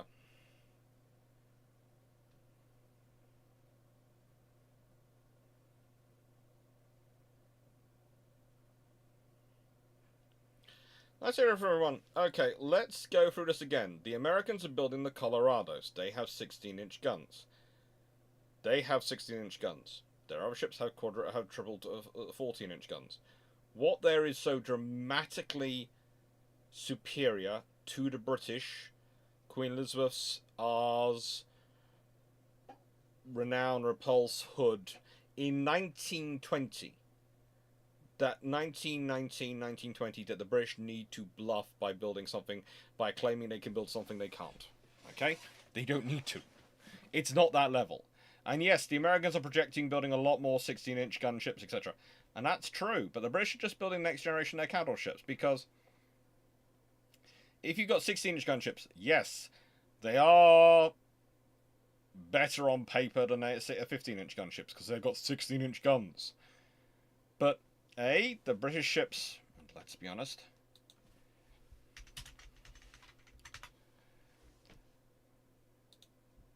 the R-class battleships were able to do 21 knots. So they're able to keep up quite happily with the standards. And they have 8 15-inch guns, and they have good engines, etc. So if you're dealing with the older 14-inch gun standards, they're more than fine. Same with same with the Queen Elizabeths. So anyway, Americans are building some 16-inch gunships. That's good, fine. The British jumped to the next level. Well, they'd like to go full 18-inch. That's the truth, because they want to leapfrog again to put a ceiling and win the qualitative race. Okay. The British want to end the qualitative race. They want to just have a standard. It's 18-inch and standardize in on it. Okay? That's what the British think. The British think 18-inch will win them the qualitative race. Get it over, done with, and they won. It's fine. But they find they can't get on the tonnage and in the limitations of the infrastructure they have, they're working on time. They can't get the 18-inch guns and get a G3 Starship, a battle cruise up to the speeds they want. So they go with 16.5-inch. Because that's the next gun down that they're working on. Yay. It is not a case of we are bluffing. It's a case of this is what we're building. This is what we have. Again, it's nothing the British haven't been working on for ages. They have 18-inch guns. You know this because of HMS Furious. There is nothing the British are doing which is really innovative, new, or in bluff territory of something. We claim this. We don't actually have this. It's just not the way it is. Same for Japan. Why would the British be bluffing against Japan? They know the Japanese infrastructure. They know how quickly the Japanese can build their ships. The British have, and I've listed them off, roughly 10 yards that can build battleships this size. How many yards does Japan have? 2, 3, 4? 4 at best? 4 really at best? The British have 10 without us even stretching. And there are about another 4 or 5 yards which are not that far off that, which could be expanded to build more if they really desperately needed to. So the British can build more. They have more infrastructure, they have more industry. They can outbuild Japan anytime they want. They can. So again, you keep coming back to this. You've read somewhere that someone said it was a bluff. Well, I've read lots of books which have also said those ideas, and every time I looked at them and asked, would like to ask the historian who's written it, why do they need to bluff? And usually it comes back to the answer of, well, they were broke after World War One. Really? What's your basis for it? Well, they broke after World War Two. Well, because they're broke after World War Two doesn't mean they're broke after World War One, and there's a levels of broke as well. Let's be honest, after World War II, after the end of Lend-Lease, all the other things, and in fact, Lend-Lease was ended without any warning, basically instantaneously. While ships were at sea, the Americans ended Lend-Lease. So British didn't have any chance to wean their economy off it, didn't have any chance to adapt their economy. That caused a massive shock to the British economic system, which completely undermined them. That was a devastating hit. The costs of World War II were a hit on top of that. And we have the Great Depression. All that happened after World War One. At no point in any of those periods did Britain go bankrupt. At no point, there were issues. There were problems with the gold standard, which was when Churchill decided to try and implement that and all sorts of things. But at no point does Britain go bankrupt, i.e. not be able to get its debt and service its debt. That is the point. That is the strength of the British economy. And if you look at the cost, the amount of money the government's spending in the 1920s, building those battleships is a rounding error. So again, it's not a bluff. It's not something they need to bluff with. I would agree with you. If you're making the case it was a bluff, it's as if they were going to say, we're going to build 8 G3s and 8 N3s. Because that's a massive... That's going way over the top. That's building an entire new battlecruiser squadron, an entire new class of squadron of battleships. If you go back to the interwar period, 1905, 1910, those things, what are they usually building ships in? Batches of 4, batches of 5. Now, that's what they build the ships in. So they're ordering 2 batches of 4. It's a very standard British order. It's a very standard British plan. It's a very standard... Everything is so blooming normal, it's not a bluff. That's what they do. It's a qualitative race, not a quantitative race. Don Giovanni, could the UK have used for the FREM program? No. The US isn't buying 20. They're buying Constellations, which are a modification of the FREMs. And for the British... A, where would we build them? Because we'd build them domestically. And B, we already have the Type 26s and Type 31s. What does the FREM offer us that the Type 26 and Type 31 doesn't offer us on their hulls? And for area air defence, we are going for the Type 83, which is an improved... Well, basically, we're going for a cruiser variant of a destroyer. It's a case of... It's a lovely idea, but it's not really necessary for the British.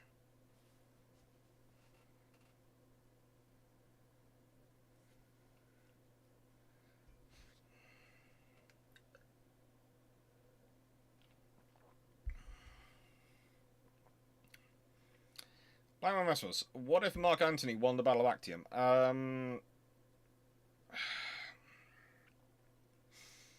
Augustus goes home, rebuilds his fleet, comes back again. Antony doesn't win the second battle. You're thinking more hulls. Well, the trouble is, Don Giovanni, just going, well, we want 20 hulls, that's great. We want more FREMs, but where are they going to fit in? Wouldn't it be more sensible to build more Type 26 or Type 31 or 32? Why are you adding in another logistics, another training cycle, another set of logistics, another set of issues to focus on? Why not just build more of the existing things you're building already? Again, I said, it's a nice idea. So, you know, more hulls. I did guess it was that one. But if you're going to build more hulls, build more Type 26, build more Type 31, build more Type 32, build more Type 83. Don't add in let's add in another set of logistics, another set of issues and training cycles and things to manage and complicate it. Because, again, Britain's a medium power. We don't have an endless budget. Even the Americans don't have an endless budget. And that's the reason why you build more of the ships you have rather than adding in another system. And another set of complications you have to manage. Nice to hear everyone. If HMAS Canberra had not sunk at Savile Island, how long would she have been out of action for? Ooh, probably a good few months, if not years. Depends how many torpedoes she got hit by and where they were by. That's it, basically. Depends how long, how many she gets damaged by. Thanks to Colin Gusbert. In the 1916 Civil War 2.0, drop in the Germanic Swedish isolation in the Midwest. south side, and maybe on the south side, and we have an interesting. You have interesting, but nicest way. They're not as German, Swedish, isolationist Midwest as people sometimes make out. Look at those populations in their states, and I know it's annoying to say this, but they're incredibly Anglo. The lesser spotted group in American politics. You hear about the Germanics, you hear about the Swedish, you hear about the Irish. Look at just how many American a larger population the Americans have of Anglos who came over. White Anglo-Saxon Protestants, as WASPs as they're sometimes called. They are quite dominant forces, but they don't market themselves necessarily as a dominant force. Because they are the dominant force, if that makes sense. Minorities tend to go... if you're a minority trying to make the case for your strength, you tend to want to have a brand, an idea, an identity to show how strong you are, to show how present you are. To show... If you are the majority, you don't need those things. Because you are. If that makes sense.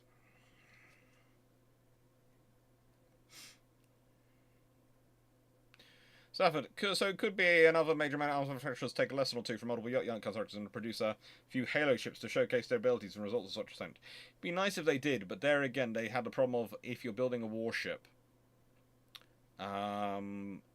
governments often don't like private warships. So you'd better have someone in mind who's prepared to take it off your hands once you've built it.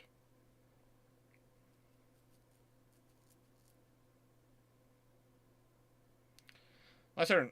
Then again, considering the USA did not let British Empire wanted it gone, how likely do you rate that the cutting off Lend-Lease was deliberate, but it blew up in their face?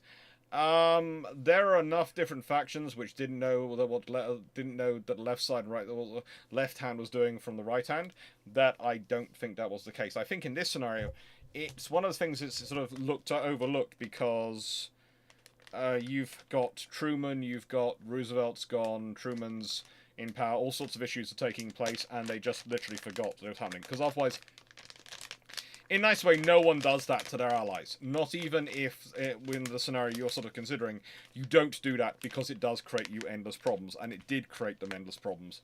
And that was a real issue for the Americans. So, it created as many issues for the Americans as it did for the British. It was not a good scenario for either side. I just realised I'm not wearing my watch. I think I took it off this morning when I was in... I forgot to put it back on. Oh, that's annoying. I've noticed. I've had it not on all day. I forget. I just realised, I just sort of going, hang on, my watch isn't on my wrist. When did I take it off? Oh, did I put it back on? Oh... I thought it was dropped off somewhere, but I doubt it has, so I think I forgot to put it back on. It's been one of those days.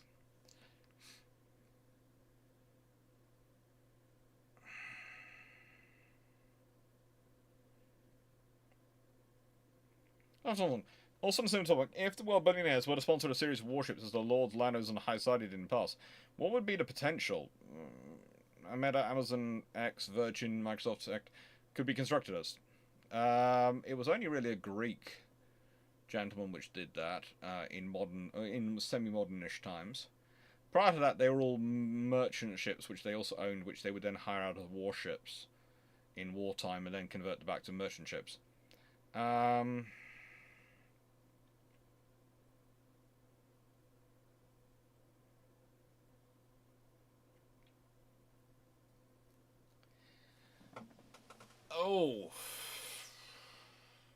Honestly, I don't know enough about the companies to work it out in their philosophies. Sorry, it's just not something I really pay attention to. Dodger, I was thinking more... Fair enough, I was under the impression that the construction yards were the prime bottleneck. No. It's actually, if you consider Britain's paying BAE to build slowly. You know, the Type 23s could probably be built in half the time we're building the class. And that's because we could build, therefore, double the number of ships in the same amount of time. Because we're paying the yards to build slowly. It's the same with Type 31s. We basically, one of the criteria given is you're building these ships, but you're also paying those yards to keep up that capability so you can do rapid building in times of crisis. The reality that it takes roughly 2 years to build a ship, and yes, you can build faster than that because by using the full yard space and efficiency, so you could probably get that down to 18 months a ship, a hull out, etc., and all sort of fitting in service. Um, the reality is you are paying those yards not to build at the maximum rate they could do, at the maximum capability they could do. You just aren't. You're just paying them that so that, and you wouldn't actually have time to accelerate them more time. So you might as well build them now, because they take so long. They take so long to build. But it's done as a SOP, so we have the capability to build these ships rapidly if a crisis happens. That crisis that rapidly is, well, they'll be launched about 18 months after we give the order, and they'll have to spool up to build that number, and they'll have to train the extra workers, etc., to fit them in the yard. So yeah, that well, that will move quick. Okay, so by the time we do that, the war will be over. Yeah. No, so the bottleneck is not the yards at the moment. Not for Britain. For America, the bottleneck is the yards because they haven't got. They need more, but it's different from Britain and America.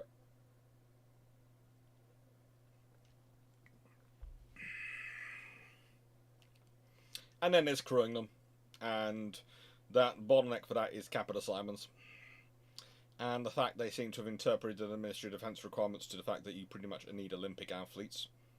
If you look at some of the requirements and I kid you not, going through the fitness levels required for members of the reserves, let alone some of the regulars, they do not compare unfavourably with Olympic athletes.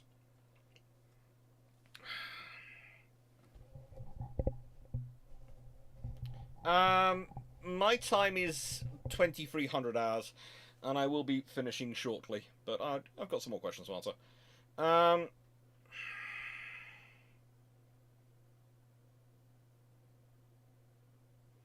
My turn. If the Battle of Stella Island had 9.2-inch armed Conti-class recruits being present, can the IJN afford to send a Congo to go there to counter it, or would the Japanese send their cruisers to do the job? Their cruisers would probably have 9.2-inch or 10-inch guns as well, so they'd send their cruisers as they historically did. If it's a full-fat county, it might be more capable than Exeter, but no, they just send their cruisers like they did historically. Nice hearing. Why the treaty negotiations did no one, especially British, not propose 15,000 or 50,000 ton limit 9.2 guns to the standard for cruisers? Because they're basing it off what ships were built. As I've gone through and explained in the past. So basically, the Hawkins class were the most recent cruisers built, so they were basing it off them.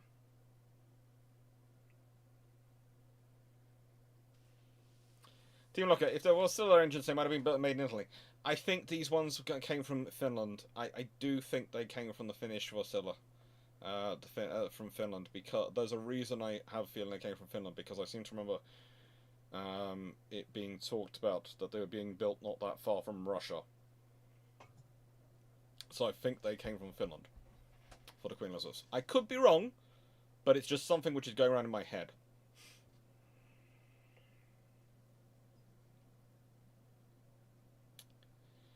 Vostilla diesel engines are just so universal around the world. There are just so many of them. There are spare parts being manufactured by suppliers all over the world. You've got domestic suppliers in the UK who manufacture spare parts of them, let alone America, and I think they've got manufacturers plants in India and South Africa as well, which manufacture spare parts of them, and Australia. So you can find those parts on the open market. There are a lot of these versatile diesel engine suppliers.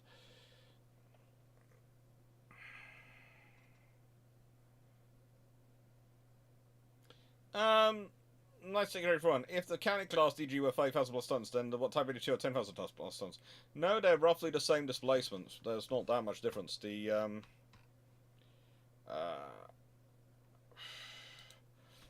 county class destroyers.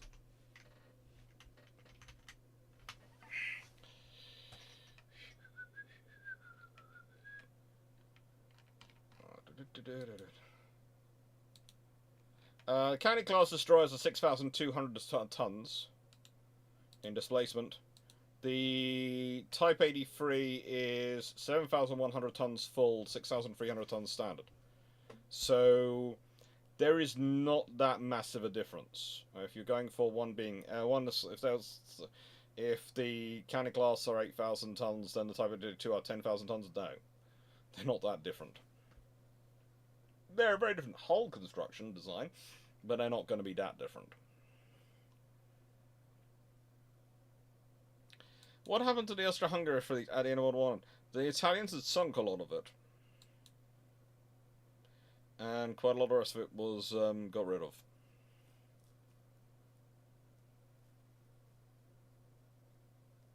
There's also the fact that the Austro-Hungarians had tried to give it away, but they failed to.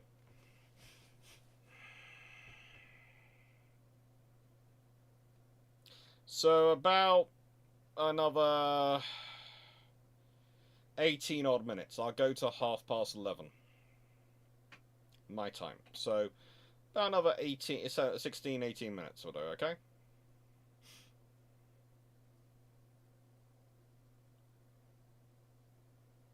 But I don't know, is the new USN DDX a replacement for the Burks, or are they the real replacement for the Tychos, since they're supposed to be bigger than Burks?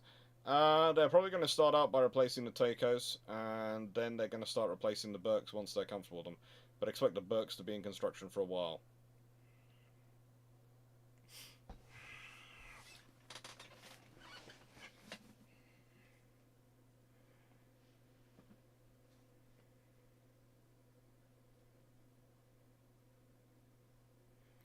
Nice, Aaron. So if what we call heavy cruisers are 15,000 or 15,500 ton limit and 9.2 inch gun, then realistically wouldn't light cruisers need to be 10,000 tons in order to be viable? For what? Honest question. What do you want that light cruiser to do? In World War II, you have the Arrow fusers going around the world. They're viable light cruisers in World War II. They are very useful ships. They are nowhere near 10,000 tons. They are 5,220 tons for Penelope and Aurora, and 6,665 tons fully loaded. But their standard is 5,220 tons.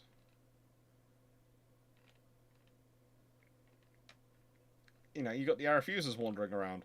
Are they useful vessels? Yes. Do they work well in World War II? Yes.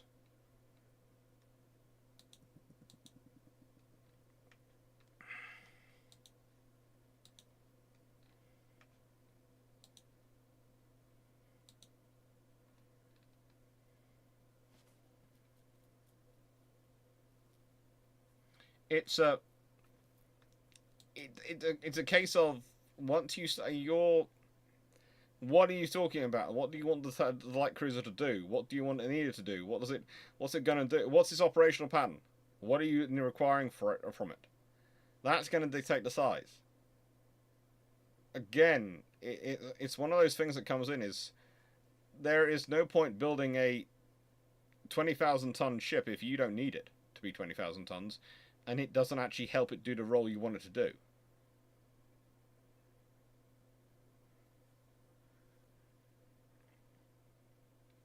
Steve Clarke. The USN and RN swapped notes in January 1942 on the ships they are building and decide for mass production to go for standard designs between the two, using stuff already proposed. What happens? Lord only knows. And there's an honest reason I'm saying that. Lord only knows. Because I have my preferences, but what the USN wants from its cruisers and what the Royal Navy wants from the cruisers are different things. What the USN wants from its light cruisers, you probably, considering the Royal Navy aren't building heavy cruisers, probably they standardize on the American heavy cruiser design. The British are building light cruisers, so you might standardize on the British light cruiser design but that's going to be politics. It's going to be a very political thing as to what gets what. Do the British prefer to build a Vanguard or an Iowa? Do the Americans prefer to build a Vanguard or an Iowa? You know, take your choice there. That's going to be a nightmare to work out. You know, aircraft carrier wise. Do the British want an Essex? No, they do not want to take an Essex into the Mediterranean. An Essex is a wonderful carrier. You do not want to take an Essex into the Mediterranean. You don't. So the British want to have carriers for the Far East. They want to operate in the Far East, but there's a reason that they have to build their carriers to be able to operate in the Far East and in the Mediterranean. So that's going to be a huge thing. Do the Americans want to build Audacious class? Is that it? Do they go with that instead of Essex's? This is an entire debate and discussion, which would be incredibly political. So no, you can't really work that one out. I could say what I would choose, but that doesn't really help.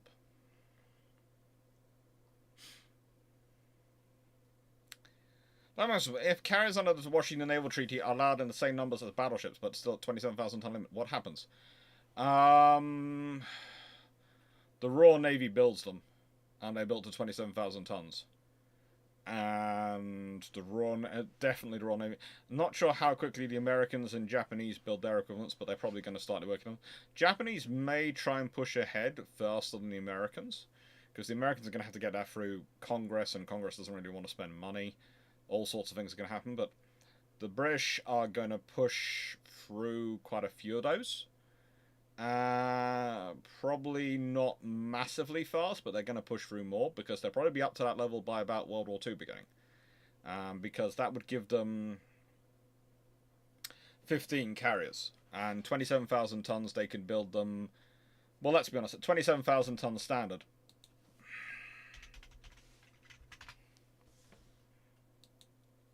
you are talking about something which is pretty much an implacable class, because, yeah,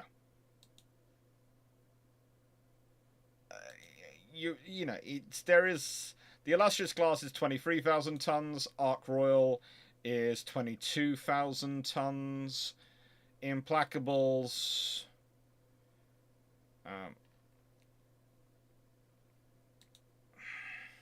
And they all end up being roughly 5,000 tons heavier once they have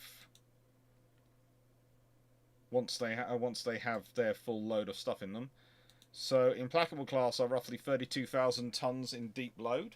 So that's be 27,000 tons. So basically, the Royal Navy ends up with a load of carriers which look like the implacable class.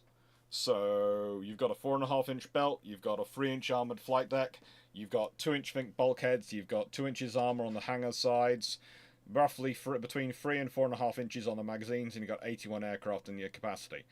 Yeah, that's the Royal Navy's very, very happy. The only difference is they might have 2 catapults rather than a single catapult if they're building them in building peacetime, because they'll have the time and effort to fit that in.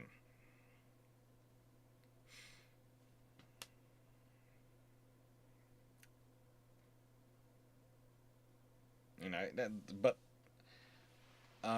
yeah, basically, if the Royal Navy gets to build those on 27,000 tons, they're going to be very, very happy.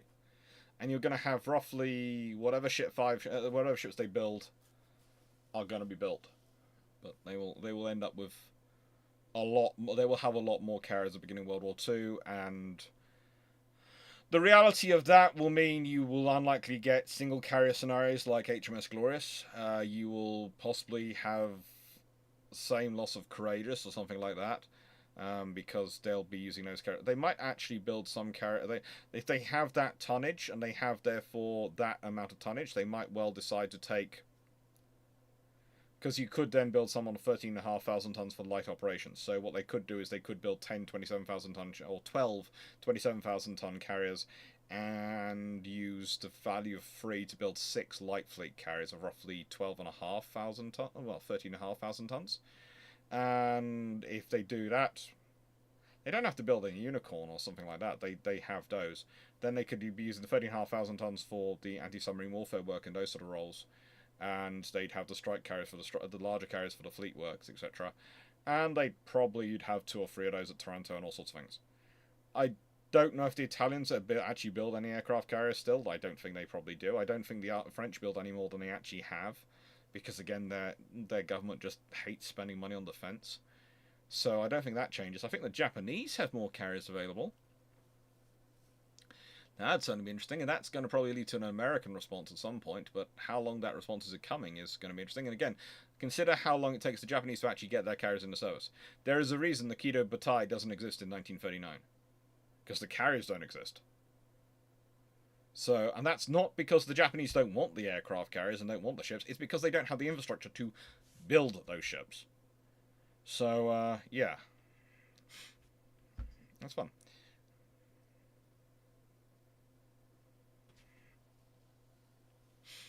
I will ask that question. Builds from the next one. Um,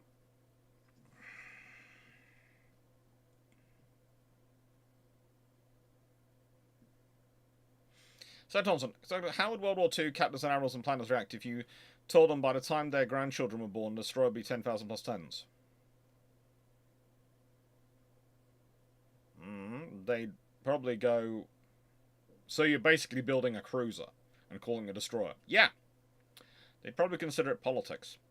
Nice to would the British Empire build 15,000 or 15,000 ton light cruisers with 6-inch guns post Emerald class, and what options would they have? Probably not if they don't have to. Again, it's a light cruiser. And another reason why the town class cruisers are 10,000 tons is by about that point you need the light cruisers to be roughly 10,000 tons by about 1939. So why after the Emerald class would be jumping to 15,000 tons for a light cruiser? You would be talking about heavy cruisers at that level, 15, 18,000 tons, but you wouldn't be talking about light cruisers. That's not. Why would you need the whole purpose of a light cruiser is supposed to be light, and you're supposed to be able to build it in large numbers. Remember the town class cruisers versus armored class cruisers and all those things. You know, they are built the way they're built. To be light, to be fast, to be wandering around the world, or be a presence, and be easy to maintain and support forward. Why do you need it to be massive? Also, if you're only carrying twin 6-inch gun turrets, why are you building something which is quite so massive as that?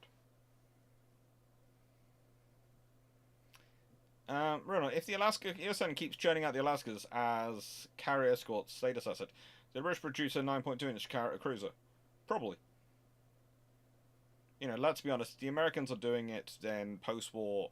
The British are disgruntled enough after the way they ended a Lend-Lease and other things to do it themselves. And the British can.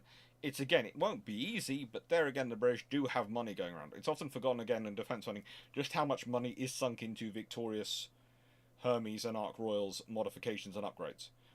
As Drac has been over many times, the sheer value would have allowed us to complete 4 Maltas without any trouble. It would have allowed us to buy Forrestal class. There are all sorts of options we could have done rather than do it. That is the sheer amount of money going around which is wasted on those projects, let alone other projects going on. Okay, we could have done it if we'd been a little bit more sensible and had a little bit more thought going on. Constance, is there a book on World War II Royal Navy tugboats? There is, but I cannot remember off the top of my head, and I'm not sure if it's published yet. I think it's published, but I'm not sure. What is the Washington Treaty is 3 times 10, 10, 744 for battleships and 2 times 10, 10, 744. Then everyone's happy. And also, at that point, the British and Americans have allowed to have 30 battleships. So both of them are still building battleships after the treaty. And to get up to that level. And the Japanese are allowed 21 ships. So the British and Americans have a 9-ship superiority each. The French and Italians have 12 ships each. So they're still equally... the French are still equally schnookered by the Italians. As for the aircraft carriers... Britain and America has 20 each. Japan has 7, has 14, 8 and 8. Again, probably the same thing happens. It doesn't matter. Honestly, I don't see the nations changing much because they are able to build more. The Britain and America and Japan... America will still have the Senate and still be dealing with their issues of them. Japan will still be dealing with infrastructure issues. And the British government will still be going, well, that's good. We will max this out because we are protecting a global empire. And we actually need this. And we won. Our diplomatic gambit won.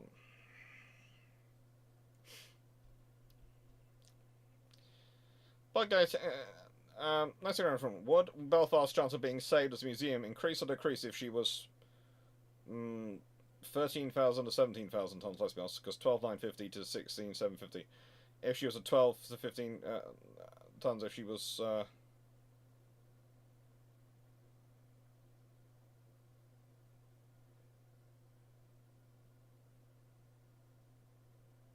Okay, basically if she's a bigger ship, would they increase or decrease? It's just the same, really. Honestly, the main chance that the main advantage she might have, issue she might have, if she is that much bigger and strong, probably has to be that much strongly built, more strongly built, how much more does the mine do? More damage or less damage to her? Where does it go off? When does it go off on the hull? How does it affect her hull? How quickly does she get back into service? That's the thing that's going to affect things most. Harrison, would you see them building more unicorn class before World War Two? To the point that, yeah, don't worry, I covered it right time. That's good.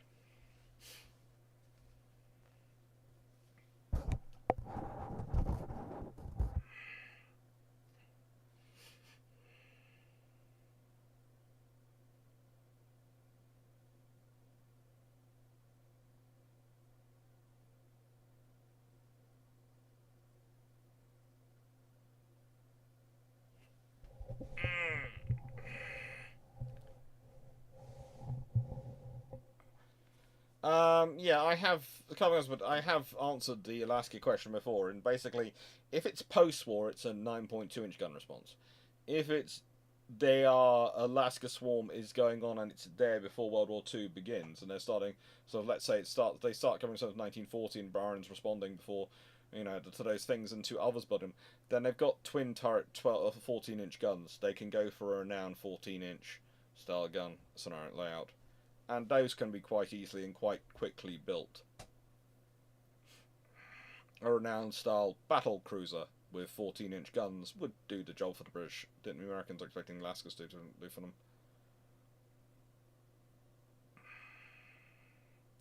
But if it's post World War II, then it's more likely to be a 9.2-inch gun heavy cruiser.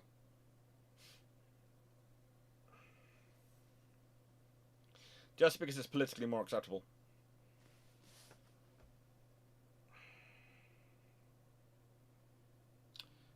Okay, to know, with more use of surface and air drones being used and being fairly successful, at least in the back seat, do you see more guns being mounted on future warships? I think it could be an option, but I also think lasers and things like that are probably going to get enhanced as well. So there's a lot of work being put on them. Dragonfire is a good example from the UK. Thompson, were the Kirov-class battle cruisers built with just the carriers in mind, or were they thinking about the last USN heavy cruisers, the Alaskas, as space built? No, they're built because of Russian status need. If Russia needed a status unit, and rather a unique status unit. It was interesting enough. It forced the Americans to reactivate the Iowa class because it was a case of winning hearts and mind in peace, and that's the issue.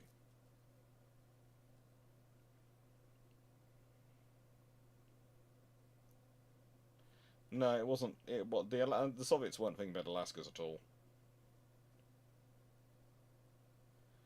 Norway Sweden trip will be July, August time. We have got dates. I'm finalising details, and we're talking museums and sorting out the funding requirements, and also sorting out all the stuff. We're all trying to sort out all the stuff for as I was talking about Discord the other night, we're trying to sort out all the stuff so we can actually deliver on the stuff we promised from some for Australia trip, because some of the things we haven't delivered and some we have, and we're annoyed about that. We are really annoyed we've had the delays we've had.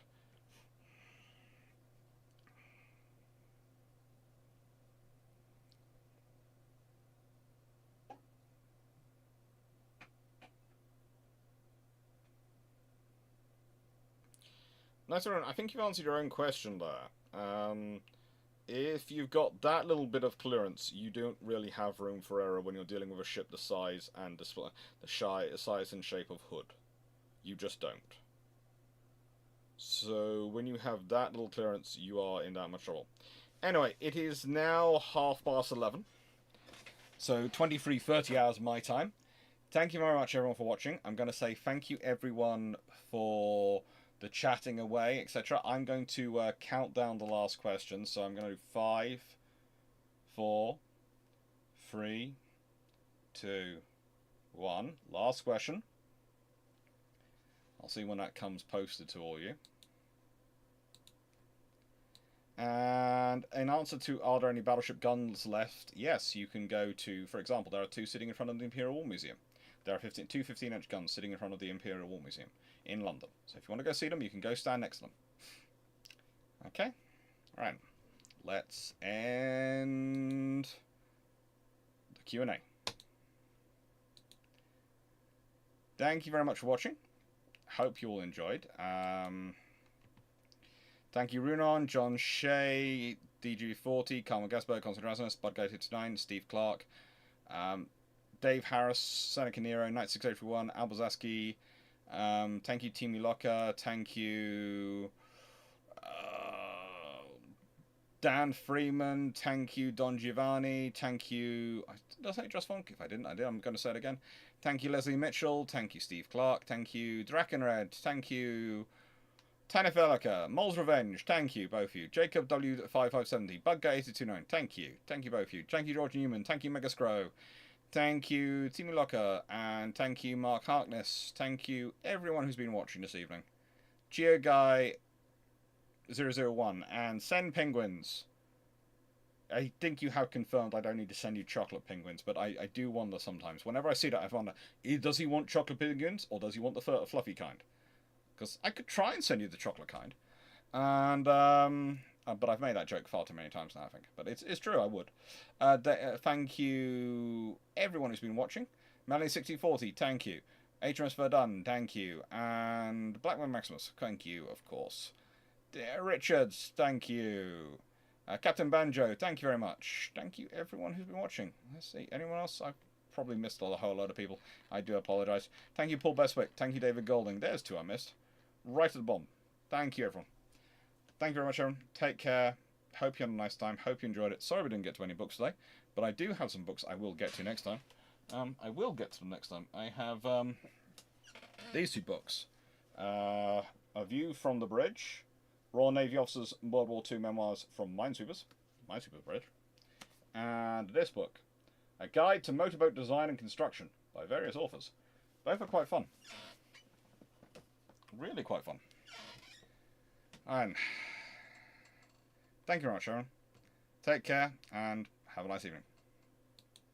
Or good morning if it's morning with you. Or good afternoon if it's afternoon with you. Or good evening if your evening's just started. But hope you had a nice evening. It's almost morning for me. It's almost midnight. Take care, everyone. Thank you very much, Ryan.